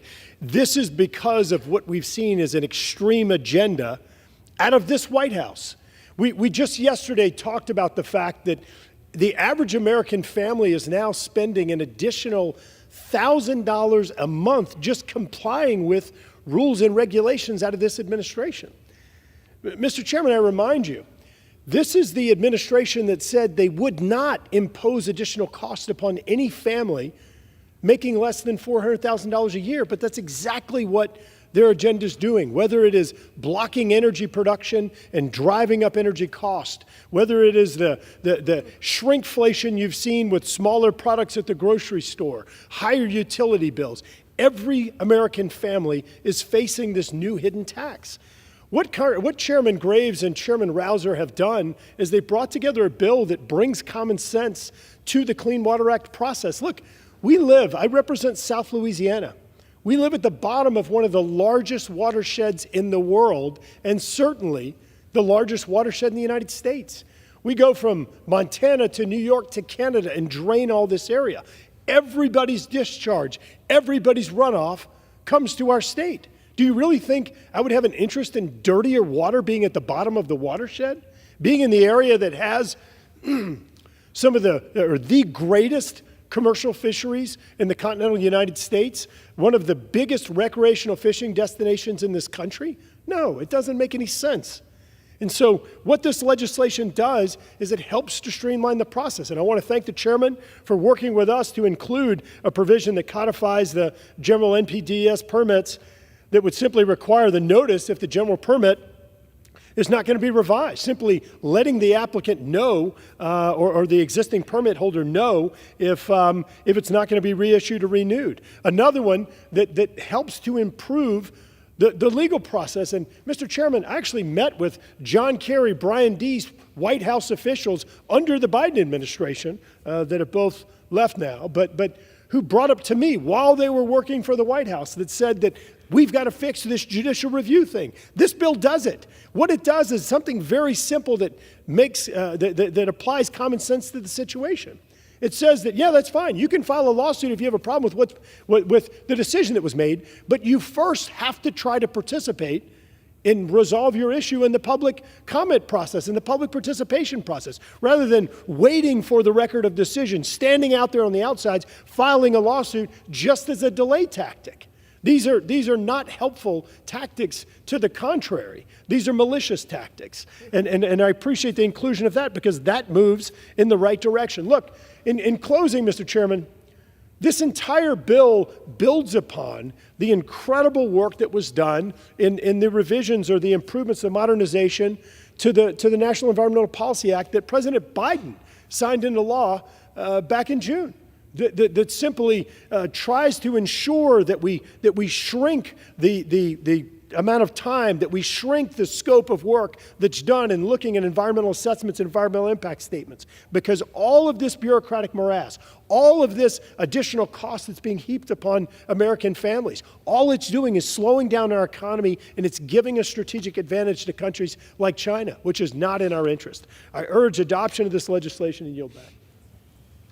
Reserve. Gentleman reserves. Gentlewoman from California is recognized. Thank you. I yield 3 minutes to the gentlewoman from the state of Pennsylvania, Ms. Lee. Gentlewoman is recognized. Thank you, Mr. Speaker. I stand today in vehement opposition to H.R. 7023, the Creating Confidence in Clean Water Permitting Act. It's amusing that we're having an Energy Week conducted by a majority that uses all of its energy to fight against the interests and well-being of the American people. This bill is emblematic of the Republican Party that shamelessly prioritizes the investments of their billionaire donors over the health of our children, our communities, and our environment, not to mention our economy. Every member of this body likes to claim to be here to advance the needs of our constituents, but it seems like every day the Republican Party tries to tear down the very laws that aim to protect their own constituents as well as mine from corporate polluters pumping toxins into our air and drinking water. It seems like every day they fight to repeal the investments that are creating thousands of good-paying union jobs in districts like mine, lowering our energy bills and creating a healthy, livable future for our kids.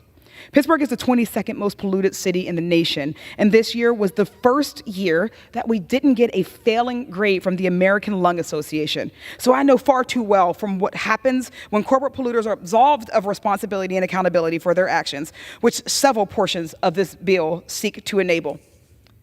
I'm proud to fight against those who seek to endanger our communities, endanger our children, through polluted air and tainted water, just so they can give another handout to the billionaires and big oil CEOs who bankroll their campaigns. I'm proud to represent Western Pennsylvania and the city of Pittsburgh, where we've worked hard to remove and replace over 10,000 lead service lines, largely thanks to federal protections and investments these Republicans are trying to repeal. The only confidence this bill gives me is that Republicans will take any opportunity to eliminate oversight and safeguards for our environment and to silence the voices of those in communities who are tired of unbreathable air and toxic water. Thank you, Mr. Speaker. I strongly urge my colleagues to oppose the passage of this legislation, and I yield back. I continue to reserve. Gentlewoman reserves. Gentleman from Missouri is recognized. Thank you, Mr. Chairman. At this time, I yield 5 minutes to the gentleman from North Carolina, Mr. Rouser. The gentleman is recognized. Thank you, Mr. Chairman. I don't think I've ever heard so much nonsense in such a short period of time. As a member of the Transportation and Infrastructure Committee, I rise today in strong support of H.R. 7023, the Creating Confidence in Clean Water Permitting Act, of which I am a sponsor. In the 5 decades since its enactment, the Clean Water Act has helped improve the quality of water bodies throughout the country. H.R. 7023 is focused on improving Section 402 and 404 permitting processes under the Clean Water Act. The key word here is improve, not remove, not eliminate, not undermine, but improve. Improving permitting under the Clean Water Act has been a priority of mine as chairman of the Water Resources and Environment Subcommittee. I have heard over the course of a number of hearings about the successes and challenges of the Clean Water Act. Throughout these conversations, one theme has become clear. Years of weaponization of this law by various administrations and radical activists are hurting our economy without providing any meaningful environmental benefit. Today, we've heard our colleagues from across the aisle say this legislation will gut the Clean Water Act by rolling back critical water protections.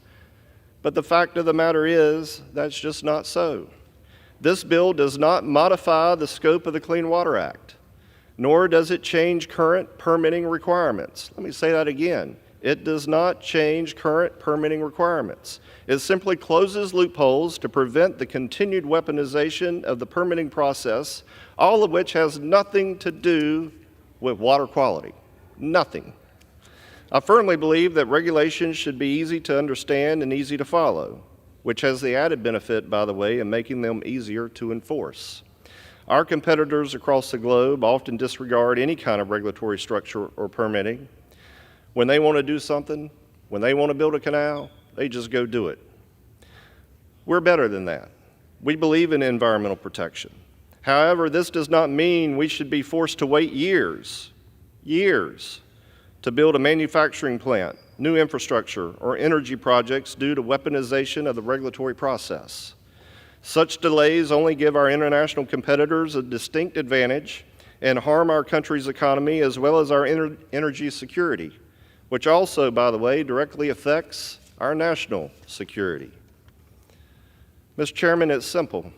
Clear processes lead to good decision-making and more consistent outcomes. H.R. 7023 helps achieve that.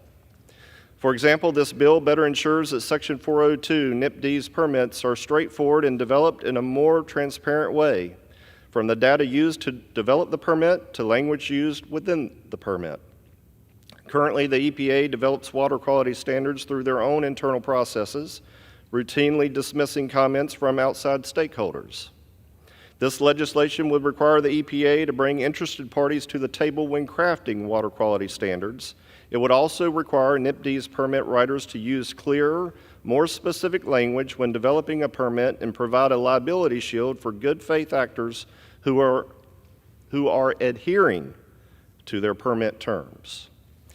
For Section 404 dredge and fill permits, this legislation creates more consistency and provides more legal clarity. For example, it clarifies the EPA can only veto a permit when a 404 application is active, not before an application has been filed or after a permit has been issued. It also codifies many longstanding practices for the application of nationwide permits by the Corps and creates clearer standards for judicial review to protect against frivolous lawsuits. Section 404 permits, particularly nationwide permits, are often targeted by radical environmentalists and get bogged down by litigation. This legislation helps to protect against these kinds of frivolous lawsuits. Additionally, this bill requires the EPA and the Corps to, at long last, issue and make public post-SACIT decision implementation guidance for the definition of waters of the U.S., so that we can finally get jurisdictional determinations moving and projects done. This bill enjoys support from a wide range of stakeholders and constituencies, from water utilities to energy groups to farmers to Main Street businesses. This legislation will enable the law to be executed and enforced more effectively, save taxpayer money, and provide more consistency for permit holders, seekers, and writers. I'd also like to note this bill is a team effort representing the input of several of my T&I colleagues. In particular, I'd like to thank Congressman Owens, Stauber, Duarte, Burleson, and Garrett Graves, all of whom have contributed provisions to this package.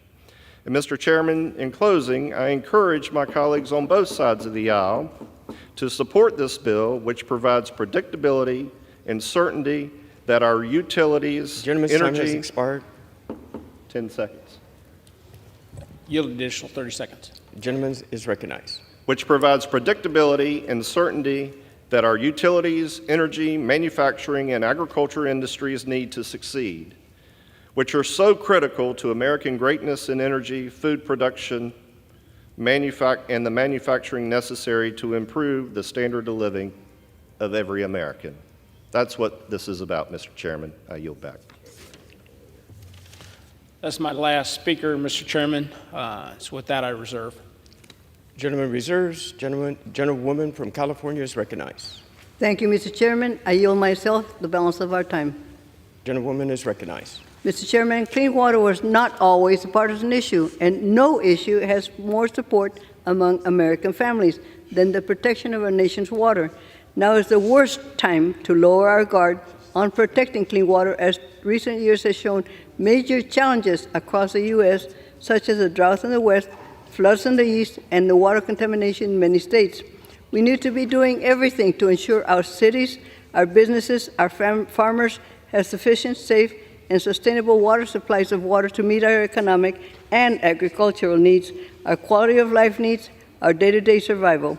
I have dedicated much of my time in Congress to protecting our critical water supplies and making sure we capture, use, reuse every available drop of water in our communities, and I do not plan to stop now. Recent public surveys in the West have found that residents are more concerned than ever about inadequate water supplies. Almost 9 in 10 Westerners say that inadequate water supply is a serious problem in their state. This is especially true in my home state of California. As the Metropolitan Water District commented to our subcommittee a year ago, a strong and clear Clean Water Act is important to the day-to-day operations of water agencies and source water protection efforts.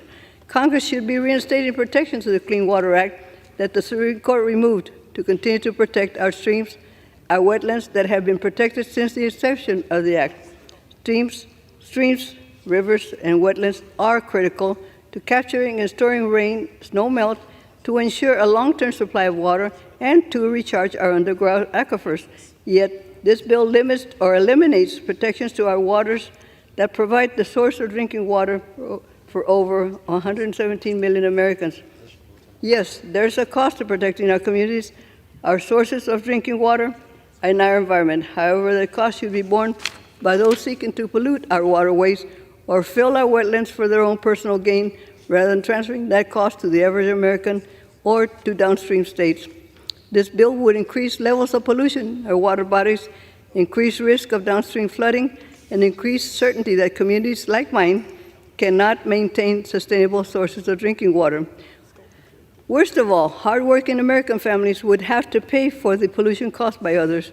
Mr. Chairman, I oppose H.R. 7023 and urge my colleagues to vote against this legislation and yield back the balance of my time.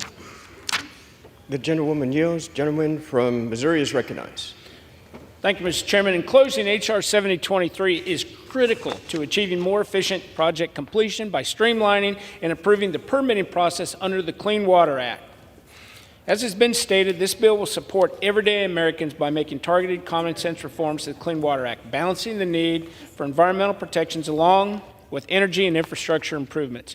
This bill is the product of hard work by many members of the Transportation Infrastructure Committee. In particular, I want to thank Subcommittee Chairman David Rouser for his leadership on the issues, Representatives Eric Burleson, Burgess Owens, Pete Staubard, John Duarte, and Garrett Grace for their work, who all contributed legislative language to this bill. With that, Mr. Chairman, I would urge support of this bill and yield back the balance of my time. All time for general debate has expired. Pursuant to the rule, the bill shall be considered for amendment under the 5-minute rule. In lieu of the amendment in the nature of a substitute recommended by the Committee on Transportation and Infrastructure printed in the bill, an amendment in the nature of a substitute consisting of the text of the Rules Committee Print 118-25 shall be considered as adopted. The bill as amended shall be considered as the original bill for the purpose of further amendment under the 5-minute rule and shall be considered as read. No further amendment to the bill as amended shall be in order except those printed in the House Report 118-428. Each such further amendment may be offered only in the order printed in the report by a member designated in the report. Shall be considered read, shall be debated for the time specified in the report, equally divided and controlled by the proponent and opponent. Shall not be subject to the amendment and shall not be subject to the demand for division of the question. It is now in order to consider amendment number 1, printed in House Report 118-428. For what purpose does the gentleman from Michigan seek recognition? The clerk will designate the amendment. Amendment number 1, printed in House Report number 118-428, offered by Mr. Bergman of Michigan. Pursuant to House Resolution 1085, the gentleman from Michigan, Mr. Bergman, and a member opposed each will control 5 minutes. The chair recognizes the gentleman from Michigan. Thank you, Mr. Chair. I am here today to offer my amendment to H.R. 7023. Michigan's 1st District is home to more than 2,000 miles of Great Lakes coastline, by far the most of any congressional district, and touches 3 of the 5 Great Lakes. For those of us that call Michigan home, the Great Lakes play an invaluable role for our natural ecosystems, communities, economies, and our general way of life. Protecting our lakes is a unifying goal that crosses all political lines. My amendment is simple. It would clarify that nothing in this legislation would affect the long-standing ban on oil and gas drilling in the Great Lakes under the Energy Policy Act of 2005. To be clear, I don't believe a reasonable reading of H.R. 7023 would directly lead to drilling activities in our Great Lakes. But if there's one thing I've learned in my years in the military and here in Congress, you can't always trust the federal bureaucracy to do the reasonable and right thing. The vital importance of the Great Lakes to those of us who live near them demands certainty and security, a concrete assurance that these protections, which have wide bipartisan support, will stay in place. This is especially true when we're discussing permitting under the Clean Water Act, including for energy producers. With this protection included, H.R. 7023 will be able to properly balance sound environmental stewardship with responsible infrastructure development and cut the amount of red tape. Providing regulatory certainty and clarity while maintaining long-standing protections like the ban on Great Lakes drilling is not a zero-sum game. We can and must do both. I urge my colleagues to support this amendment and the underlying bill. I reserve. Gentleman reserves. For what purpose does the gentlewoman from California wish to be recognized? I claim time in opposition, although I am not opposed to the amendment. Without objection, the woman is recognized. This amendment clarifies that nothing in this act affects the existing ban on oil and gas drilling in the Great Lakes. Legislation banning the issue of new drilling permits in the Great Lakes was passed in 2005 with support from both parties. While legislation before us does undermine Clean Water Act protections, it does not affect the existing ban on drilling in the Great Lakes. Republicans would like to call this week Energy Week, so let's look at the state of American energy today. Despite what you hear on the other side of the aisle, we are experiencing a record oil boom in the United States. A record oil boom. There is no war on oil. The United States is the largest crude oil producer in the world, outpacing Russia, Saudi Arabia, and other OPEC countries. Last fall, President Biden had approved more permits for oil and gas drilling on public lands than previous president had at the same point in his presidency. Through passage of bipartisan infrastructure law and the Inflation Reduction Act, President Biden and House Democrats are addressing both the immediate needs for affordable gas prices for consumers, as well as the long-term investments in clean energy future. And that will tackle the climate crisis. Already, since the Inflation Reduction Act passage, 292 major clean energy projects have been announced that would create over 100,000 jobs across the country. Just like America can dominate both oil production and clean energy deployment, we can promote American energy while also ensuring protection of our environment. I have no objection to the amendment or its adoption. Yield back the balance of my time. Gentlewoman reserves. I reserve. Woman reserves. Gentleman is recognized. Thank you, Mr. Chair. I have no further speakers, and I'm prepared to close. Gentleman reserves. Gentlewoman is recognized. I reserve. Gentlewoman reserves. Gentleman is recognized. Thank you. Explicitly maintaining protections that prevent oil and gas drilling in the Great Lakes will provide certainty for the millions of Americans that call the region home while we work to improve federal permitting. Once again, I urge my colleagues to support my amendment and the underlying bill. I yield the balance of my time. The gentlewoman yields. The question is on the amendment offered by the gentleman from Michigan. Those in favor say aye. Aye. Those opposed say no. In the opinion of the chair, the ayes have it. The amendment is agreed to.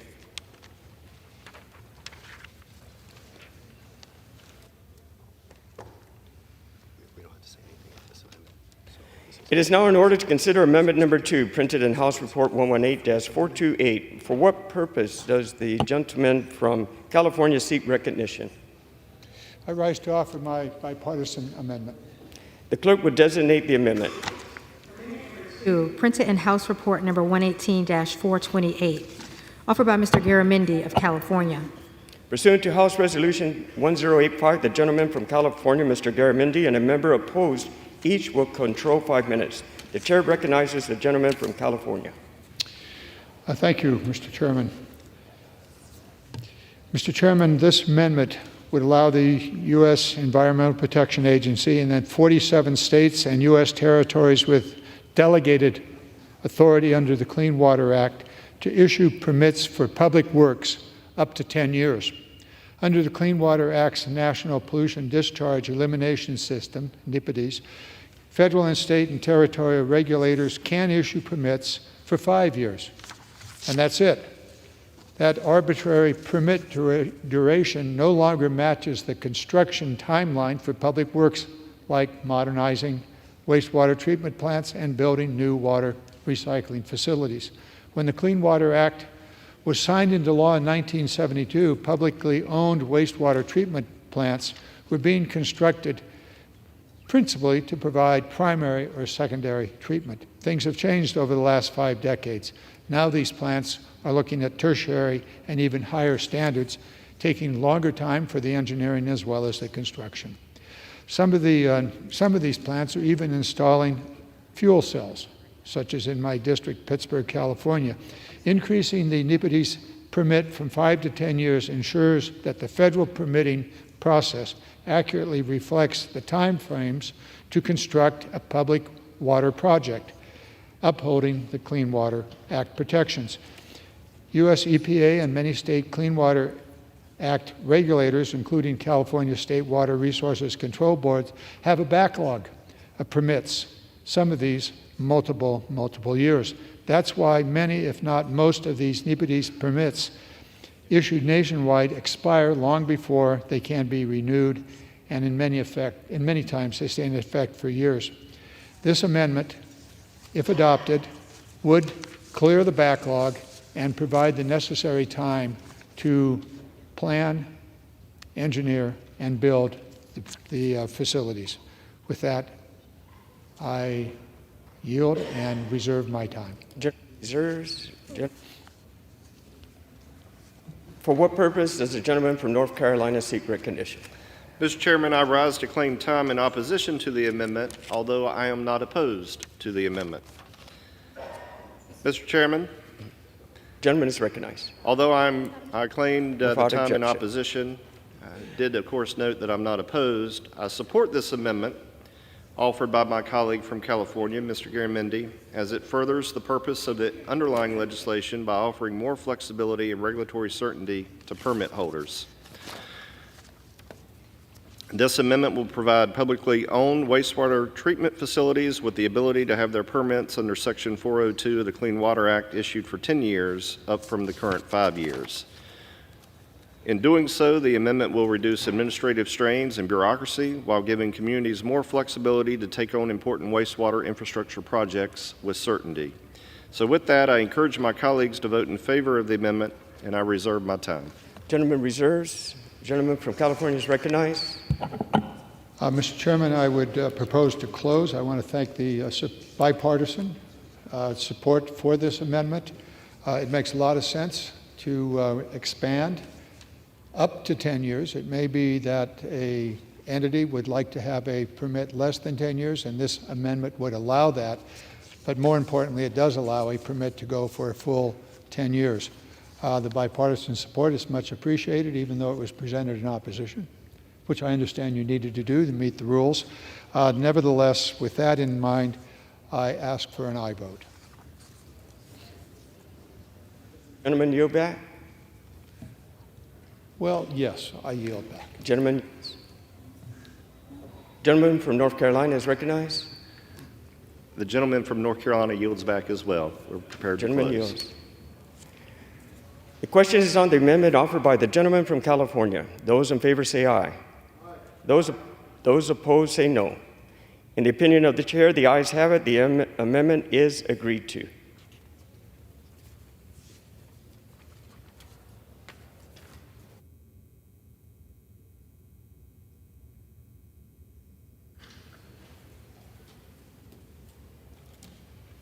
It is now in order to consider Amendment Number 3, printed in House Report 118-428. For what purpose does the gentlewoman from Pennsylvania seek recognition? Mr. Chair, I have an amendment at the desk. The clerk would designate the amendment. Amendment number 3, printed in House Report number 118-428, offered by Ms. Houlihan of Pennsylvania. Pursuant to House Resolution 1085, the gentlewoman from Pennsylvania, Ms. Houlihan, and member opposed each will control 5 minutes. The chair recognizes the gentlewoman from Pennsylvania. Thank you, Mr. Chair. I rise today to urge my colleagues to support this bipartisan and straightforward amendment to help pass the backlog of permits that have slowed down the development of infrastructure and energy projects across this country. As the co-chair of the Bipartisan Climate Solutions Caucus, I'm really excited to be able to offer this amendment alongside my Republican co-chair, Andrew Garbarino, and caucus members David Valgadeo and Mike Lawler. Our caucus has heard from businesses, experts, and agency officials that have all expressed the very same message. Permitting in our country takes too long, and our nation's climate and infrastructure goals are being diminished as a result. Ensuring timely review processes is also critical as our nation hopes to maximize the potential of recent historic legislation, including the Bipartisan Infrastructure Investment and Jobs Act. In other words, slow permitting means slower progress for our economy. In issuing permits, the federal government does their due diligence to ensure that these projects will not cause undue harm to our communities, waters, and to the environment. That said, under no circumstances should issues with agency staffing hamstring the permitting of projects, costing us good-paying jobs, time, and money for our businesses. Unfortunately, the EPA faces a significant backlog. At the end of fiscal year 2023, the agency's backlog of general permits under the National Pollutant Discharge Elimination System impacted 600 facilities nationwide. Further, in 2018, the U.S. Army Corps of Engineers cited that the average time to complete a standard individual permit is 329 days. So every day that a permit is not issued, time and jobs and the potential vitality of an entire project may be lost. The EPA and the Army Corps have a responsibility to meet their regulatory permitting deadlines so that we can get shovels in the ground and projects online on time. So that's why I authored this very straightforward and bipartisan amendment that will help us to better understand how staffing shortfalls are impacting permitting timelines. This amendment does two major things. It requires the EPA and the Army Corps to issue a report on the staffing needs that they have to process and issue permits under the Clean Water Act based on data over the last 5 years. The amendment also requires the agencies to cite the impact that funding for additional full-time employees might have on processing timelines. So this will allow Congress to be able to take any requisite action to be able to support the hardworking public servants who process these applications and who help reduce that backlog moving forward.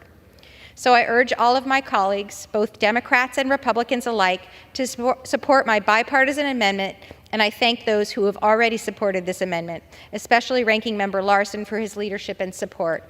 And with that, I reserve. Reserves.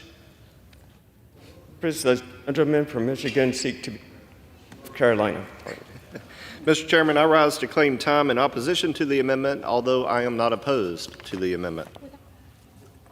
Without objection, the gentleman is recognized. This amendment, Mr. Chairman, would help provide Congress with useful information on the staffing needs for processing Clean Water Act permits, ensuring the EPA and the Army Corps of Engineers have the necessary resources to issue permits, combined with the common sense permitting reforms included in the underlying legislation. This will benefit energy and other infrastructure projects in communities across the country. So I urge all my colleagues on both sides of the aisle to support this amendment, and with that, I reserve. The gentleman reserves. The woman is recognized. I'm prepared to close. I very much appreciate the bipartisan nature with which this amendment has been accepted and received. I would ask for a yea vote on this amendment, and I yield. Gentlewoman yields. Recognized. I yield back. Gentleman yields. The gentlewoman from Pennsylvania. Those in favor say aye. Those opposed say no. In the opinion of the chair, the ayes have it. The amendment is agreed to.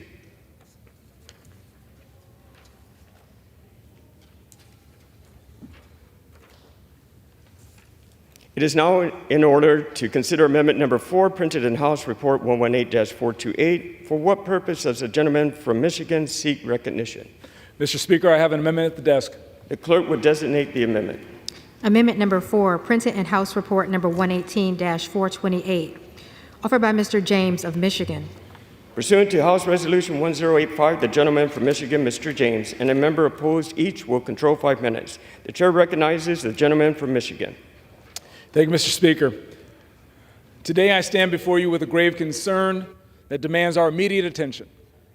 The Great Lakes, the lifeblood of our region, are under siege from a silent yet deadly threat: PFAS chemicals. These persistent toxic substances pose a significant risk to both human health and into our environment.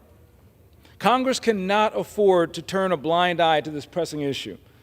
The health and well-being of Michigan and Great Lakes communities depend on it. That is why I've submitted an amendment that would bar any of the provisions in this bill from attempting to impede on research into PFAS chemicals. Stopping PFAS research would be a disservice to the public and to millions of Americans who rely on the Great Lakes. Mr. Speaker, we cannot allow political agendas to stand in the way of scientific progress and the health of our people. Our people are too important for that. That's why I am similarly supporting an amendment from my friend, Representative Jack Bergman from Michigan, which would also ban gas and oil drilling in the Great Lakes.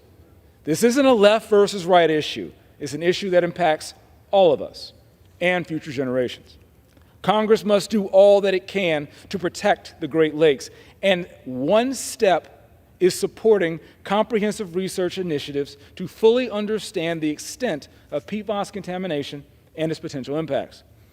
We owe it to future generations to safeguard the Great Lakes and ensure they remain a source of clean water and natural beauty for years to come. Let us unite in our commitment to protect our environment and the health of our citizens. I ask all my colleagues to please support this very important amendment. With that, Mr. Speaker, I yield. Does the gentleman reserve? Yes, sir, I reserve. Gentleman reserves. For what purpose does the gentlewoman from California seek recognition? Mr. Speaker, I claim time in opposition, though I am not opposed. Without objection, the gentlewoman is recognized. I support the amendment offered by the gentleman from Michigan, Mr. James. Communities across the nation have learned firsthand of the human health risks associated with forever chemicals, such as PFAS, a pollutant that is found in wastewater of municipal treatment work as well as industrial dischargers. EPA is actively addressing PFAS concerning both by pushing to identify and limit large-scale industrial discharges of PFAS to treatment systems, as well as developing an enforcement discretion policy for municipalities that may simply have PFAS chemicals in their sewage through no fault of their own.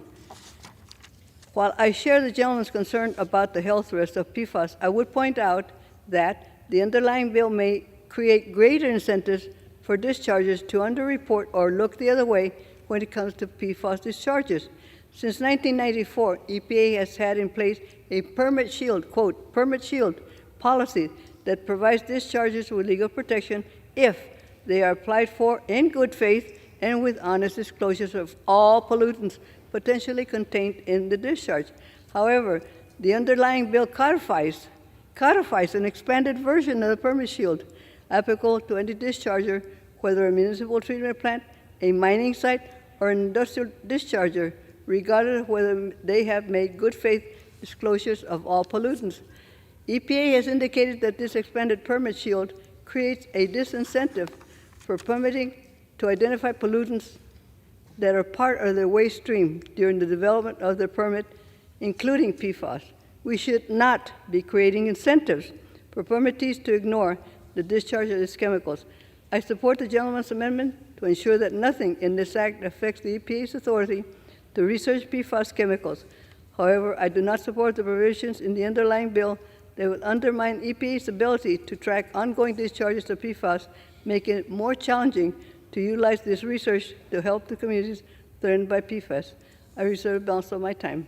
The woman reserves. The gentleman is recognized. Thank you, Mr. Chairman. Once again, I would like to support my colleagues for supporting this very important bill. The Great Lakes is important to the entire United States of America and to Michigan especially. I yield back. Gentleman yields. Back. Gentlewoman yields. The question is on the amendment offered by the gentleman from Michigan. Those in favor say aye. Those opposed say no. In the opinion of the chair, the ayes have it. The amendment is agreed to.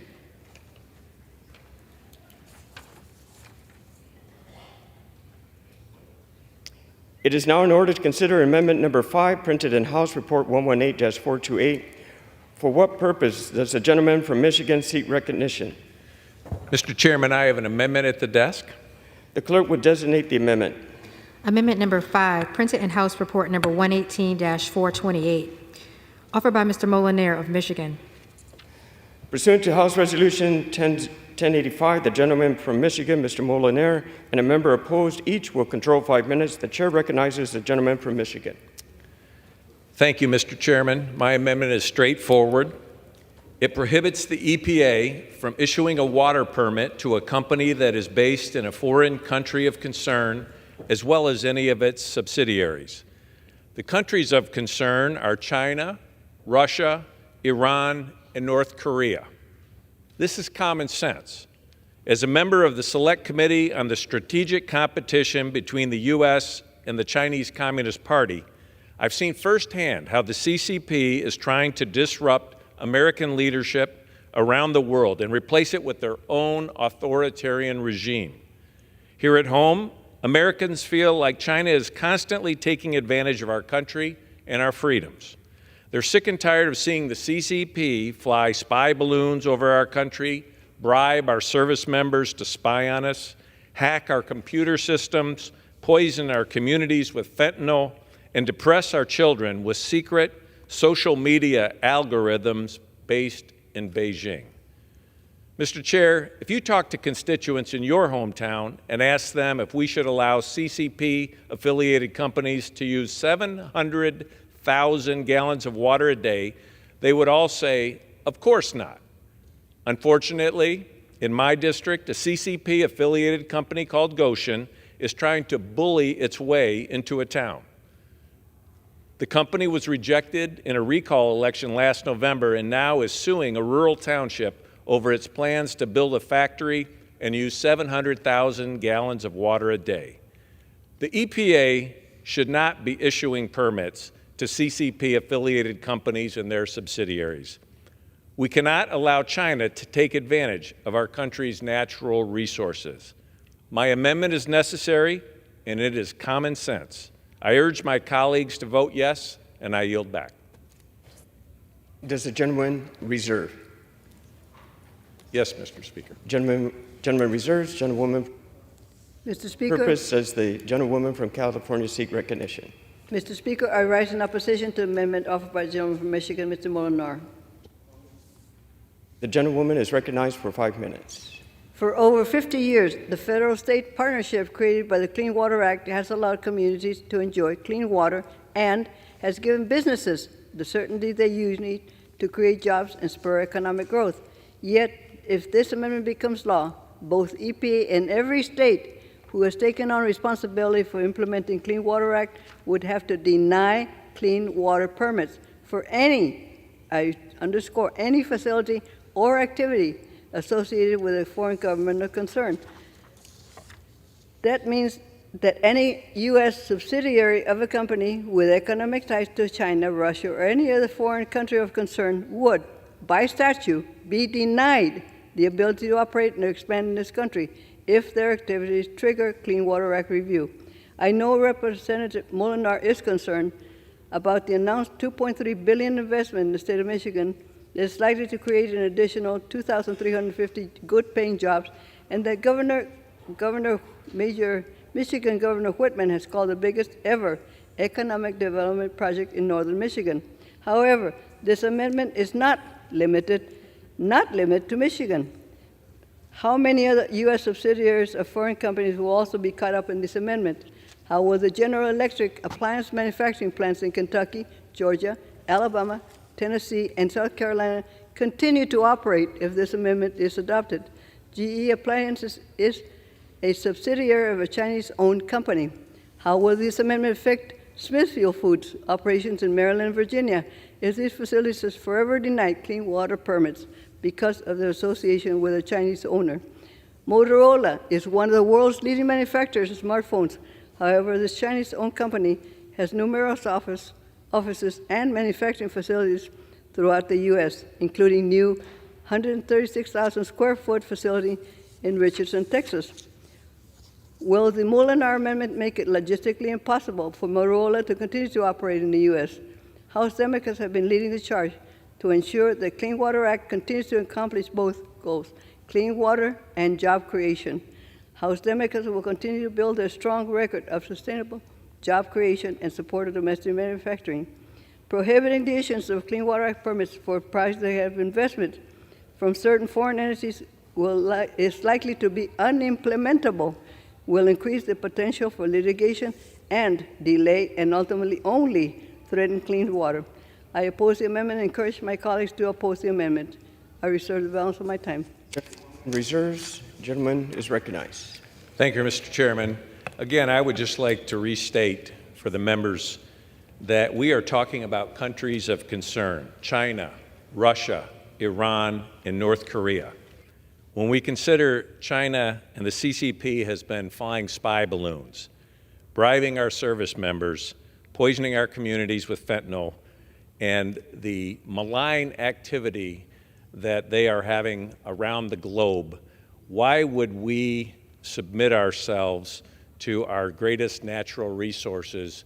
And to me, it's as common sense. When we're funding projects, when we're developing the future of our country, why would we further our dependence on our adversaries? With that, I reserve.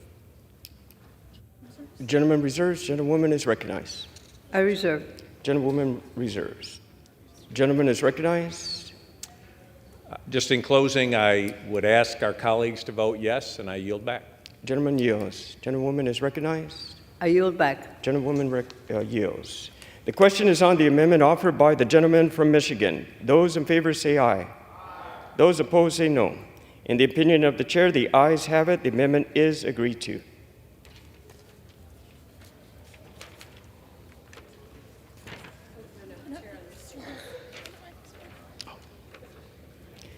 The chair understands the amendment number 6 will not be offered.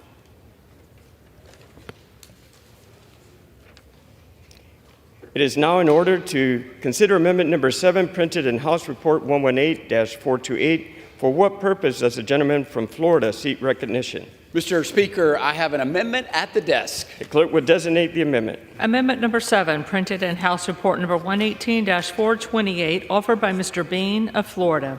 Pursuant to House Resolution 1085, the gentleman from Florida, Mr. Bean, and a member opposed each will control 5 minutes. The chair recognizes the gentleman from Florida. Thank you very much, Mr. Speaker. Error 404 not found. It's the dreaded computer message that appears when you visit a website or access a file that no longer exists. Unfortunately, it's also the message that more than 1,000 critical development projects throughout the free state of Florida may receive due to the uncertainty surrounding the Florida Department of Environmental Protection's continued ability to issue Section 404 program permits. Lake County, Florida alone estimates $1 billion of economic development that now faces uncertainty. This is due to a District of Columbia federal judge decision to vacate Florida's 404 permitting program, a decision that will have serious implications for the future of our environment and our economy. The ability for states like Florida, Michigan, and New Jersey to take the lead in regulating their natural resources is vital, but it is especially important for a state like Florida, where our growing economy is contingent on the continued protection of our environment.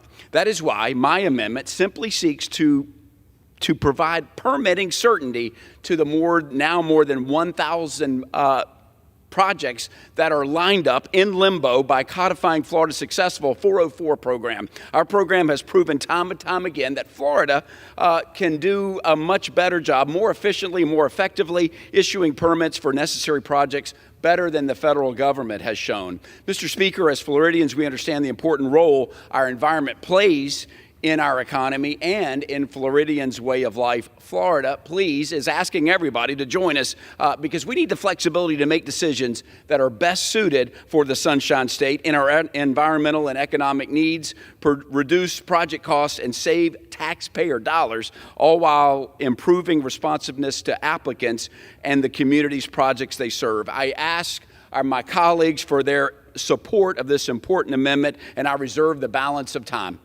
The gentleman reserves. For what purpose does the gentlewoman from California seek recognition? I oppose the amendment offered by the gentleman from Florida, Mr. Bean. The gentlewoman is recognized for 5 minutes. The Clean Water Act was specifically enacted as a federal-state partnership. Today, EPA has approved 47 states to implement the Point Source Discharge Program under Section 402 of the Clean Water Act. Their status as co-regulators makes comprehensive implementation of the programs possible. However, far fewer states have sought approval to regulate the discharge of dredge and fill materials under Section 404 of the Act, with only New Jersey and Michigan currently approved to implement the authority. This amendment is directly related to whether Florida followed the rules in seeking approval of its own Section 404 program. Recently, a federal district court struck down the previous administration's approval of Florida's 404 permit authority on the grounds that both state and federal agencies failed to follow the rules in approving the state's program. I am not opposed to the state of Florida or any state seeking to manage 404 authorities within its border. However, this amendment seeks to legislate mandate approval of a program without changes that was adopted without proper oversight and review. The state of Florida can pursue implementing a 404 program, but through the proper approval process. And Congress should not mandate a program that has been deemed deficient by the courts. I oppose the amendment and encourage my colleagues to oppose the amendment. I reserve my time. Reserves. The gentleman is recognized. Thank you very much, Mr. Speaker. Mr. Speaker, the Environmental Protection Agency still maintains strict permit-by-permit oversight of Florida's permitting decisions. But you've heard me, Mr. Speaker, you've heard me say thousands of projects are on hold. You may ask, what are you talking about, Congressman Bean? What projects are we talking about? What projects are on hold right now? Let me tell you what's on hold, Mr. Speaker. Projects to restore Florida's Everglades and prevent damaging discharges from Lake Okeechobee. They're on hold. Public projects to build sidewalks, improve bridges, utilities, roads, highways across the Sunshine State.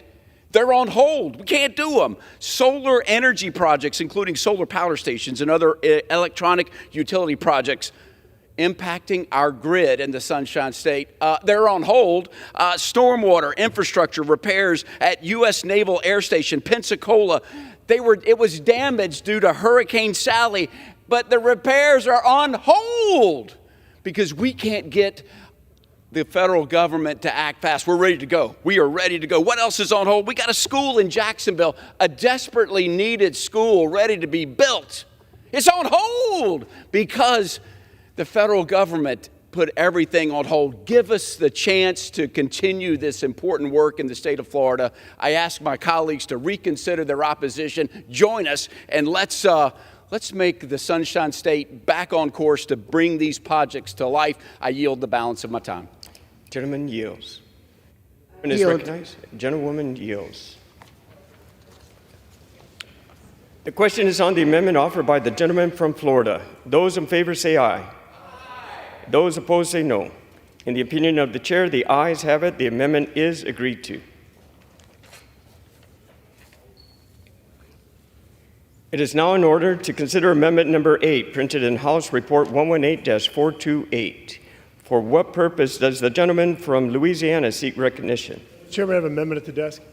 The clerk will designate the amendment. Amendment number 8, printed in House Report number 118-428, offered by Mr. Graves of Louisiana. Pursuant to House Resolution 1085, the gentleman from Louisiana, Mr. Graves, and a member opposed each will control 5 minutes. The chair recognizes the gentleman from Louisiana. I yield myself as much time as I may consume. The gentleman is recognized. Thank you, Mr. Chairman. First of all, Mr. Chairman, after listening to the gentleman from Florida, I'd like a double dose of whatever it is he's taking. Secondly, Mr. Chairman, what our amendment does is it addresses something that I think both conservatives and liberals should be excited about. Let me explain. Under the Inflation Reduction Act, this large, incredibly expensive energy bill, the Congressional Budget Office did an estimate to determine the total amount of subsidies that this legislation would cost the American taxpayers. Then you've had folks like Goldman Sachs that have come in and done evaluations and determined that that assessment was likely off by a factor of 3 or even 4. Let me say that again. The estimate was off by a factor of 3 or even 4. So what this legislation, the base text of this legislation does, is it provides for an expedited processing or environmental review of Clean Water Act requirements, right? So our amendment simply says, once you hit that cap of how much the Congressional Budget Office said this bill was going to cost, said the Inflation Reduction Act was going to cost, you no longer get the expedited process strictly for linear infrastructure projects, otherwise projects like transmission. So if you're a conservative, you should be supportive because you're simply capping the cost of this project at what the Congressional Budget Office said. If you're a liberal, you should be supporting this. You're beating up on the bill right now. This caps or stops the effect of that bill, the expedited process, once you hit the cap that you all thought you were voting for.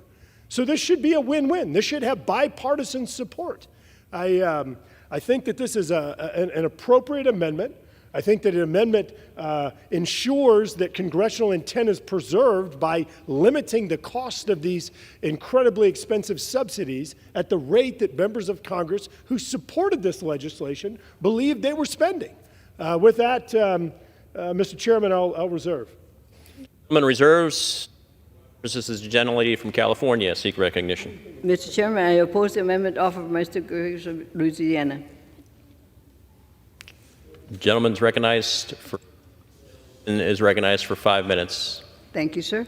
House Democrats support including local input in the development of large-scale infrastructure projects directly affecting local communities. During the committee consideration of this bill, we opposed attempts to curtail local input. The amendment is another example of curtailing local input to push through large-scale projects.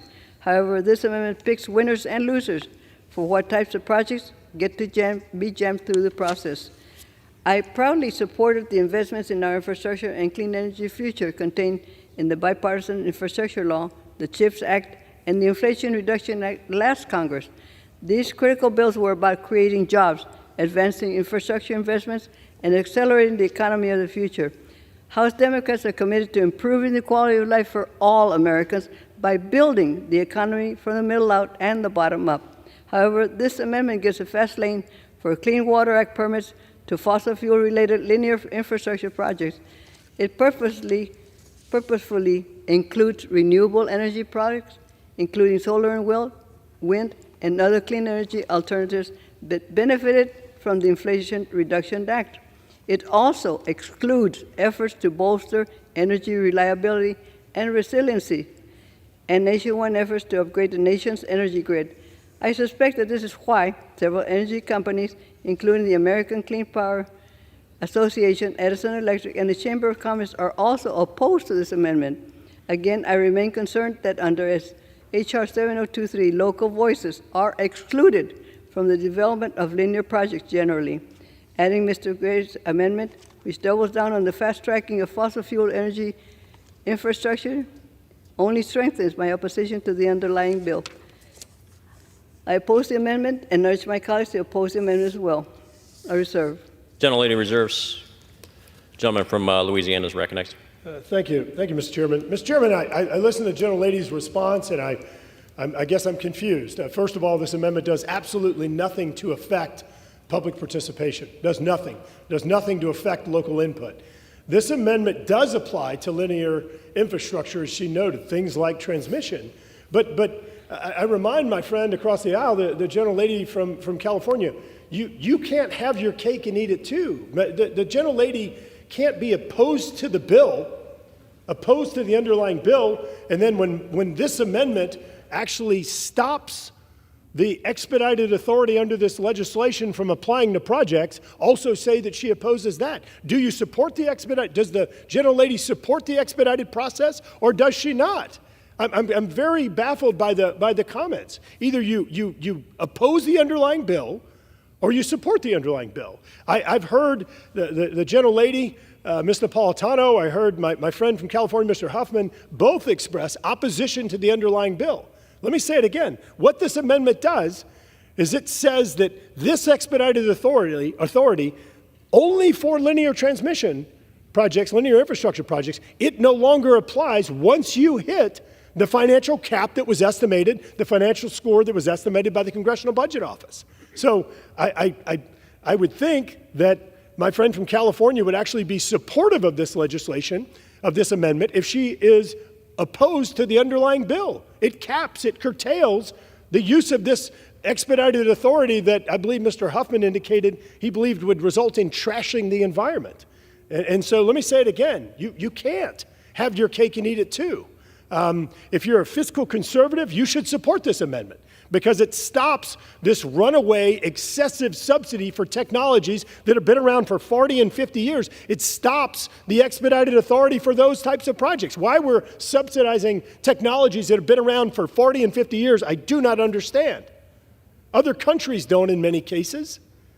Secondly, if you're a liberal, if you're out there saying that this bill is extreme, you should support this amendment because it no longer allows for the expedited authority once you hit the financial cap. So I ask my friends across the aisle, do you want to have your cake or do you want to eat it? Because you only get one choice. I urge support of this amendment and I yield back. Gentleman yields. Gentlelady from California also yields. The question is on the amendment offered by the gentleman from Louisiana. Those in favor say aye. Those opposed say no.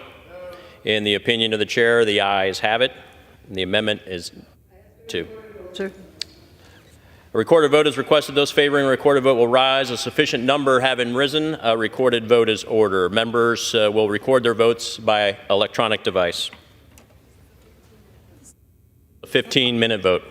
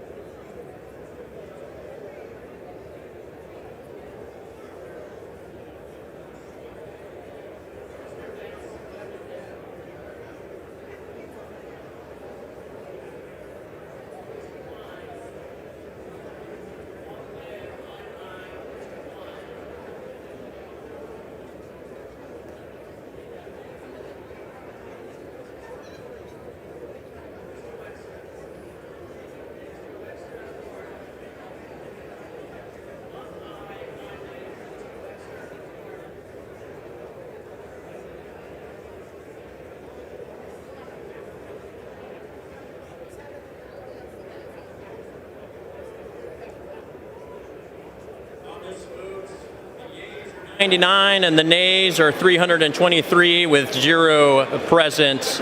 The amendment is not adopted. There being no further amendment under the rule, the committee rises.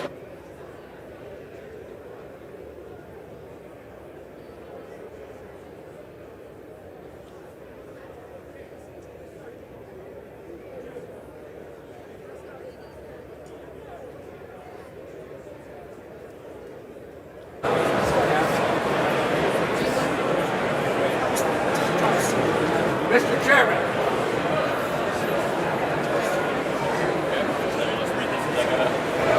Mr. Speaker, the committee of the whole, the House will see Consideration H.R. 7023 and pursuant to House 7085 or report the bill as amended by that resolution back to the House with the subject to amendments adopted in the committee. Very well.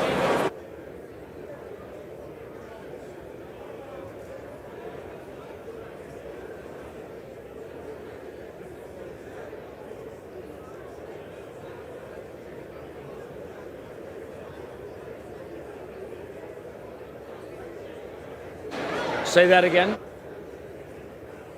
Read the whole way.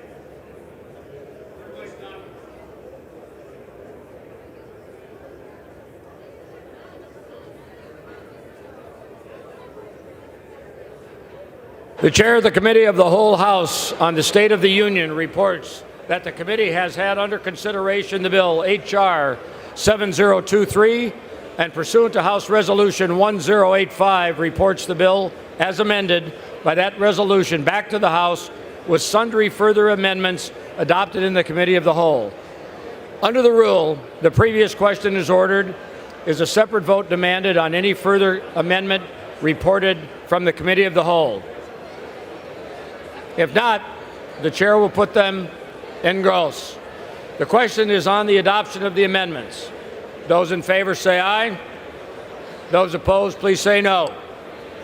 The ayes have it. The amendments are adopted. The question is on engrossment and the third reading of the bill. Those in favor, please say aye.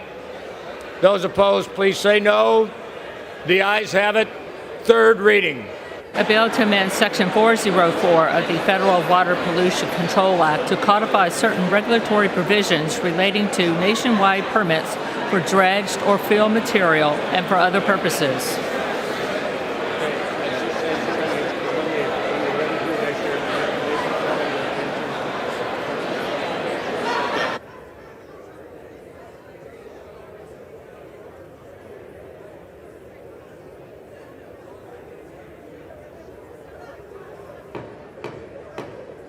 Order.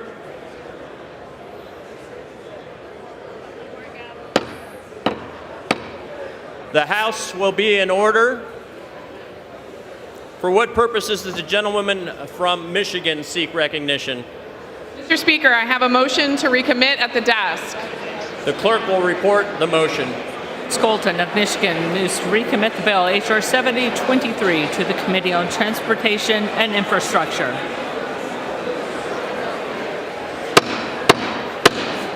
The House will be in order. The question is on the motion to recommit. Those in favor, please say aye. Those opposed, say no. In the opinion of the chair, the noes have it. Mr. Speaker, the yeas and nays. The yeas and nays have been requested. This will be a 5-minute vote. Nailed it. Those favoring a vote by yeas and nays will rise. A sufficient number having risen, the yeas and nays are ordered. Members will record their votes by electronic device. There will be a 5-minute vote. It's a requirement.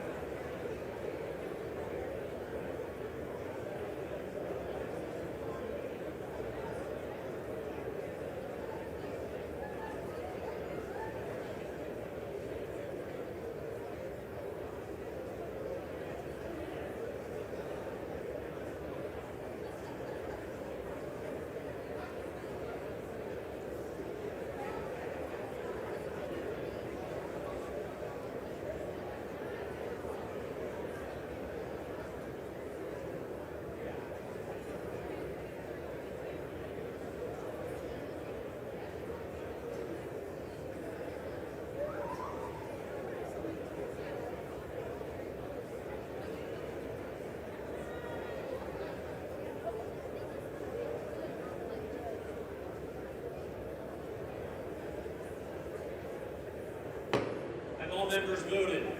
Does any member wish to change their vote?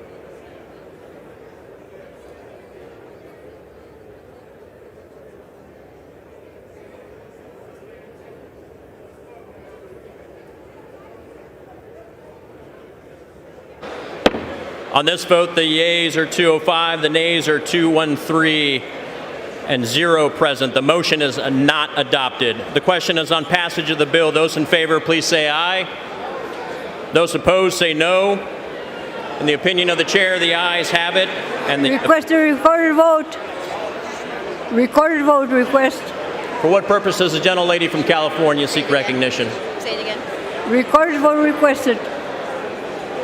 A recorded vote is requested. Those favoring a recorded vote will rise. A sufficient number having risen, a recorded vote is ordered. Members will record their votes by electronic device. This will be a 5-minute vote.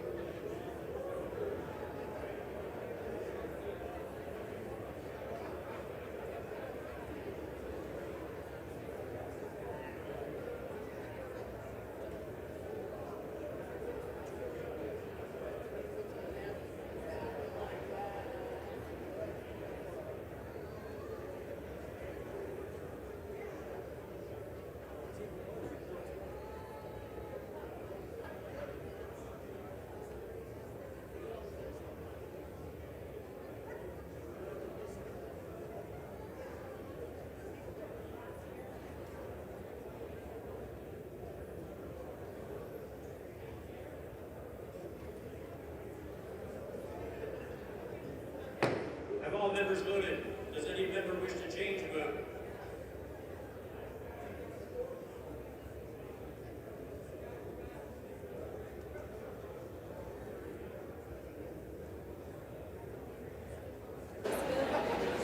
On this vote, the yeas are 213, the nays are 205, and the bill is passed. Without objection, a motion to reconsider is laid on the table. Without objection, the title is amended.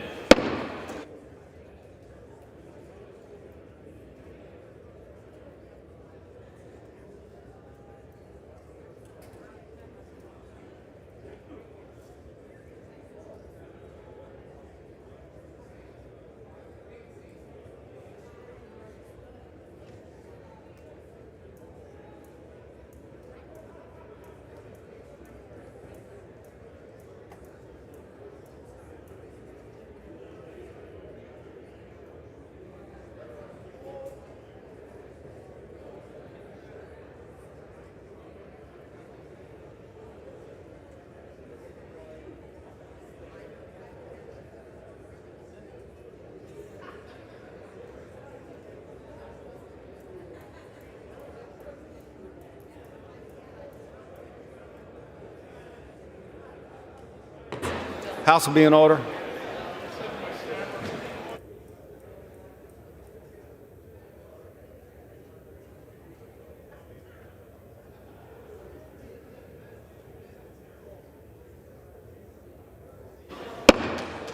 House will be in order.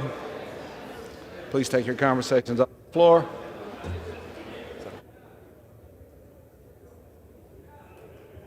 For what purpose does the gentleman from New York seek recognition? Mr. Speaker, I hereby remove myself as a co-sponsor of H.R. 1068. HRS 1068. Request is granted.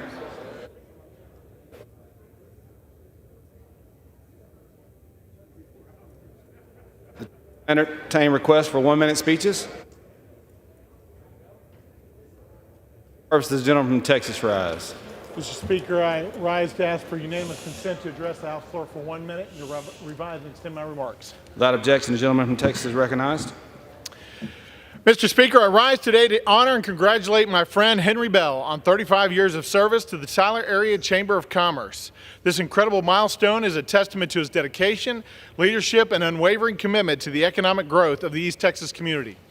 Throughout Henry's tenure, he has been a driving force behind the Chamber's success. Henry's deep knowledge of the resources, traditions, and history of East Texas, combined with his natural ability to build strong relationships, have helped attract new businesses and create countless jobs in East Texas. Under his guidance, the Tyler Area Chamber of Commerce has become a beacon of economic development, serving as a valuable resource and support system for businesses large and small.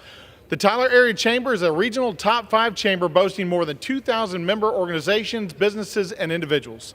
Beyond his professional contributions, Henry has sought to serve the Tyler community by dedicating his time and talents outside of work in keeping with the traditions of 5 generations of Bells that served before him. Once again, I congratulate Henry Bell on this remarkable milestone. The East Texas community is proud to have you, Henry, and we have been blessed because of you. I yield back.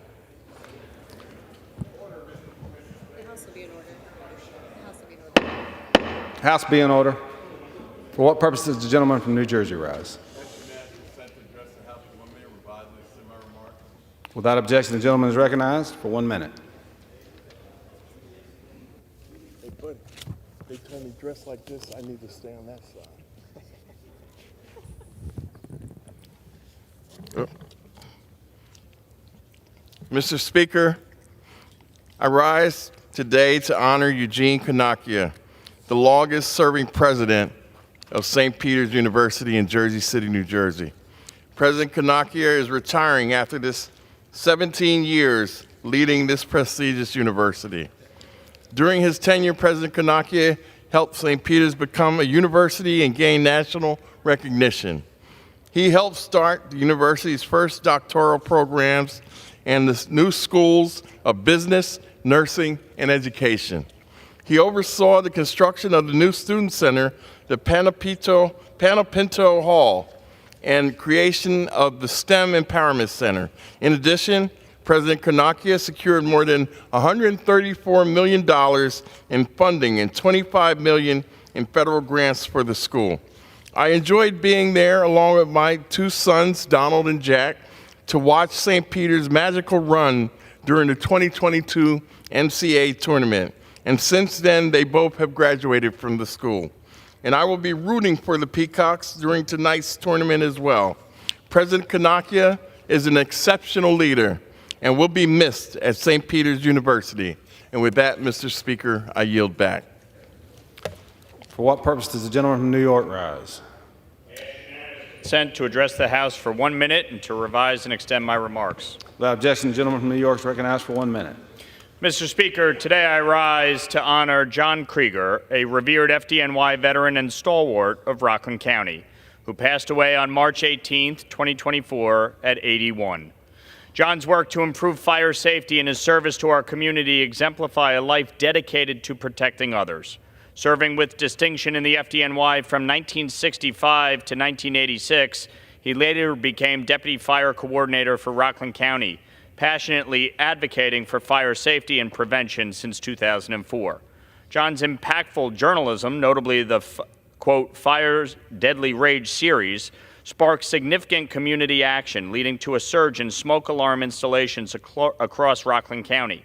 His dedication extended into education as a fire instructor, and his leadership with the Rockland County Illegal Housing Task Force tirelessly working to enforce fire safety and building codes. Beyond his professional achievements, John's involvement in the West Haverstraw Volunteer Fire Department and numerous fire service associations highlighted his commitment to our community. His legacy as a firefighter, educator, and advocate leaves a lasting impact on Rockland County.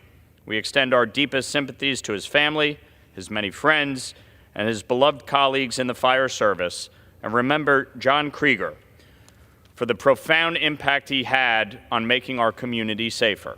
His legacy of dedication and service will continue to inspire future generations. Thank you, Mr. Speaker. I yield back. For what purpose does the gentleman from North Carolina rise? Mr. Speaker, to ask for unanimous consent to address the House for 1 minute to revise it. Without objection, the gentleman from North Carolina is recognized for 1 minute. Mr. Speaker, I rise to recognize a hometown university and HBCU making a gigantic impact in northeastern North Carolina, Elizabeth City State University.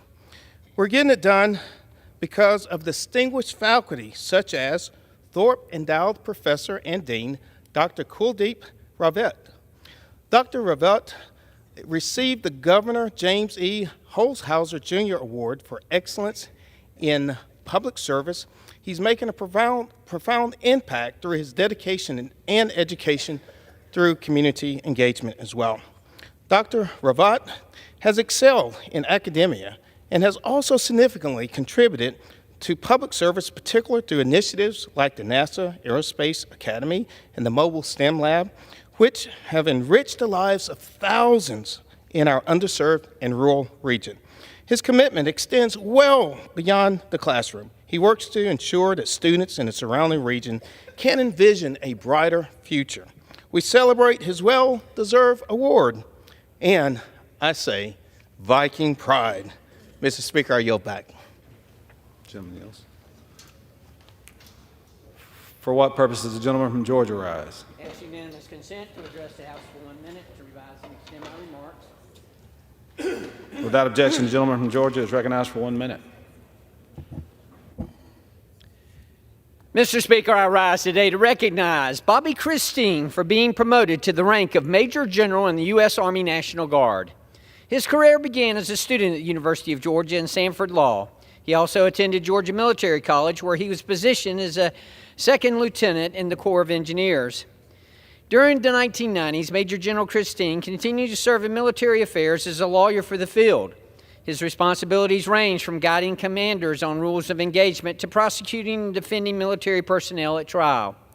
For his skills in leadership, Major General Christine has also served as a senior lawyer in the Georgia National Guard, Brigadier General for a JAG in the National Guard, and the U.S. Attorney for Georgia's Southern and Northern Districts. Now he has made history as the first reserve component officer in the Army's Judge Advocate General's Corps to achieve the status of Major General.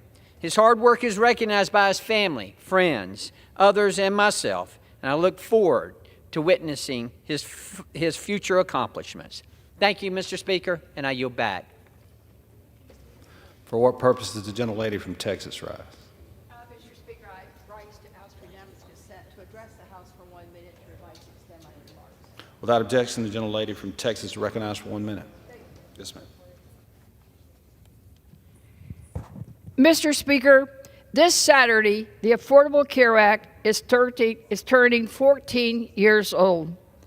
Despite relentless challenges and efforts by MAGA Republicans to repeal it over 50 times in the last 14 years, the Affordable Care Act remains in effect and continues to provide millions of individuals and families with access to affordable health care. A record of more than 21 million Americans are enrolled in quality health care under the Affordable Care Act in 2023, including more than 3.5 million Texans.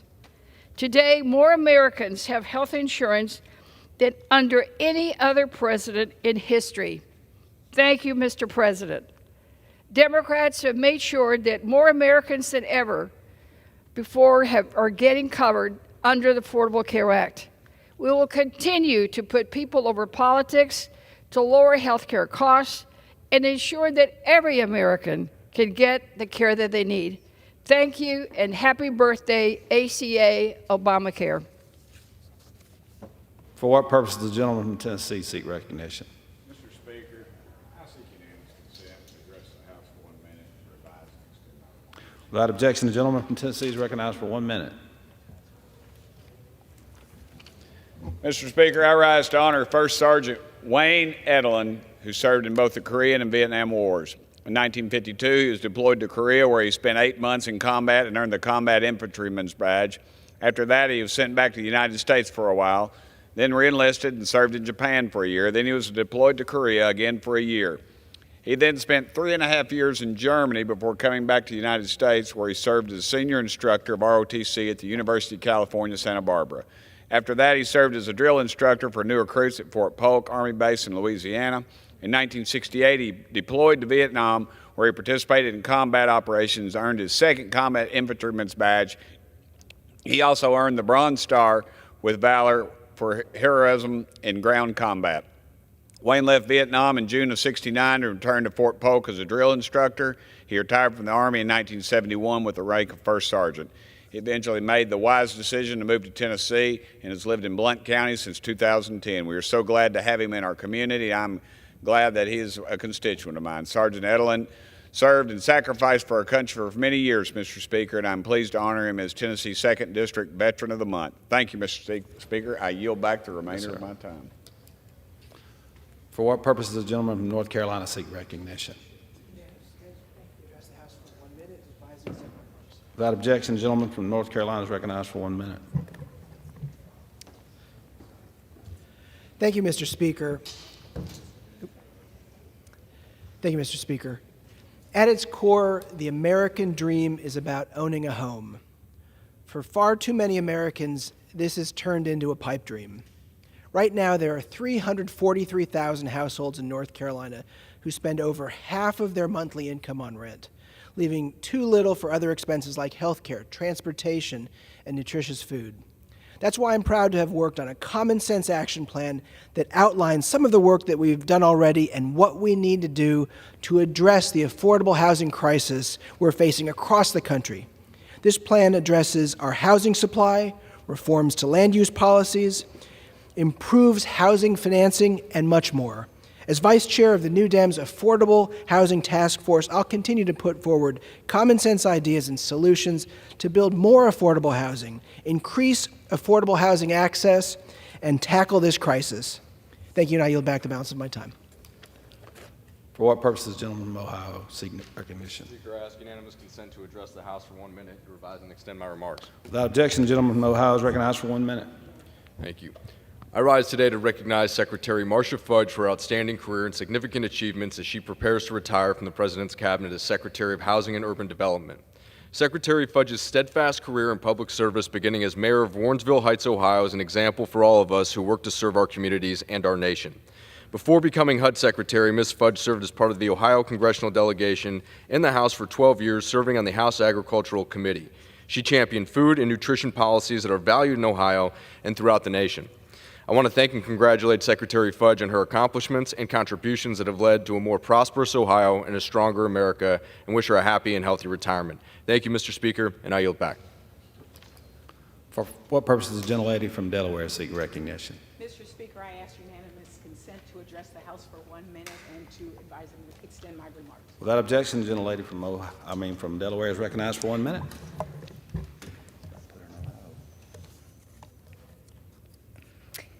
Mr. Speaker, March is National Blood Clot Awareness Month.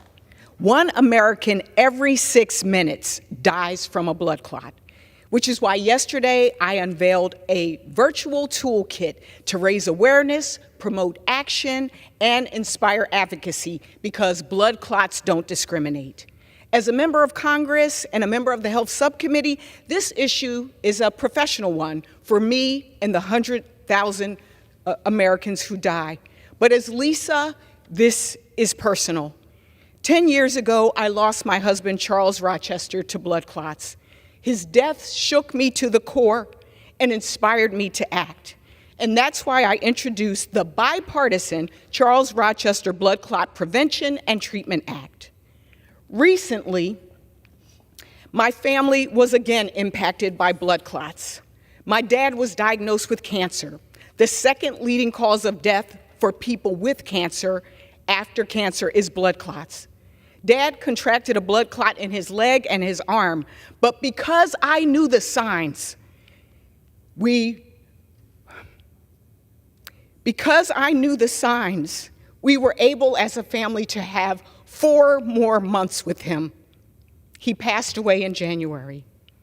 So today, for our loved ones and our constituents, let's raise awareness, let's advocate, let's act to stop the clot, spread the word, and save lives. I yield back.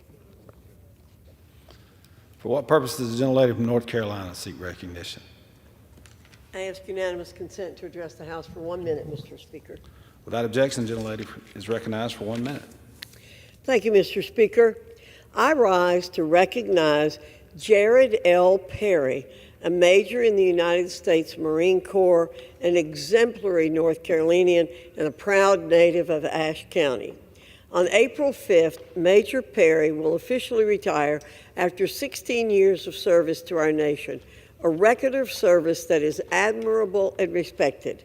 His service to our nation has led him to travel to Central and South America on the USS Iwo Jima, to Afghanistan, where he served 2 combat tours, as well as to the Indo-Pacific.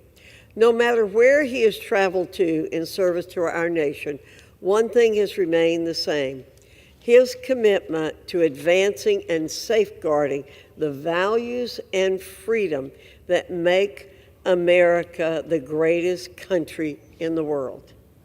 Congratulations, Major Perry, on your well-earned retirement. The entire nation thanks you for your service and sacrifice.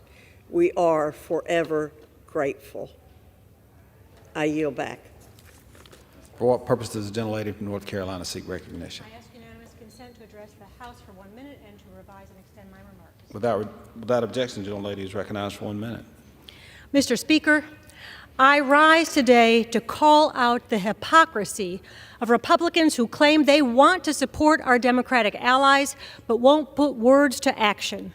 The Speaker is leading a delegation to Normandy to commemorate the defeat of a destructive, brutal dictator by the United States and its allies in World War II. Yet he refuses to bring forward the Senate Emergency Aid Bill that would help our Democratic ally Ukraine defeat one of today's most brutal dictators, Vladimir Putin. That very same Senate bill would also provide much-needed support to our Democratic ally Israel as it continues its battle against the terrorist group Hamas, which savagely attacked Israel on October 7th and continues to hold more than 100 hostages, including Americans. So I ask my good friends on the other side of the aisle, will you stand up to the far-right extremists and call for the Speaker to bring the Senate aid bill to the floor? In the name of defending freedom and democracy, I urge you to do what you know is right for our country and the future of the free world. I yield back. For what purpose does the gentlelady from Missouri seek recognition?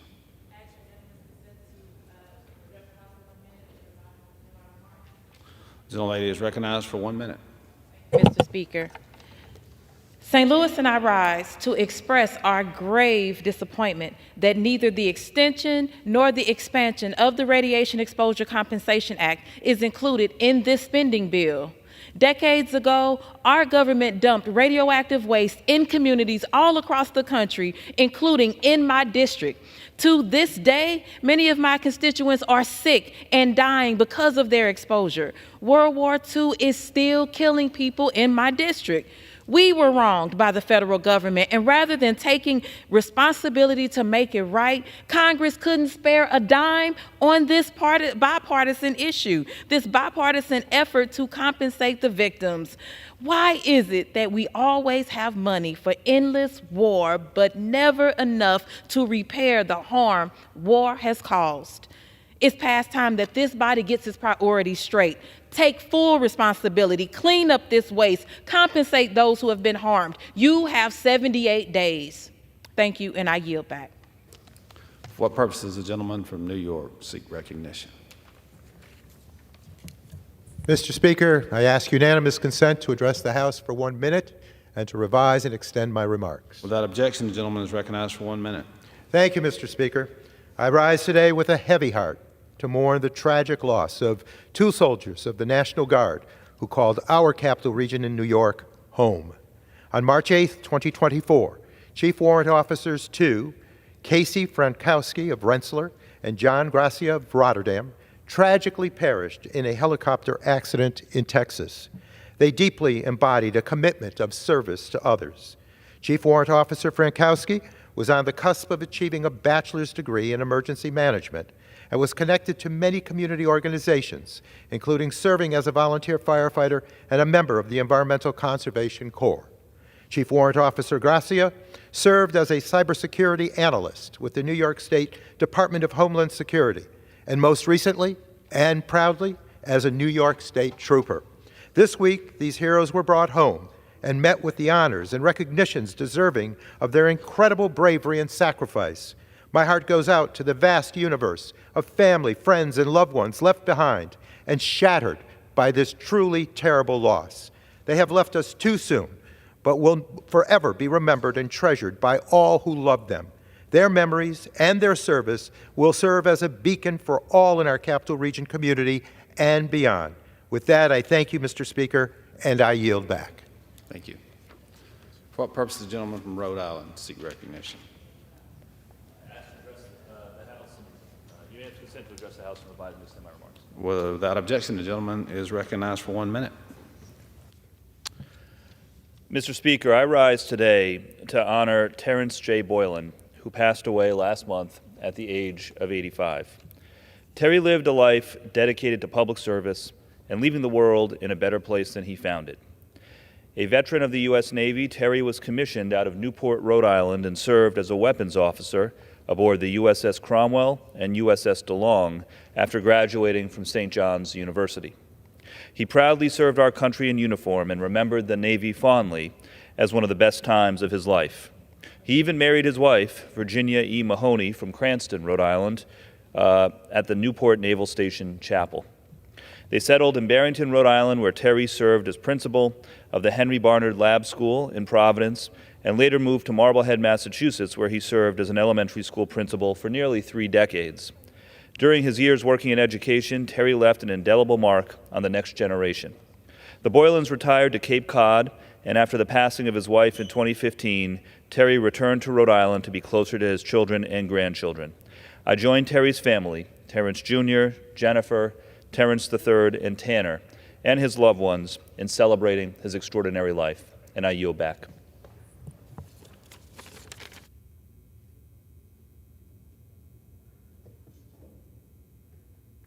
What purpose does the gentlelady from Texas seek recognition?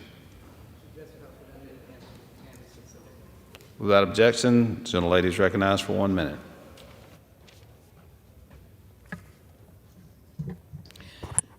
Mr. Speaker, I rise to give dignity and respect to the victims of pollution across America, those who have suffered from toxic catastrophes like the train derailment in Palestine, but more importantly, the cancer clusters in Fifth Ward, Texas, in Kashmir Gardens, Settegast, in the northeast part. And so the legislation, H.R. 7023, creating Confidence in Clean Water Permitting Act, does a complete opposite by limiting the Environmental Protection Agency's authority to regulate the discharge of pollutants into the United States waters. Those waters then trickle into soil. That's what happened in Kashmir Gardens in Fifth Ward, where soil or water or pollution trickled into the soil and created in our neighborhoods cancer clusters, where this area has the highest number of cancer cluster and cancer victims in the state and maybe the nation. I'm trying to fight it. I put in an amendment that will require the enactment of the administrator submitting a report to Congress. I will not stop until we end the cancer clusters and we stop the polluters that are over the people of this nation. I will continue the fight. With that, I yield back. The chair lays before the House a message.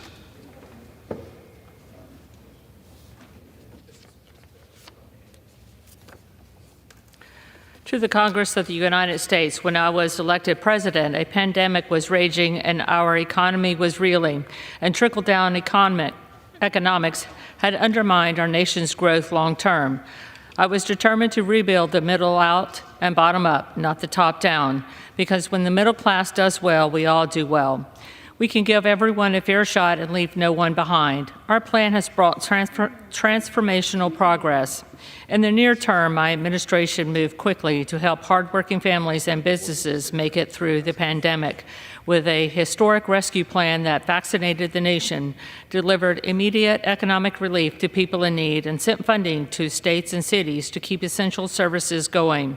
We worked with the private sector and labor unions to ease bottlenecks and shortages in our supply chains, getting goods flowing again and making our economy more resilient for the future.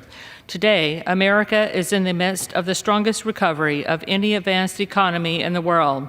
Along the way, we've achieved one of the most successful legislative records in generations, bringing new opportunities to communities of all sizes nationwide. We're tackling years of underinvestment in public infrastructure, clean energy, and advanced manufacturing, making sure the future is made in America by American workers. We're making the biggest investment in American infrastructure in generations, including over $400 billion for 46,000 projects and 4,500 communities to date. These projects are rebuilding the nation's roads, bridges, railroads, ports, airports, public transit, water systems, high-speed internet, and more in every part of the country. We're also making the most significant investment in fighting climate change in history, advancing breakthroughs in clean technology, boosting energy independence, lowering electricity costs for hardworking families, and revitalizing fence-lined communities smothered by a legacy of pollution. At the same time, we're working with the private sector to strengthen America's semiconductor and advanced manufacturing industries as well, empowering workers and small businesses to share in the benefits. Already, my Investing in America agenda has attracted $650 billion in private investment from companies that are building factories here in America. We've ignited a manufacturing boom, a semiconductor boom, a battery boom, an electric vehicle boom, and more. My agenda is creating hundreds of thousands of good-paying jobs, so folks never have to leave their hometowns to find work they can raise a family on. Today, America once again has the strongest economy in the world. A record 15 million jobs have been created on my watch, giving 15 million more Americans the dignity and peace of mind that comes with a steady paycheck. The unemployment rate has been below 4% for the longest stretch in over 50 years. And we've seen the lowest unemployment rate for Black Americans on record. Economic growth is strong. Wages are rising faster than prices. Inflation is down by 2/3. We have more to do, but folks are starting to feel the results. Real income and household wealth are higher now than they were before the pandemic, and consumer sentiment has surged more in recent months than in any time in decades. Americans have filed a record 16 million new business applications since I took office, and each one of them is an act of hope. Importantly, we're paying more for many of these historic investments by making our tax system fairer. We've cut the deficit by $1 trillion since I took office, one of the biggest reductions in history, and I've signed legislation to cut it by $1 trillion more over the next 10 years, in part by raising the corporate minimum tax to 15% and making the wealthy and big corporations start paying their fair share. It's clear that we're making tremendous progress for the American people, but we have more to do to finish the job. My administration is going to keep fighting to lower costs for hardworking families on everything from prescription drugs to housing, child care, and student loans. Folks in Washington have tried to reduce prescription drug costs for decades. Our historic Inflation Reduction Act is getting it done. It, for example, caps the cost of insulin for seniors at $35 a month, down from as much as $400. And starting next year, no senior on Medicare will pay more than $2,000 a year in total out-of-pocket drug cost, even for expensive medications that can cost many times more. It also protects and expands the Affordable Care Act. As a result, more Americans have health insurance today than ever. We're also making real gains in expanding access to housing. More families own homes today than did before the pandemic. Rents are easing, and a record of around 1.7 million housing units are under construction nationwide. We'll keep working to lower housing costs and boost supply by expanding rental assistance, speeding builders' access to federal financing to build more affordable homes, and reducing mortgage payments for first-time home buyers. Meanwhile, we're standing up for workers and consumers and cracking down on unfair hidden junk fees that companies like airlines, banks, and insurers slip onto people's bills. At the same time, we're working to get every child in America the strong start they need to thrive. The American Rescue Plan expanded the child tax credit, cutting child poverty nearly in half in 2021. We'll keep fighting to restore it and to guarantee the vast majority of American families access to high-quality child care for no more than $10 a day. Our rescue plan also made the biggest investment in public education in American history. Today, we're pushing to further boost funding to schools in need, to expand tutoring and after-school programs, and to ease teacher shortages. I'm keeping my promise to ease the crushing burden of student debt as well. Despite legal challenges, we've canceled $138 billion in student loans for nearly 3.9 million Americans, including more than 750,000 teachers, nurses, firefighters, social workers, and other public servants. Such widespread debt cancellation is freeing people to finally consider buying a home, having a child, or starting a small business they always dreamed of. And all of our agenda is making the promise of America real for many millions more Americans than ever before. The story of America is one of progress and resilience, of always moving forward and never giving up. It is a story unique among nations. We are the only country that has emerged from every crisis stronger than we went in. That is what's happening across America today. There is still work to do, but I've never been more optimistic about our future. We are the United States of America, and there is nothing beyond our capacity when we do it together. Signed, Joseph R. Biden, Jr., The White House, March 21st, 2024. Referred to Joint Economic Committee and ordered printed. The chair lays before the House a communication. The Honorable the Speaker, House of Representatives, sir. Pursuant to Section 4B of House Resolution 917, I write to inform you and the House of Representatives that today the Committee on the Judiciary commenced litigation against Department of Justice employees Mark Daley and Jack Morgan to enforce duly authorized, issued, and served congressional subpoenas. The committee initiated a civil action, Committee on the Judiciary, U.S. House of Representatives v. Daley, number 124, CV 00815, filed in the U.S. District Court of the District of Columbia on March 21, 2024. Signed sincerely, Jim Jordan, Chairman. Under the Speaker's announced policy of January 9, 2023, the gentleman from Texas, Mr. Roy, is recognized for 60 minutes as a designee of the Majority Leader. I thank the Speaker.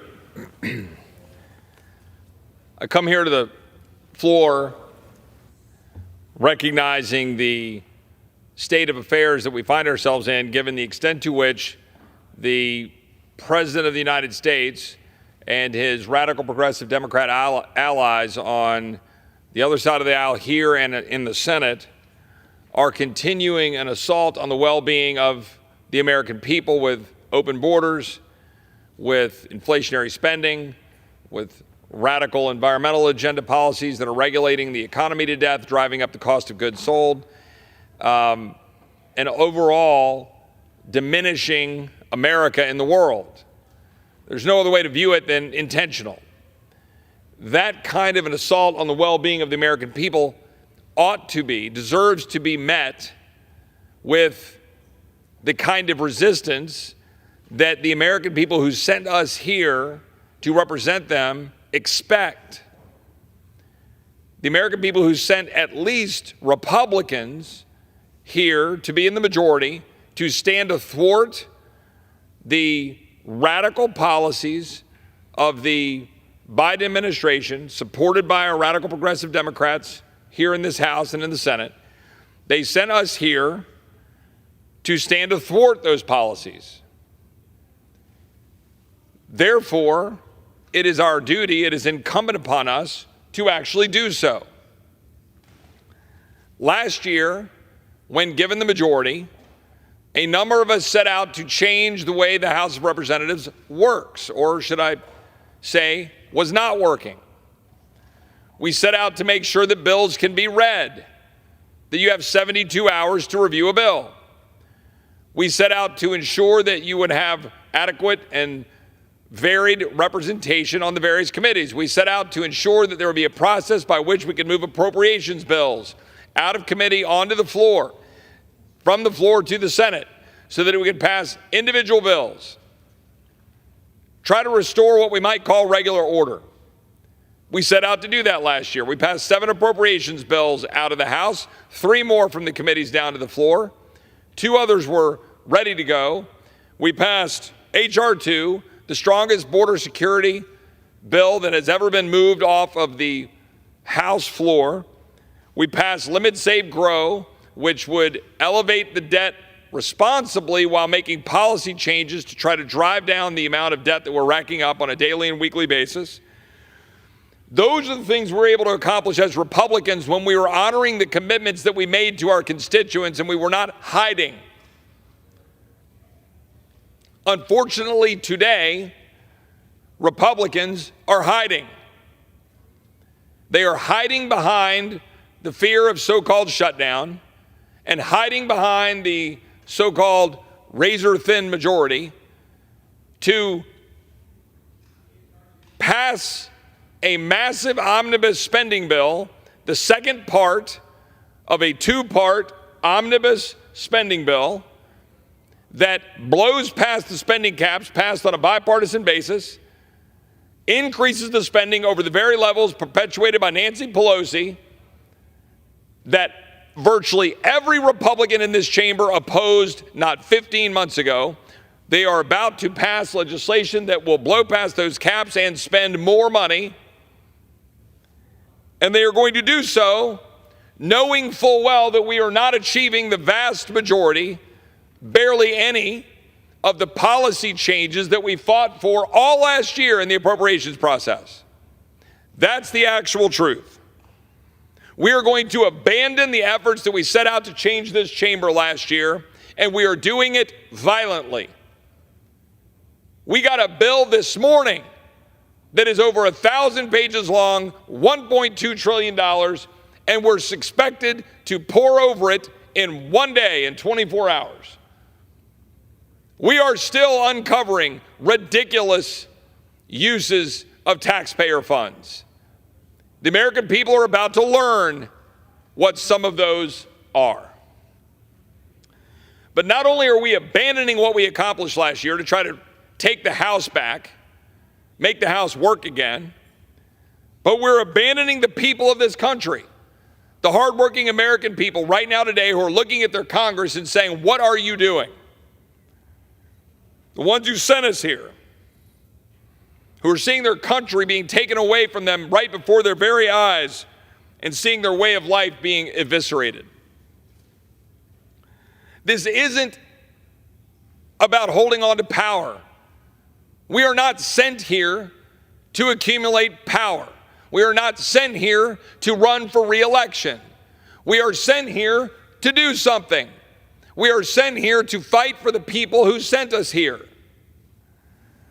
And what we're doing right now is looking at a country that we love, a country that is being destroyed, throwing up our hands as Republicans and saying that apparently it's just not worth the fight because we might have a poll that looks bad because of shutdown. That's what we're telling the American people. Instead of using the power of the purse to force change,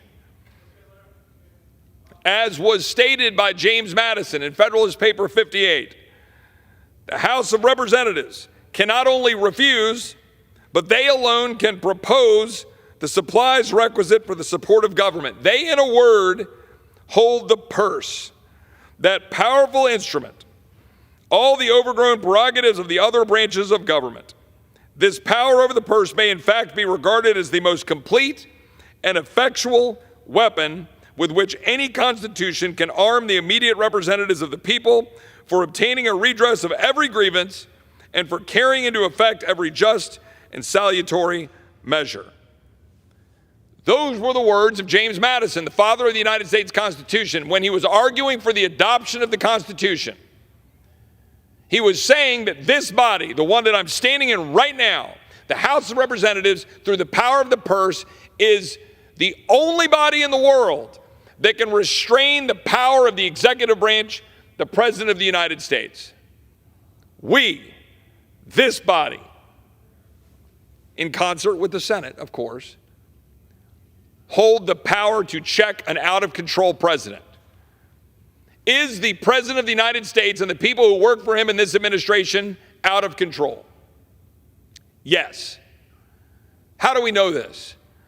Because the President of the United States goes to the microphone and says he's going to ignore the United States Supreme Court when the Supreme Court says you cannot do what you're doing against the law with respect to student loan bailouts. The President of the United States is ignoring his duty and his oath of the Constitution to defend the border of the United States using policies meant for very narrow exceptions for asylum and parole to blow open the border and endanger the American people. That is tyrannical activity, an abuse of power, endangering the people that we represent. That's what is happening. That's what the president is doing. A president who has abused his power at the FBI and in the intelligence agencies. That's what's happening. And what is the response from Republicans? Crickets, a yawn, a whimper, because they're afraid that someone might cry shutdown. They're afraid that they might lose their precious, that election certificate that I think apparently is what gives some people in this body their worth. But an election certificate is only as good as the people that we are here to represent. And they sent us here to do something, to change the place. Today, in Texas, more than 100 illegal aliens charged past the Texas National Guard. The state I represent is on fire and trying to pick up the pieces as the federal government refuses to do its job, and we saw it unfold today in real time. And what are my Republican colleagues going to do? Give the President and the Department of Homeland Security and the impeached Homeland Security Secretary more money.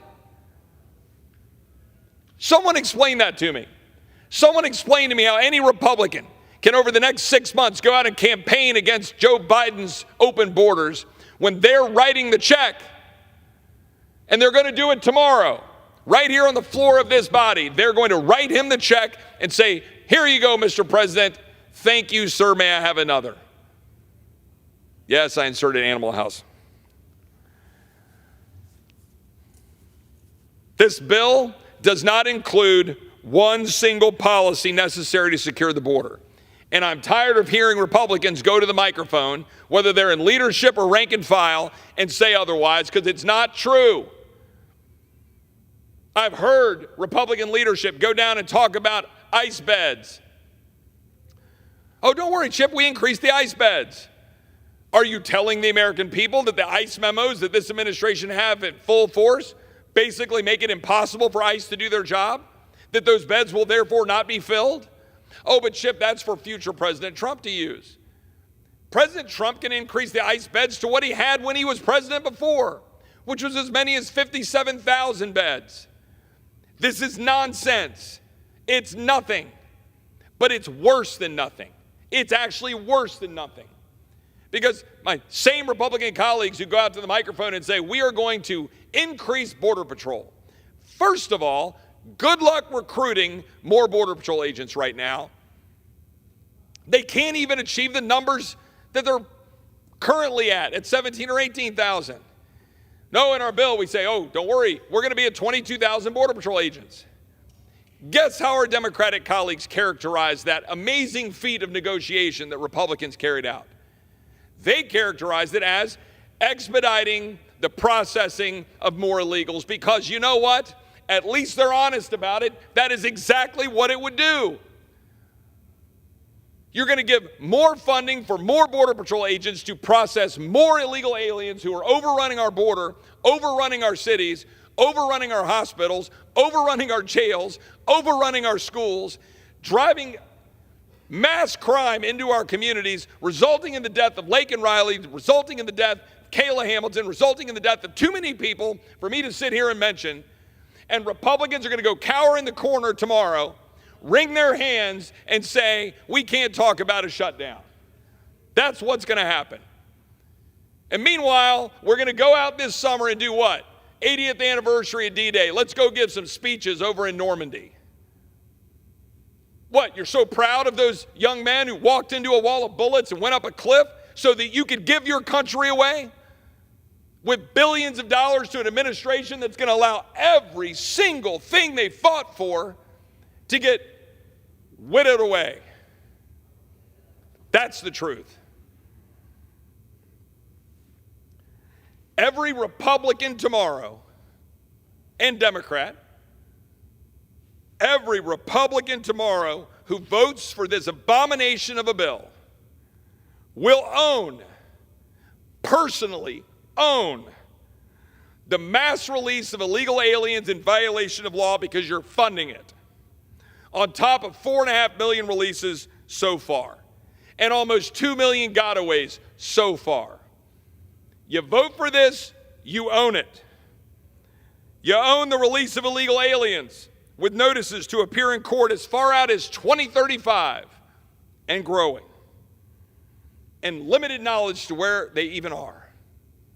You own it. You own the unlawful mass parole programs, the use of the CBP One app. The funding you're voting for tomorrow will fund that.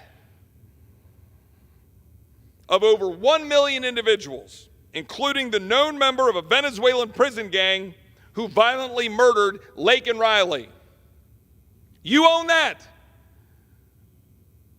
It's not good enough to pass a bill last week and name after Laken Riley and then come here and write the check to the very people who are responsible for allowing it to occur.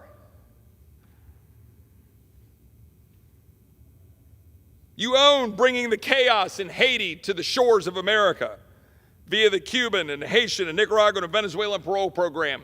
You own that. The Haitian migrant who raped a 15-year-old disabled girl who was here as a migrant in Massachusetts. You're funding that.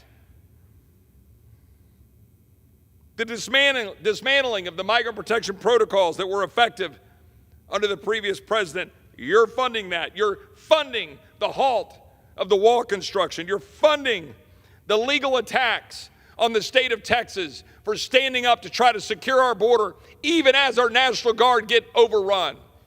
You are funding that if you vote for this bill tomorrow. Texas has had to spend over $12 billion of its own money. I can tell you what you're not funding. You're not funding paying Texas back. And I'm talking to my Texas delegation friends now. Are you literally going to go home to Texas when your own National Guard are getting overrun, your own state is not getting paid back, we're not getting any policy changes, you're going to increase the debt, and you're going to go try to sell that garbage to the people of Texas? Spare me when I see you campaigning this year on border security. It's a fraud. It's a fraud for Republicans to campaign on border security while you fund it. You fund the lawlessness. You fund the open borders. You fund the death of Laken Riley. You fund the fentanyl pouring into our communities and killing our kids. You own the DHS memos, policies, and rules that restrict Border Patrol's ability to do their job. You own it. You own the continued exploitation of unaccompanied minors, the little girls getting sold into the sex trafficking trade, the 85,000 children that were lost by the very Office of Refugee Resettlement that you will fund tomorrow. You own it. Don't campaign against it and then write the check. You own the funding for the sanctuary cities that refuse to cooperate with immigration law enforcement, which, by the way, are hamstrung in the first place by an administration that doesn't care about the law. You own it. Don't go complain about sanctuary cities. You're funding it. And it's worse, as I said before, because DHS gets more money. They get an increase in funding, not to change the policies, but to give Border Patrol the ability to process more people quickly, which means more people come to the border.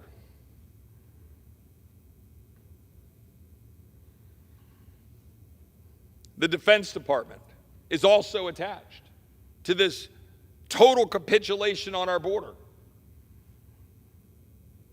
We continue to fund a woke Department of Defense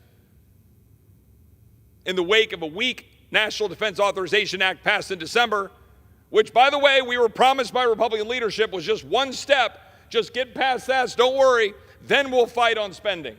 Well, if this is what fighting on spending looks like, I'm not sure why you bother flying to Normandy to go regale those who have the courage to go walk into a wall of bullets and scale a cliff to defend America and go fight against Nazi Germany. And this is what we do? Is this what we do when our hour is before us? We will be funding and therefore own, if you vote for this bill, Biden's illegal Department of Defense abortion travel fund. You own it. And by the way, all you social conservative groups out there, all you so-called pro-life groups, where the hell are you? Crickets, silence, because you care about political power more than the very thing you say you're for. And you know who you are. Transgender surgeries at the Pentagon. Where are the social conservative groups? Cowering in the corner. Woke DEI offices across the Pentagon destroying the military morale. You can't even recruit anybody to the Pentagon anymore. You're funding it. Don't complain about it while you're funding it. Woke DEI offices, Biden's climate change executive orders undermining our warfighting capabilities. You're funding it. The Deputy Inspector General for Diversity and Inclusion, Extremism in the Military. You're funding it. You own it. the Department of Defense's ability to classify Americans' communication as misinformation. You're funding it, you own it. State and foreign operations are part of this bill. We're going to export the radical progressive Democrats' woke agenda abroad, and you're going to pay for it. While we rack up $1 trillion of debt every 100 days, you're going to take that borrowing, undermine your own dollar, drive up your own inflation, funding the bureaucrats who are carrying out this agenda. Congratulations, America. That's what your House of Representatives is doing, and that is precisely what you will have Republicans campaigning against after they funded it, after they own it. I will give credit where it is due. Republican leadership, led by the Speaker, negotiated to defund UNRWA. Well, it's about dang time. Some of us were calling for that 3 years ago when we introduced legislation to do it. We had 8 Republicans who voted against defunding UNRWA in September in the appropriations package. But guess what? October 7th was one of the most horrific attacks on one of our friends in the history. And we realized what many of us already knew, UNRWA was right there involved. UNRWA was funding it. The United Nations World Refugee, they were funding it. So congratulations. We defunded an entity that is funding terrorists against our friends Israel. Good. Let's put one over here in the win column, this green checkbox. Congratulations, Republicans, you did it.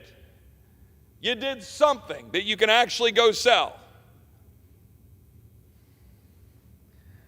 But, sorry to say, you're still funding the World Health Organization, which wants to take away American sovereignty, that worked to force COVID, tyranny on the American people, force it down the throats of the American people, and in the process of negotiating a new pandemic treaty that would massively expand its reach, you funded it.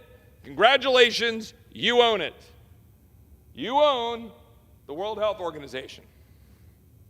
You own the dystopian United Nations Population Fund, targeted at basically exterminating people. Congratulations, you own it. And again, to all you social conservative groups out there, thanks. The Gender Equity and Equality Action Fund and LGBTQ envoys, border security for Jordan and Pakistan. You're funding border security for Jordan and Pakistan, but you're not doing anything to secure the border of the United States. You own it. The Climate Czar office, formerly occupied by John Kerry, flitting around the planet in his private planes, you paid for it. You own it. You're funding it. $3.8 billion for the migration and refugee assistance programs while our southern border is not secure. Think about that. Again, to my Republican colleagues who vote for this bill, you're going to, I know you are, people go follow you around, you're going to campaign against all of these things. I guess you're going to go all in Texas Hold'em style on President Trump and say, well, it's going to take President Trump to save us. How's that separation of powers thing working out for you? Did you skip that part of civics? That we're a co-equal branch of government? Oh, but Chip, we can't do that. We need a president to save us. Why the hell are you in Congress? We're actually supposed to be more important than the President of the United States. That's why we're Article 1. But we're too chicken to use the power. The most powerful tool that we have. These guys can't do what they're doing to the American people and to our country without the money to do it. And not only are we giving them the money, we're giving them more money, and we're borrowing to do it at extraordinary rates. Does anybody be reminded that we are now spending more on our interest on the debt than we are on defense this year? But all of the hawks in here who are totally happy selling out our country vote by vote so they can go home and say they brought home a troop pay raise. Great. But you're now spending more on interest than you are on the Pentagon. And in 2 years, you're cracking $1 trillion in interest. The president's budget that he just sent to us has us spending more on interest over the next decade every year than we do on defense. Congratulations. Republicans, you own it. How about the FBI headquarters? Good job, Republicans. You went out and campaigned when we passed the last omnibus bill and said, we got cuts to the FBI. Went out and sold that. First of all, it was bogus. The vast majority of the cuts came from one earmark from a building in Alabama that Richard Shelby got last Congress. He's no longer here to defend, so you axed it and then claimed you had some massive cut to the FBI. That's called swamp politics. But now, in this omnibus spending bill, guess what? We go ahead and fund the new FBI headquarters. So who cares that the FBI just massively spied on the American people? By the way, we haven't done anything about that except for extend their powers through the continuation of FISA without actually putting in a warrant to protect warrantless searches.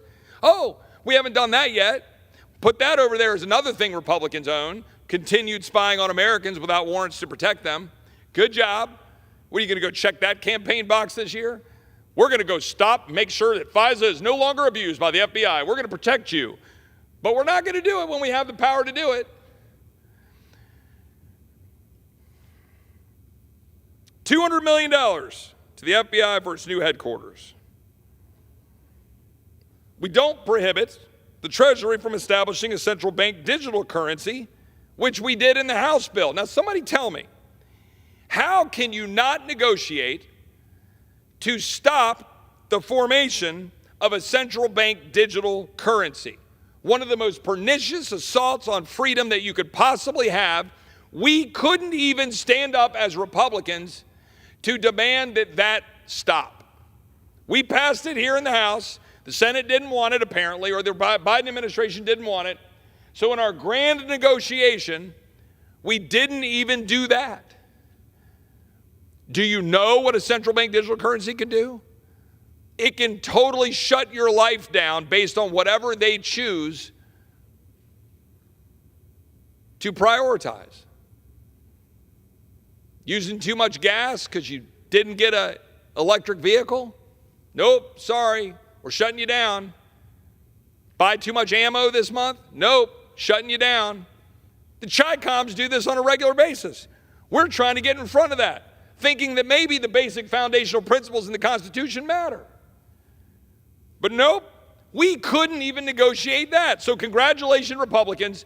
You own the continued ability of the executive branch to work up the formation and creation of a central bank digital currency. Congratulations, you own it. No prohibition on the funds to invest in so-called ESG in the federal thrift savings plan, which we had gotten adopted, got punted.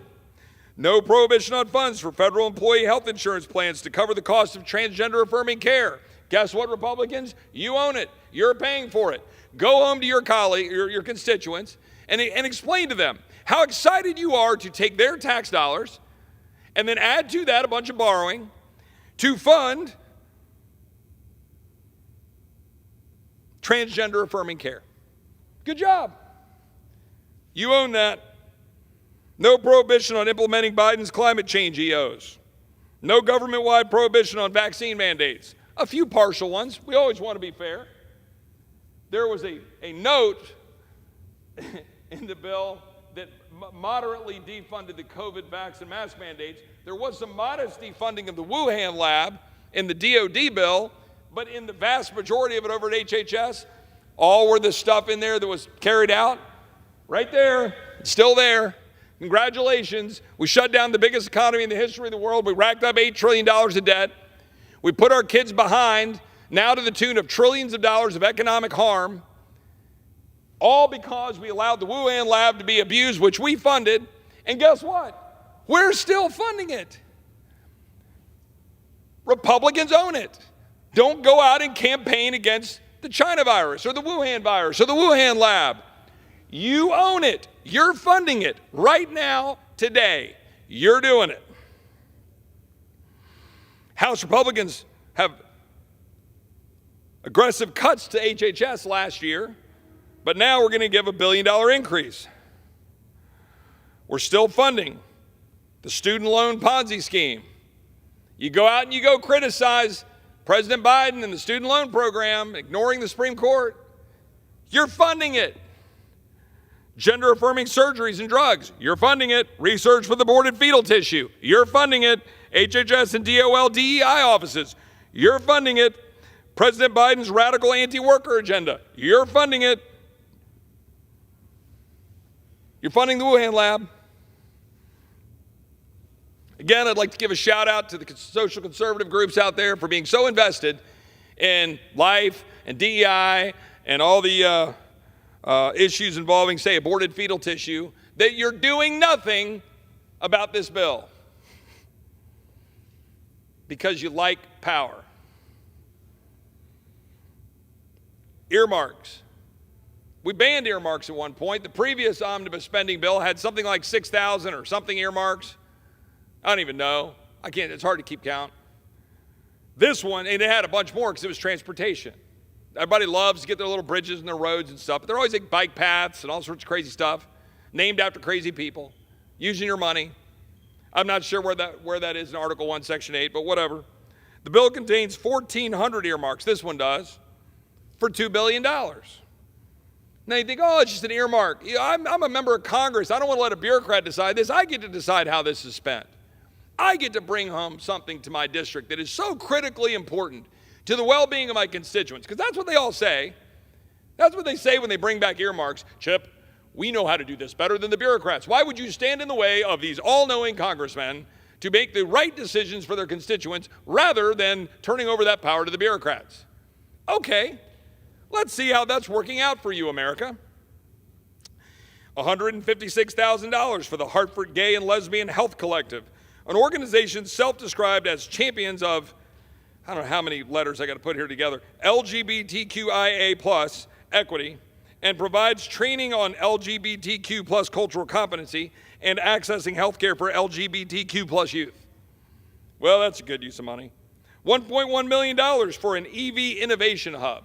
While EVs pile up on all the car dealerships around the country, while we fund the Chinese to make sure that they're enriched while we kill natural gas and kill energy in this country and make it harder for Americans to work. But I digress. We did a really cool bill today on energy, so everything's good. $2 million, Oregon clinic that provides hormone therapy to kids. $850,000 for LGBTQ senior housing in Massachusetts. Yes, gay senior housing. Good job, Republicans. That's what you're funding. $400,000 for Briar Patch Youth Services in Wisconsin. One of their programs is called Teens Like Us, LGBTQIA2S, whatever that is, with a gender-affirming clothing program for ages 13 to 18. You're funding it. You own it. $400,000 to the Garden State Equality Education Fund in New Jersey. Helps minors transition genders, promote biological boys playing girls' sports and using the same restrooms. Congratulations, Republicans. You own it. $5 million for Mary's Center for Maternal and Child Care in Maryland does transgender procedures. Quote, Mary's Center can serve as your home base during the transition process. Congratulations, Republicans. And again, special shout out to all you great social conservative groups out there just whistling Dixie while this is happening. $1 million for the Inner City Muslim Network, which calls for the destruction of Israel. So guess what? We're going to go send an invitation for Bibi Netanyahu to come address a joint session right here in this body, and I'm sure we'll get up and everybody will wear a little Israel pin and we'll go, yay, Israel, we love Israel. And, then let's go give $1 million to the Inner City Muslim Network, which calls for the destruction of Israel. Good job, Republicans. You own it.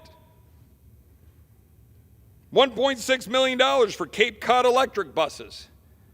Cape Cod electric buses. $350,000 for theater programs, $567,000 for an inclusive playground.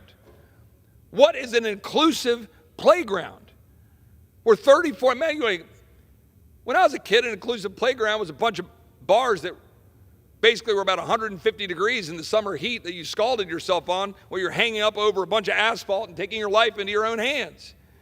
It was equal stupid, but fun. This, I don't even know what an inclusive playground is. But there he is, $567,000 of money printed right out of thin air. Here you go.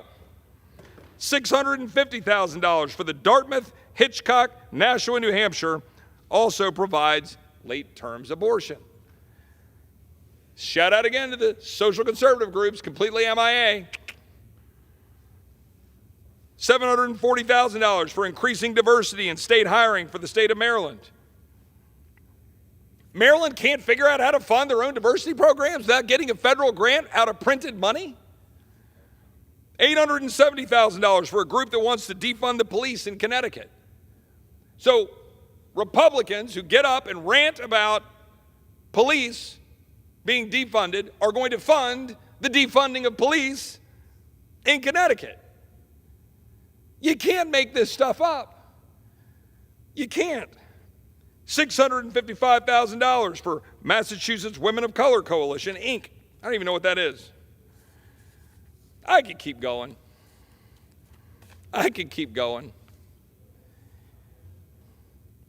The American people did not send us to Washington to continue down the road of destruction for the greatest country in the history of the world, for which so many men and women have died to defend and protect it. Cherry blossoms are all exploding. We go walk down by the tidal basin. We walk down by the Jefferson Memorial. We'll read all those words. We walk across by the Lincoln Memorial, go across the Memorial Bridge to what? 400,000 tombstones on the other side of the Potomac for those who either actually gave the last full measure of devotion or were willing to do it and survived and came back and were buried there. What did those 400,000 give that last full measure of devotion for? It wasn't for this. And yet Republicans campaign on it all the time and then fund it. I don't know how to go back to the people that I represent in Texas and tell them that while the National Guard had 100 illegal aliens bum rush them in El Paso, while we've got young women like Laken Riley getting killed by somebody released on mass parole, while a 2-year-old right outside of the nation's capital gets killed by someone let out on mass parole by this administration, ignoring the laws, endangering our people, undermining our sovereignty, I want to know for the life of me how a single Republican can look with a straight face at the people that they represent and say that funding that is consistent with their oath to the Constitution, consistent with their duty to the people they represent, consistent with the fiscal responsibility they campaign on, consistent with the border security that they campaign on. I want to know how they do that. If any Republican votes for this omnibus spending bill tomorrow, he or she owns it. Owns every one of those funding priorities. Owns the open borders. Owns the woke Pentagon. Owns the recruiting chaos at the Pentagon. Owns the World Health Organization continuing to be funded to undermine our sovereignty. This omnibus bill is the anti-American sovereignty omnibus bill, and Republicans should not vote for it.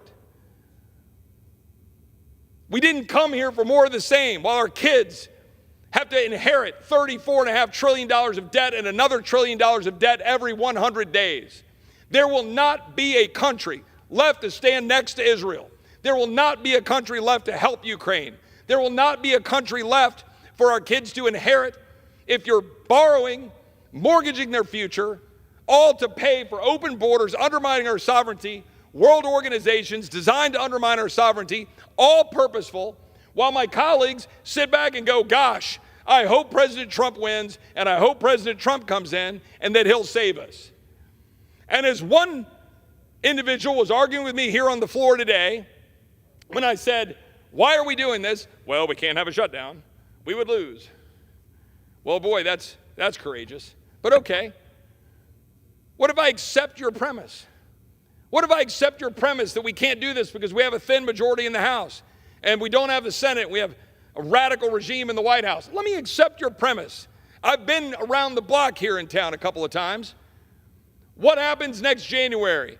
Say Republicans run the trifecta and Republicans win the White House. President Trump's coming back in. We have the Senate with, say, 52 or 3 seats, and we have a 10-seat majority or 15-seat majority here in the House. Then what? Someone tell me, then what? Because I've been there before. We were there in 2017, and we didn't repeal Obamacare, and we didn't pass health care reform. We were there in 2018, and we didn't pass border security. Good lat 1, good lat 2. We couldn't figure out what we were doing. We didn't do it. And what I said to this individual on the floor today was, I said, you know what the excuse will be? We don't have 60 in the Senate. And that individual said, well, we got to have a conversation about that. Because that individual knows full well that the same excuse is being levied right now to foist this monstrosity, this abomination on the American people, will be the same excuse in January. We can't shut down the government. You need 60 votes in the Senate, Chip. Don't you understand? Yeah, I do understand. So do the American people, and they're tired of it. They're tired of having their country traded away, day by day, second by second, while our National Guard gets stormed at the border at El Paso, and we don't do anything about it. But we walk around wearing little pins, feeling good about ourselves, as members of Congress who refuse to stand up and defend the very Constitution that gave us the power to do something about it. Instead of deferring to the president, we are supposed to use the Article 1 power of under the Constitution to stop funding an executive branch that is at war with its own people. We came here to change it. Last year we started to. We were working together to change this place, to vote bills off the floor, to have single subject bills, and to have 72 hours, a mere 72 hours to read a bill. And in just over a year, we've tossed all of that out the window and we're back to business as usual. Jam a bill through in 24 hours, it's over 1,000 pages, that's $1.2 trillion, littered with all manners of sin and earmarks and spending and programs that are undermining the well-being of the American people. We're still figuring out what's in it. So tomorrow, Republicans have a choice. You can choose to fund an executive branch at odds and at war with the American people that you represent, or you can choose to say no. If you refuse to say no, if you go along to get along, you own it. You own every penny. You own every program. You own every American who gets harmed by open borders. So don't dare come looking for sympathy as you're trying to campaign all year, trying to win votes, when your constituents come up to you and say, well, why in the hell did you fund it? Because you did.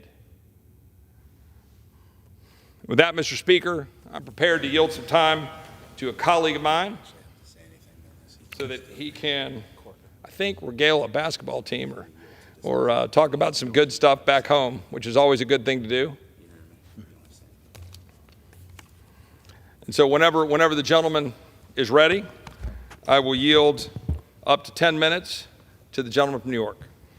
Well, I want to thank my good friend, Chip Roy from Texas, for yielding some time. Mr. Speaker, I rise today in recognition of some incredible high school athletes from across the 4th Congressional District back on Long Island in New York.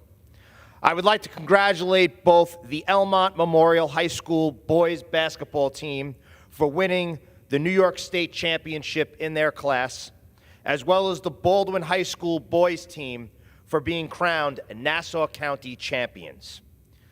The girls' teams across the district had a remarkable season as well, with the East Meadow High School winning its first Nassau County championship in its history earlier this month.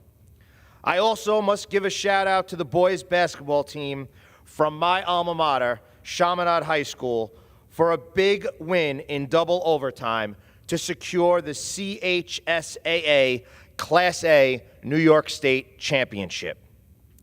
I am incredibly proud of these student athletes who represented our community with pride and made memories that will last a lifetime. I wish these Nassau County neighbors nothing but success in their future academic and athletic endeavors, and we will continue to advocate to make sure that girls play girls basketball and that boys play in boys basketball. Mr. Speaker, I yield back my time and again thank my friend from Texas for the opportunity. Well, I thank the gentleman from New York. I appreciate what he came to the floor to address. We all have these great stories back home in our districts, and it's worth regaling those things, and I'm glad he got the ability to do that. I want to give a special shout out today. Today is my daughter's 13th birthday, and I just want to say happy birthday to my little girl who's out in California, of all places, for this Texan, out in San Diego with her mama having a little fun for her 13th birthday. So happy birthday to my wonderful daughter, Virginia. And with that, I will yield back the balance of my time. The gentleman from Texas yields back under the Speaker's announced policy of January 9, 2023. The gentleman from California, Mr. Cardenas, is recognized for 60 minutes as the designee of the Minority Leader.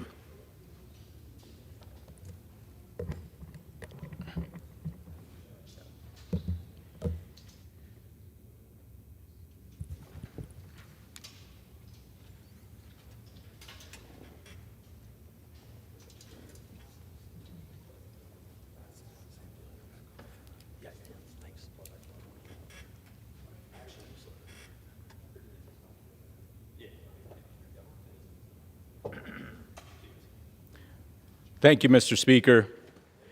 It's such an honor and a privilege to be a member of the House of Representatives, where we can come before this body and express what's in our heart and in our minds.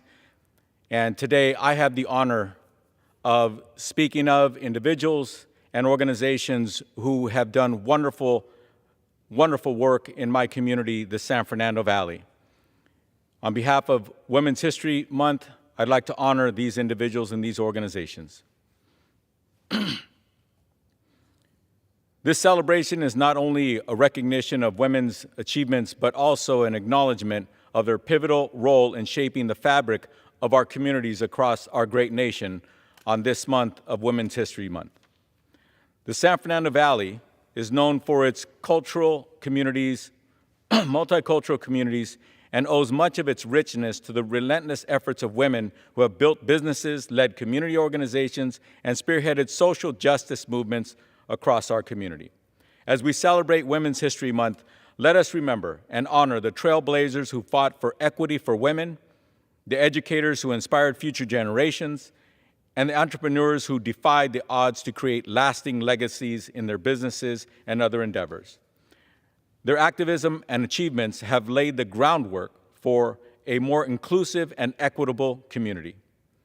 In recognizing the contributions of women in the San Fernando Valley, we celebrate not just their historical impact, but also their ongoing role in shaping our future. Let us continue to acknowledge and uplift their voices and acknowledge their lasting mark on our community's history and its unfolding story. Our community's progress and prosperity are built in large part on the enduring spirit and achievements of women throughout the San Fernando Valley. I'd like to honor Mary Helen Ponce. I rise today to honor Mary Helen Ponce for Women's History Month, a distinguished author and professor whose contributions have significantly enriched Chicano literature and academia. As we celebrate the women of our communities, it is fitting to recognize individuals like Mary Helen Ponce, whose work has left an indelible mark on our cultural landscape. Mary Helen Ponce was born in Pacoima, California, amidst the vibrant tapestry of first and second generation Mexican immigrants in the San Fernando Valley. From her early years, she exhibited a deep appreciation for her cultural heritage, a sentiment that has profoundly influenced her academic and literary pursuits and successes. After completing her bachelor's degree in anthropology from the California State University Northridge in 1978, Mary Helen Ponce embarked on a journey of scholarly exploration.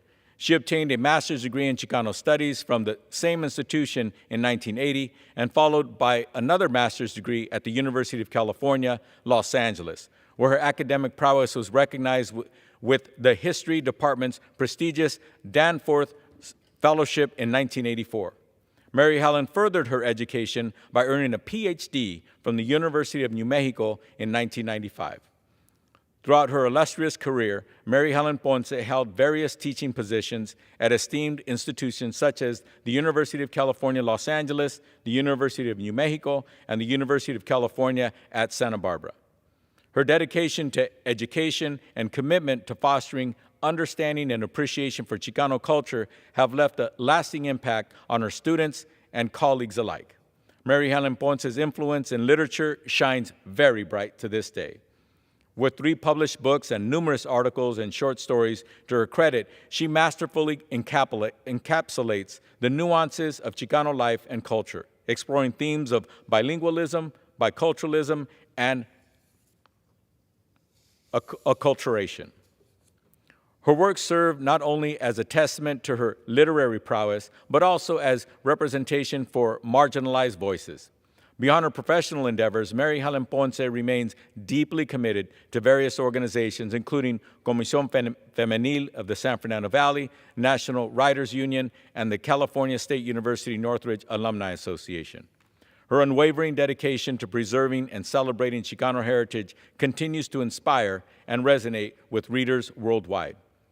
In recognition of her outstanding achievements and enduring legacy, I commend Mary Helen Ponce for her invaluable contributions to literature, academia, and the advancement of Chicano culture in the San Fernando Valley and beyond. May her remarkable journey serve as a source of inspiration for generations to come.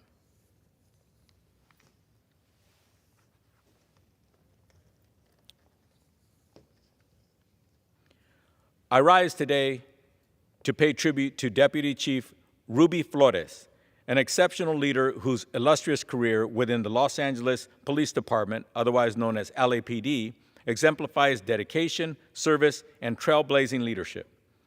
As we commemorate Women's History Month, it is only fitting to recognize Deputy Chief Flores for her outstanding contributions to public safety and her commitment to promoting diversity, equity, and inclusion. Born and raised in Southern California as a proud first-generation Mexican-American, Deputy Chief Ruby Flores embodies the spirit of resilience and determination. Her journey with the LAPD began in 1994, and over the past 2 decades, she has ascended through the ranks with remarkable perseverance and excellence.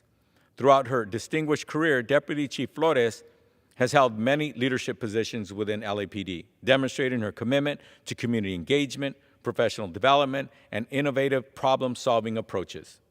Her groundbreaking appointment as the first Diversity, Equity, and Inclusion Officer for the department underscores her dedication to fostering a more inclusive and equitable law enforcement environment. In January of 2024, Deputy Chief Ruby Flores made history by becoming the first woman to receive command of the LAPD Operations Valley Bureau, and the first Latina promoted to Deputy Chief within LAPD in its entire history. Her visionary leadership and passion for service and commitment to diversity, equity, and inclusion serves as a guiding principles in her mission to protect and serve the people of Los Angeles. Beyond her professional achievements, Deputy Chief Flores remains an active member of various law enforcement associations and a proud ambassador for her alma mater, inspiring others to pursue their educational goals.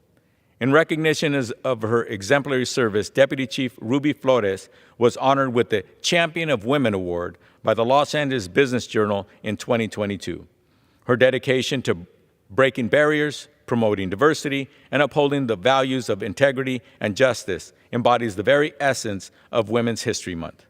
I extend my heartfelt gratitude to Deputy Chief Ruby Flores for her outstanding contributions to public safety and her enduring commitment to making our communities safer and more equitable. May her leadership and legacy continue to inspire generations to come.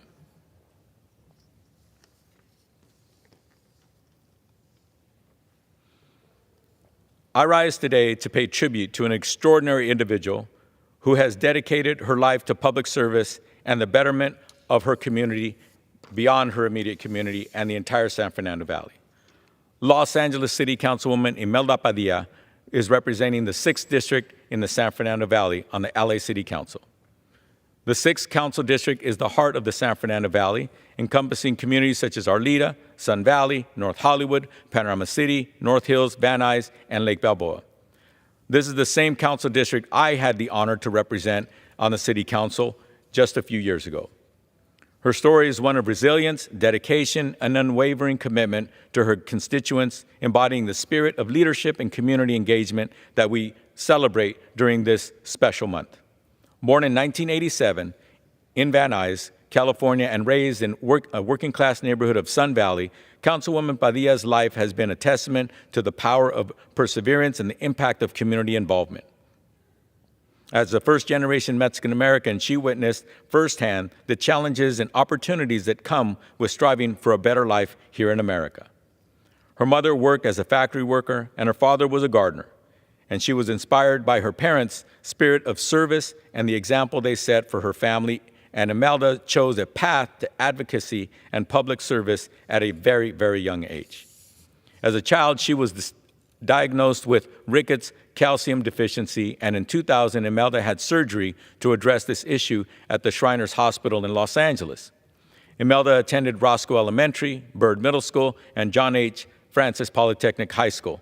As a student, she was involved with the cheerleading team and joined the Los Angeles Youth Council. This is when I first met Imelda, as she is one of the first recipients of the Andres and Maria Cardenas Family Foundation Scholarship Program. Councilwoman Padilla earned her bachelor's degree in political science from the University of California, Berkeley, with minors in philosophy and Chicano studies, followed by a master's in public administration from the California State University, Northridge. These academic achievements laid the foundation for her career in community advocacy and local governance. Imelda's brother was incarcerated, and that experience inspired Imelda to come back home to advocate for young people and bring resources to the San Fernando Valley and the community that gave her and her family so much.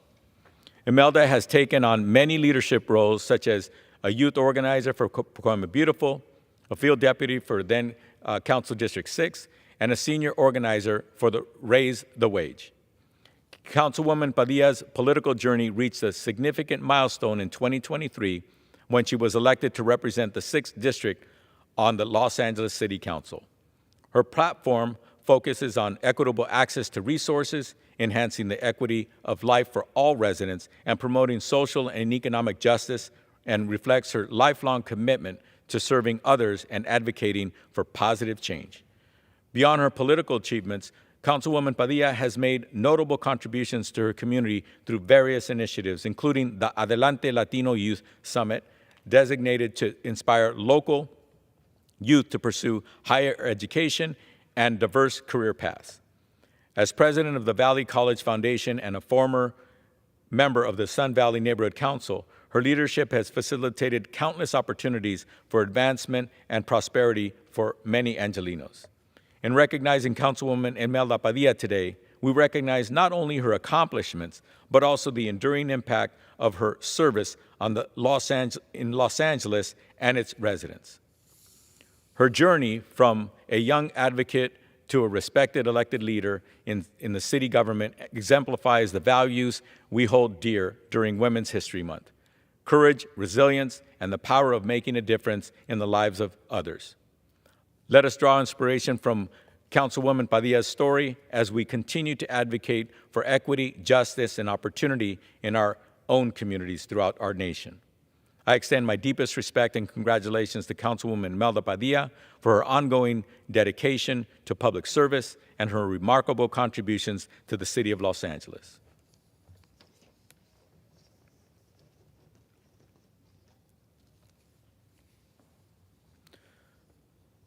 I rise with great respect and admiration for an organization that has been at the forefront of empowering Latina women and their communities, Comisión Femenil of the San Fernando Valley. For over 5 decades, Comisión Femenil has dedicated itself to improving the quality of life for Latina women, their families, and communities through a commitment to education, leadership, development, and community involvement. Founded in 1970, Comisión Femenil is an all-volunteer 501c3 not-for-profit organization that has tirelessly worked to provide opportunities for growth and advancement to Latinas in the San Fernando Valley and beyond. Their mission is a beacon of hope and a testament to the power of dedicated community action in creating meaningful change. One of Comisión Femenil's cornerstone initiatives is the Dr. Karin Duran Memorial Youth Scholarship. This scholarship is awarded annually to Latina students in the Northeast San Fernando Valley who are pursuing higher education. It is a critical resource that opens doors for young women who dream of a future of empowerment through their education.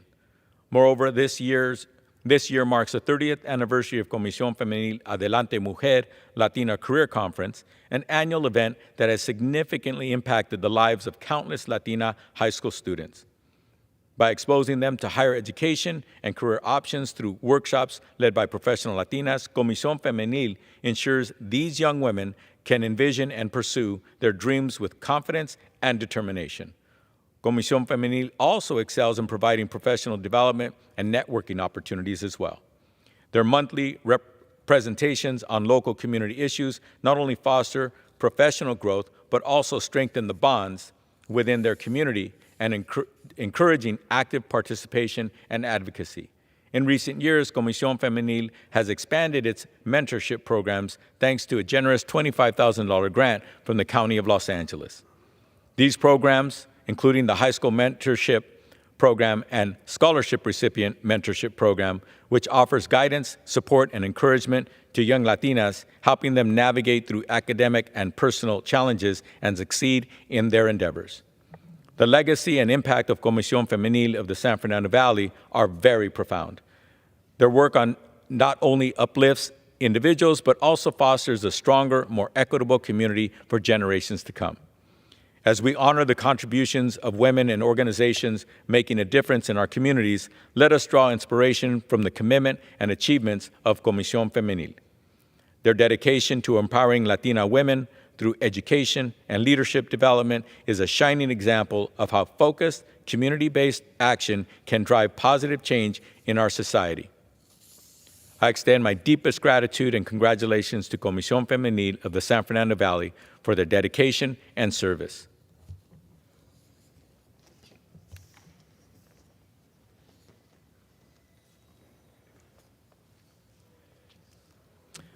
I rise to honor Nicole Chase for her outstanding contributions to the Boys and Girls Club of the San Fernando Valley and her tireless dedication to the welfare of youth and families throughout Los Angeles.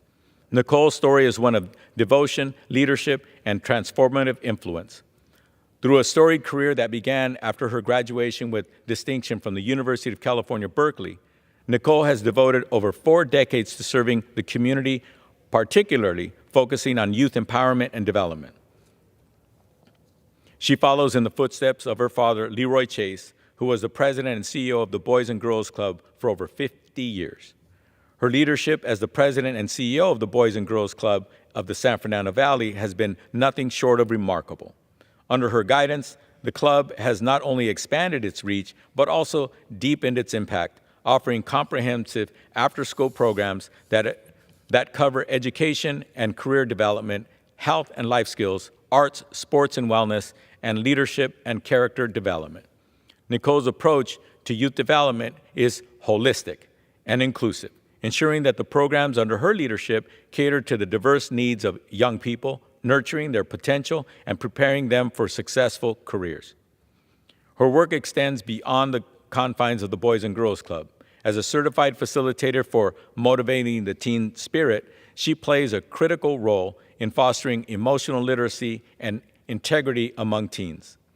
Nicole's commitment to community service is evident in her extensive involvement in various city commissions, initiatives, including the Los Angeles Department of Recreation and Parks and the Los Angeles Zoo Commission.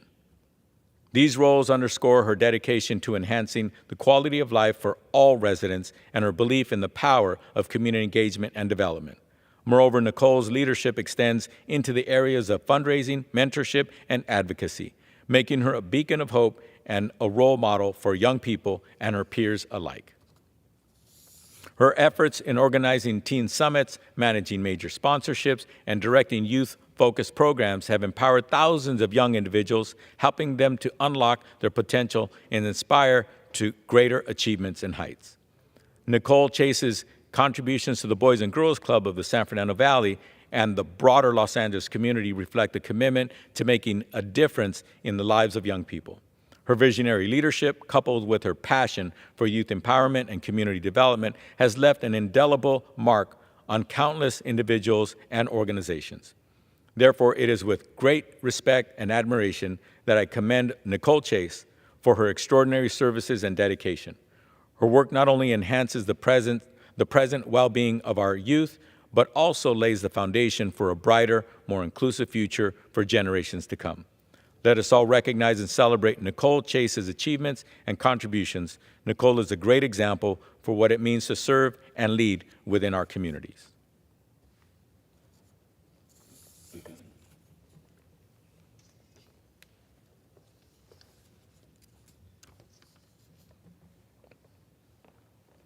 I rise to honor an exceptional individual from the San Fernando Valley, Nancy Takayama. Nancy has devoted her life to advocating for the Japanese American community, promoting disability awareness, and tirelessly working towards the preservation of Japanese American history and heritage. Nancy's journey began with a simple yet profound act of kindness and inclusion, inspired by a co-worker's effort to communicate in sign language. This experience ignited a passion for disability awareness, leading Nancy to advocate for the hearing impaired through education and public performances. Her work aims to foster understanding and compassion, combating bullying and promoting inclusivity from a young age to all youth.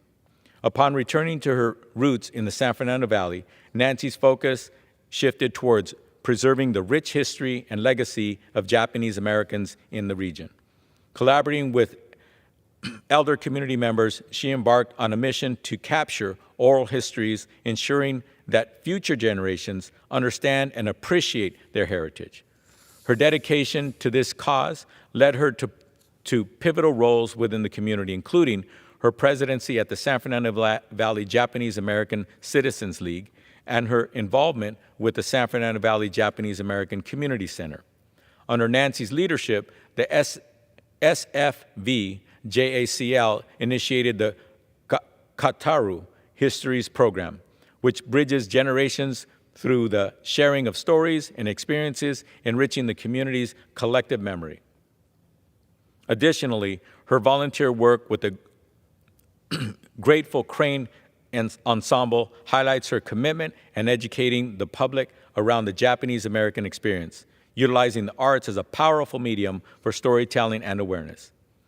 Nancy's advocacy extends beyond cultural preservation to encompass civil rights, as evidenced by her work with the Pacific Southwest District of the PSWD JACL. Her efforts have significantly contributed to the protection of civil liberties and the promotion of Japanese American heritage throughout Southern California and the Southwest. Moreover, Nancy's involvement in the Little Tokyo Business Association and the Little Tokyo Community Council underscores her commitment to preserving historical sites, including the Tuna Canyon Detention Center, a personal endeavor linked to her family's history. Nancy Takayama's dedication to community engagement, her advocacy for disabled, and her unwavering devotion to preserving Japanese American history and heritage are inspirational to the people around her. Her work not only enriches our understanding of the Japanese American community's contributions, but also serves as a beacon of inclusivity and understanding across diverse communities. Her work is a testament to the power of community service and advocacy in shaping a more inclusive and aware society. Let us celebrate and recognize Nancy's extraordinary contributions to our nation's culture. Therefore, it is with great respect and admiration that I honor Nancy Takayama today.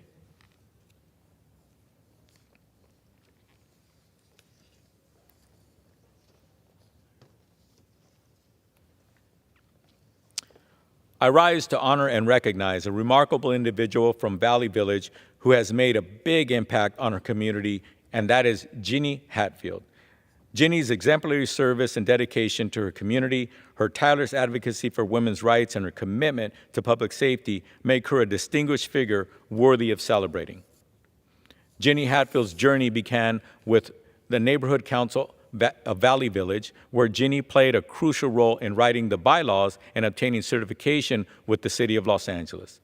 As a founding board member and vice president for the last 16 years, Ginny's leadership has been instrumental in shaping the community's development and fostering a spirit of inclusivity and cooperation.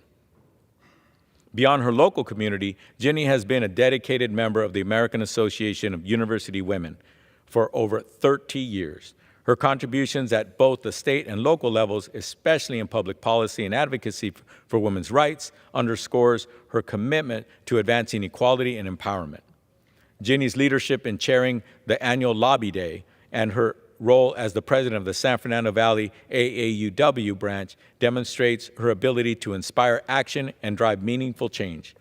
Ginny is also involved with the San Fernando Valley chapter of the United Nations Association, showing that her dedication to service extends beyond her local community and to global issues, particularly sustainable development goals. Her efforts to educate the public about the UN's work and to advocate for support of UN programs exemplify her dedication to fostering global citizenship and understanding. Beyond her advocacy work, Ginny has served her community in many other roles, including her service as an elder at Faith Presbyterian Church of Valley Village and her participation in the International Citizens Diplomacy of LA.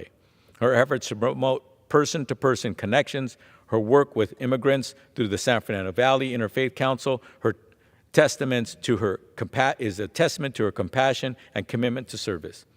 Ginny Hatfield's career experience, including roles with Congressman Tom Reese, Congressman Tony Bielenson, Assemblymember Wally Knox, and former Assembly Speaker Bob Hertzberg, have equipped her with a deep understanding of public service and governance. Her contributions to our community and our nation reflect a life dedicated to service, advocacy, and leadership. Her impact on the Valley and the state of California and the many lives she has touched through her work and career is immeasurable. Let us recognize and celebrate Ginny Hatfield's outstanding contributions and her unwavering dedication to making a difference in her community and the world at large.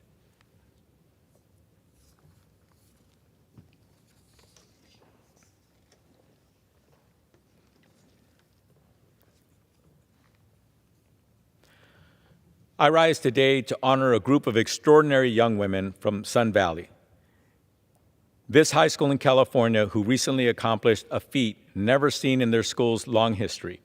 Last month, the John H. Francis Polytechnic High School girls basketball team captured its second straight Division I CIF LACS championship in a convincing 57-47 victory over the Arleta Mustangs. The Poly Parrots saw incredible all-round team play with critical contributions from their star players and incredible contributions from other key players throughout their team. Led by the dynamic sister duo of Hannah and Hart Leasing and seniors Sofia Cruz, Andrea Hurtado, Unique Doroteo, the Poly Parrots beat some of the tournament's toughest basketball teams en route to their championship title. To back-to-back city championships for them delivered in an incredible season as the Poly Parrots went 10-1 in their league and finished the season with a 17-9 record overall. These young women showcased their incredible drive, resilience, and showed they were not complacent with last year's title, and they were hungry for more, and they certainly prevailed. I want to commend head coach Elton Ferry and the rest of his staff, Kimberly Pulido, Gabriela Gallardo, and Eduardo Alcantar, for building an incredible basketball program and making sure these student athletes are succeeding on and off the court. Congratulations, Polytechnic High School girls basketball team. You are the champions. I look forward to seeing what's in store for you next year, as I truly believe, and I think you really can make it 3 in a row. Mr. Speaker, I yield back the balance of my time. The gentleman from California yields. Does the gentleman from California have a motion? I move that we adjourn. The question is on the motion to adjourn. Those in favor say yea. Those opposed say nay. The yeas have it. The motion is adopted. Accordingly, the House stands adjourned until 9 a.m. tomorrow morning.